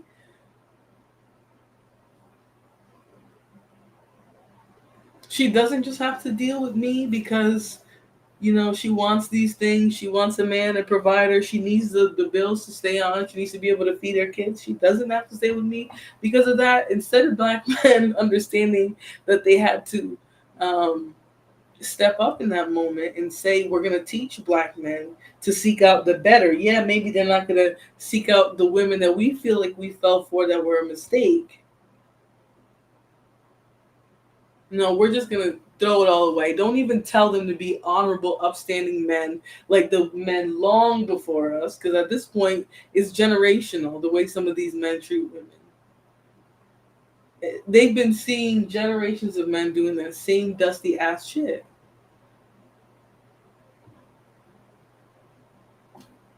He says, I'm a good guy, Heidi. Ho, ho, ha, ha, ha. You know, I'm not saying you're a good or bad guy. I'm just saying, like, a lot of the times we're dealing with these people, these types of people, and we don't know it. We don't see it. It takes a while. Or, you know, maybe we're still building our discernment. Because you don't wake up one day and just have discernment. Like, you build it, you go through things, you go through experiences, and your eyes get wider and wider. Maybe you got to bump your head like a big old dummy for you to get it. But you get it eventually.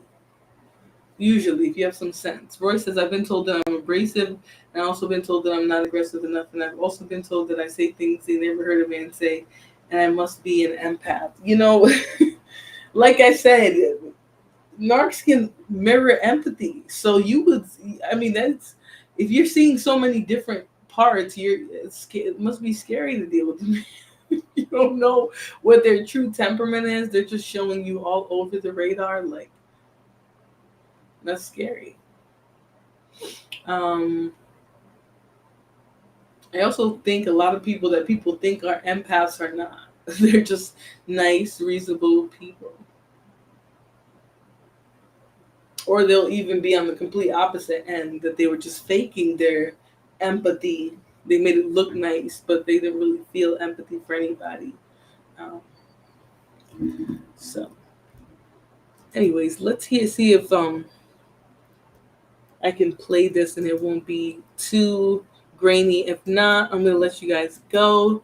Enjoy the rest of your Halloween. So let's try and play a little bit more of this. A lot of people, when you get emotions too involved in it, it dilutes your thought process. You know, it dilutes your reactions and things like that. So if I'm coming here from a lack of empathy and a lack of vision, I can take a step back and look at the situation. I can analyze the situation, especially in somebody else's life, and give them reasonable, logical information from a perspective of a narcissist or, you know, person that they're dealing with. So I feel like that's actually I made my weakness into a strength now with my platform and stuff like that. Because like I can just okay, I understand what you're going through. I have that cognitive empathy or whatever. I understand how I should feel and how you should feel, but I still can just not connect to it and give you a logical perspective, which I think helps out a lot of people. I connect to people. I'm not saying I don't connect at all, but I don't connect to them this deeply, and I'm just like crying with them and stuff like that. You know, I'm just like, okay, I can remove the tears and I can just process. I can kind of dig through it and see it. You know, it helps me out a lot just in that aspect, in that thing. What's the biggest myth about being a narcissist? So I think self-confidence comes with narcissists. I think it's the appearance of self-confidence. I think a lot of narcissists are super insecure people. So it's the appearance of self-confidence. It's the bravado. It's the outward appearance sometimes that makes up for the actual inner insecurities. So a lot of narcissists appear to be self-confident, but we just aren't, you know. So the confidence myth is busted. What are some of the other common misconceptions?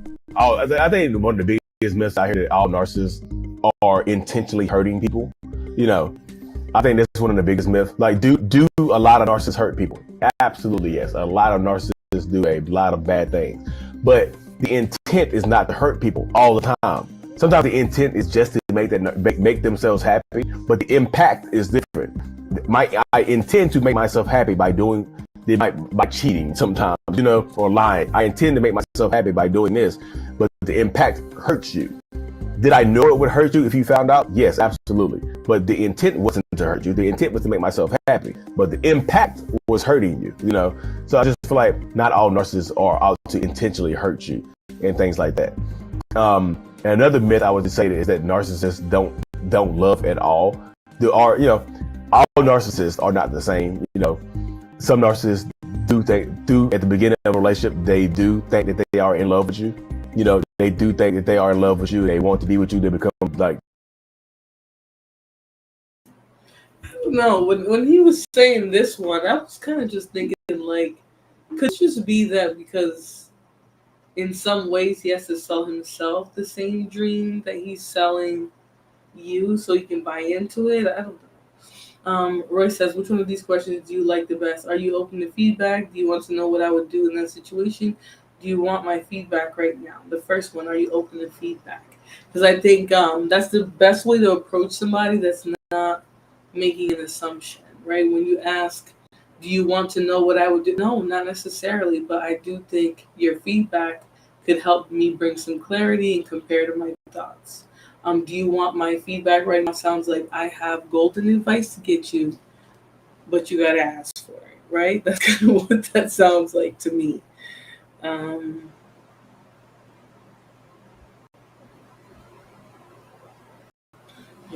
I'm getting there. Do you want to hear what helped me? That's even not bad either, right? It's in all races and cultures. Narcissists highly in men, some in women. The video is skipping though. Oh, okay, my bad. I didn't want it to skip, but I think when I'm trying to play this, it's just skipping. So anyways, but he does get into a really good subject. I will drop the link for this video because he sort of breaks down. Well, he is diagnosed, that's true. And he has really good insights. If you listen to a lot of his videos, you will hear that he's like, in some ways it sounds like he's slipping. He doesn't even know what he's saying, but they're authentic thoughts. And I think that people who are diagnosed, they should be speaking out so that we can understand. La Lola says, white men know better. That's correct. White men are not know better. They're not no better. But I'm connecting this to the experience of Black people, especially Black women in their relationship. Your video is good. Thank you very much, Liz Delgado. But that's sort of what I've been speaking on. Like if you were here from like the beginning of the video, all the stuff that I reviewed is sort of all these stupid talking points and things that we hear in the community that just don't make any sense. They don't add up. His video is shoddy. Yeah, it's one of his older videos. His new videos now have all the like editing. You know, he don't come on there with his dreads looking like they need to be retwisted or nothing like that. He's actually a really good, and I guess he's on someone else's. He's on News Australia, which is awesome. They have a million subs, and they got 1 million views. So that means most of their audience watch that. But he calls his mental illness like. So he has a pretty good channel, and he really breaks it down. What is going on, beautiful? I'm gonna show you guys one more just so you can sort of hear it a little bit. I don't know the quality of the video feel better, but let's see this one. Again, his name is Lee Hammock, but his channel is Mental Illness, and he's pretty transparent. Like some of the videos I've listened to him and I was stunned. Like holy, I know a man wouldn't just get up there and tell you this. Like he's in some ways he's truly telling you his pathology as a narcissist, and it helps you understand it from a deeper perspective. A lot of things you can hear people just saying niggas ain't shit, they all gonna cheat, blah, blah, blah. But when you hear certain things, you're like, oh, that actually does help me clear up whatever thing that I had gone through with a partner or whatever. So thank you for your insights. I'm happy I found you today. Thank you. And thank you for joining my channel, coming to my channel to enjoy the video, enjoy the content. Make sure you hit the like button and you subscribe if this is the type of content that you enjoy. I am still finding my lane here in the YouTube world. So I try to stream as much as I can, but my schedule tends to fluctuate depending on my career and things like that. So thanks for coming by. Make sure you hit the subscribe button if you want more conversations like this. And we'll continue with Mr. Lee Hammock. Today, we're going to be talking about why narcissists think that everybody is out to get them. Why narcissistic people tend to be paranoid. Everybody's watching me. If you're new here, my name is Lee Hammock. I'm a self-aware narcissist, and welcome to another episode of the Narcissist Code.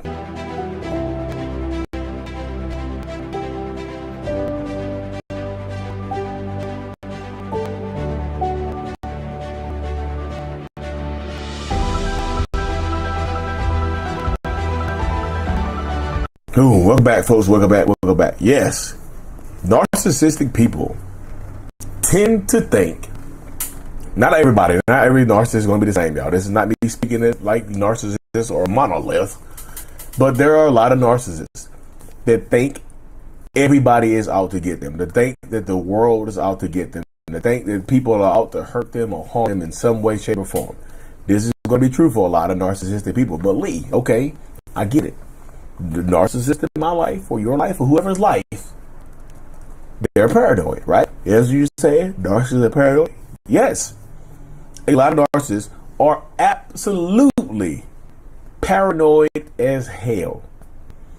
And that's not me trying to minimize it. Paranoia runs rampant with a lot of narcissists and toxic people. Like even in my own life, yeah, I have a lot of paranoid traits. I'm damn near almost got it. Seemed like when I saw my test, when I saw the results of my psyche eval, I damn near had paranoid personality disorder. I was so paranoid. But that's what happens, y'all. You think like I have general.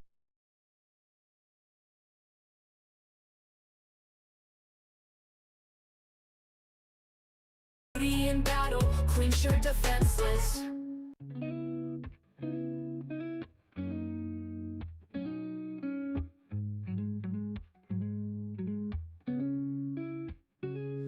Florabella on my screen, her smile is shone so bright. Ugh, I don't know why the transfer to my videos is so sorry y'all. Is it possible to heal a narcissist? That's a good question. I think Lola, I think is how it's pronounced. I think because narcissistic people are some of the least likely to seek treatment, no matter how they're impacting the world around them. I just think that they're the least likely to get any treatment and get better. I would say no. I also think a lot of them don't know. They don't think what they're doing, how they behave, how they impact people's life. They don't think that it's harmful. They think it's just part of who they are, and people just gotta accept them. That's why, somebody like him actually having a diagnosis of it and speaking so candidly, like I wish I could have just heard him straight up. Because when he talks, like, and he's giving you the reasons why they'll do some behaviors, like from trying to make you feel ugly and think, like, it's crazy how some of these narcissists are on one accord. Like it's literally like down to the personality type can describe certain people so well. You have to really believe that, otherwise you'll let your guard down and get effed up. That's correct. Loveful, I don't want to give you your flowers for exposing all these female. I do want we have in this space. I think you have an issue. You definitely can't let your guard down. That's what I was saying. Like with certain people, you gotta really give them time to drop their mask. And when I say mask, I don't mean how they're just being like I don't mean like how they're being publicly either. Like I don't just mean that, because some people, yeah, when they're out in public with you, they're gonna have their cool, calm persona, and then in person they're gonna let their hair down. Everybody does that. But we're talking night and day switches, like two different people. That's what you're gonna see. You're gonna see somebody who loves you, uplifts you, care, like they know what the F they're doing when they play with you. I'm gonna share his channel because he's really good. If you actually listen to him, really, really good, and he's so honest. And honestly, I think that might be why a lot of people don't like him like that, because he's too honest. And it's easy to look at a bandit and be like, oh, he's just a bandit. And then you hear how transparent he's being. Like, look, right now he got 390 views. Watch tomorrow. Watch tomorrow when you go to one. Like, people hear him and they suddenly understand what he, like, they hear it and they're like, oh, shit. Like, he almost has a similar, I'm not going to say Dr. Romney because she's, like, super, she's, like, an expert. But once you hear him really list, like breaking down why they do certain things, like if you've been with a narcissist, you'll recognize it. You'll be like, holy, I didn't even know that I was with a narc. I didn't even know. This whole time I'm sitting here with these dusty ass narcs. That's what I'm attracting. That's what my energy is bringing in, because this is what I just keep falling for, these narcissistic types. Whole time you're a narc magnet. You hear what he's saying, you're like, damn, I done dealt with 4, 3, 4, 5, 6, 7. Happy birthday to Royce's sister. Happy birthday. How old did she turn today? I know you're not supposed to ask, but happy birthday to her. She has a name, you can tell me. I hope she's having a great Halloween and birthday. That's a beautiful birthday. I would love a Halloween birthday, but somebody would probably call me a witch or something like that. You know, Africans. But happy birthday. Happy birthday. Oh my past life. I'm telling you, you literally will look back and you'll look at some of these traits that he's describing, behaviors, things, even down to things that they'll do. Jana, happy birthday, Jana. I hope you have a prosperous and amazing day, and continue your life. That'll be an amazing thing that you can continue to do, is celebrate and improve your life and be grateful for every day. So happy birthday and happy Halloween. I'm gonna say that a lot of people are like, you are fucking, like, you're oozing in empathy. Don't do that. You know, like, people sometimes try to make me feel bad for being that caring, but it is a dangerous thing, especially if you're running into narcs, you're attracting narcs. Then black men always have that struggle story that disarms victims. Oh yeah.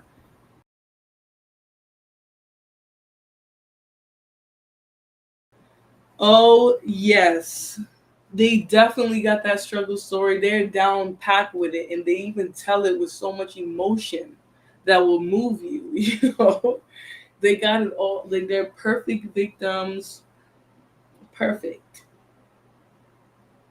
So I try not to pay too much attention to all of that, though. Honestly, I don't want to name myself like an empath or anything, because I'm only able to extend what's within my wheelhouse. Some situations don't garner empathy. So you have to remember, growing up in poverty often creates narcissists. I'm a narc magnet. That's why I don't date anymore. But you see, you could just heal yourself, right? You can heal that relationship that you have with men that leads you to fall for people who are narcissistic. It's always time to heal. Always. Like, I'm even recognizing my pattern a lot sooner than I would have in the past. In the past, I would have had to be with this person for a while to even know what they were doing was too much. Liz Delgado says I don't date. Why is it that everybody that leaves a narc says I'm never going to date? So I don't want to tell myself that and possibly limit my life. But I definitely, every person who's been with a narc is like, done.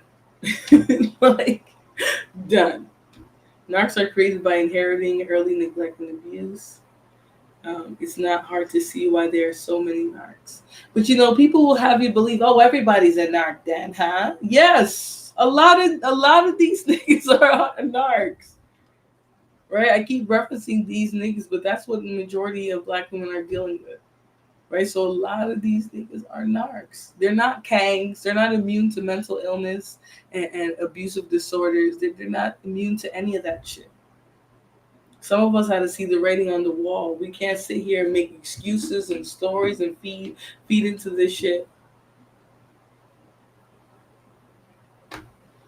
She says, yes, I'm healing as we speak. Well, congratulations for surviving a narc. I'm glad you're on the other side. But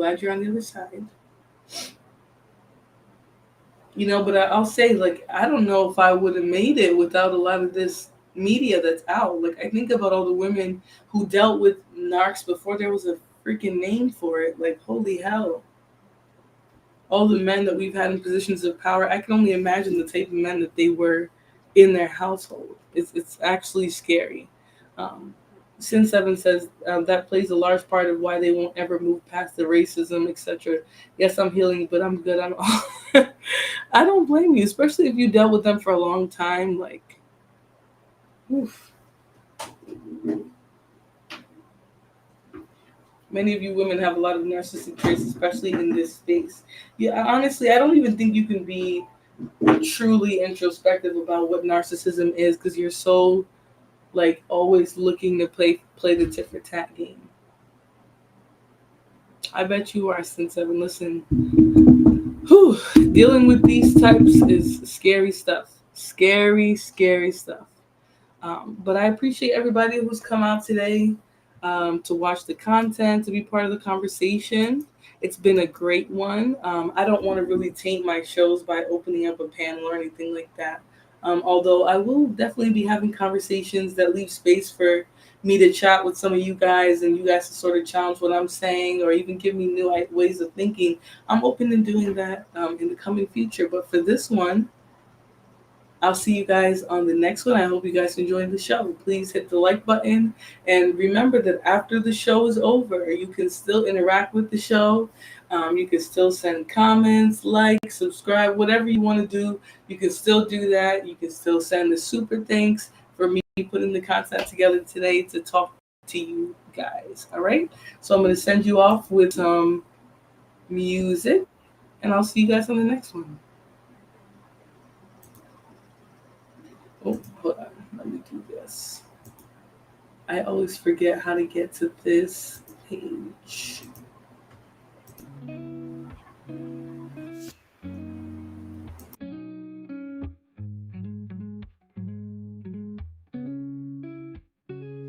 Florabella on my screen. Her smile, it shines so bright.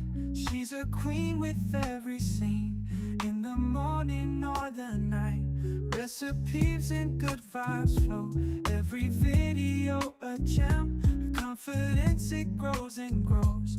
We're inspired like her friends. Unstoppable Flora, she's got that power. Spreading her aura, blossoming like a flower. Through the highs and all the lows, she remains so strong. Her spirit always glows. She's where we all belong. With every like and every share, we feel her energy.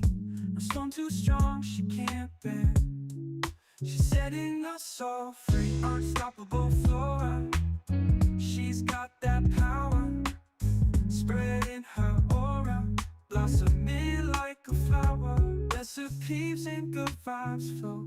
Every video a gem. Her confidence, it grows and grows. We're inspired like her friends. Unstoppable Flora, she's got that power. Spreading her aura, blossoming like a flower. Through the highs and all the lows, she remains so strong. Her spirit always glows. She's where we all belong.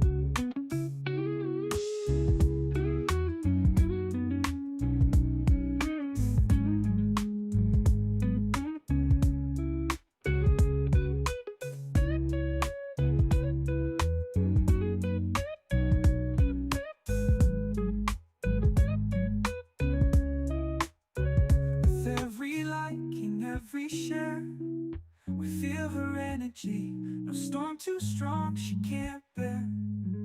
She's setting us all free. Unstoppable Flora, she's got that power. Spreading her aura, blossoming like a flower.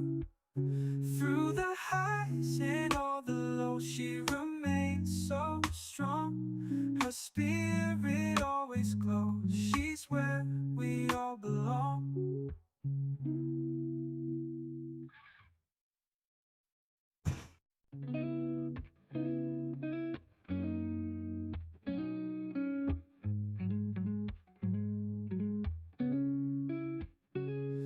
Florabella on my screen. Her smile, it shines so bright. She's a queen with every scene. In the morning or the night, recipes. All right. Thank you all for hanging out with me today, coming to my show. And I'll see you guys on the next one.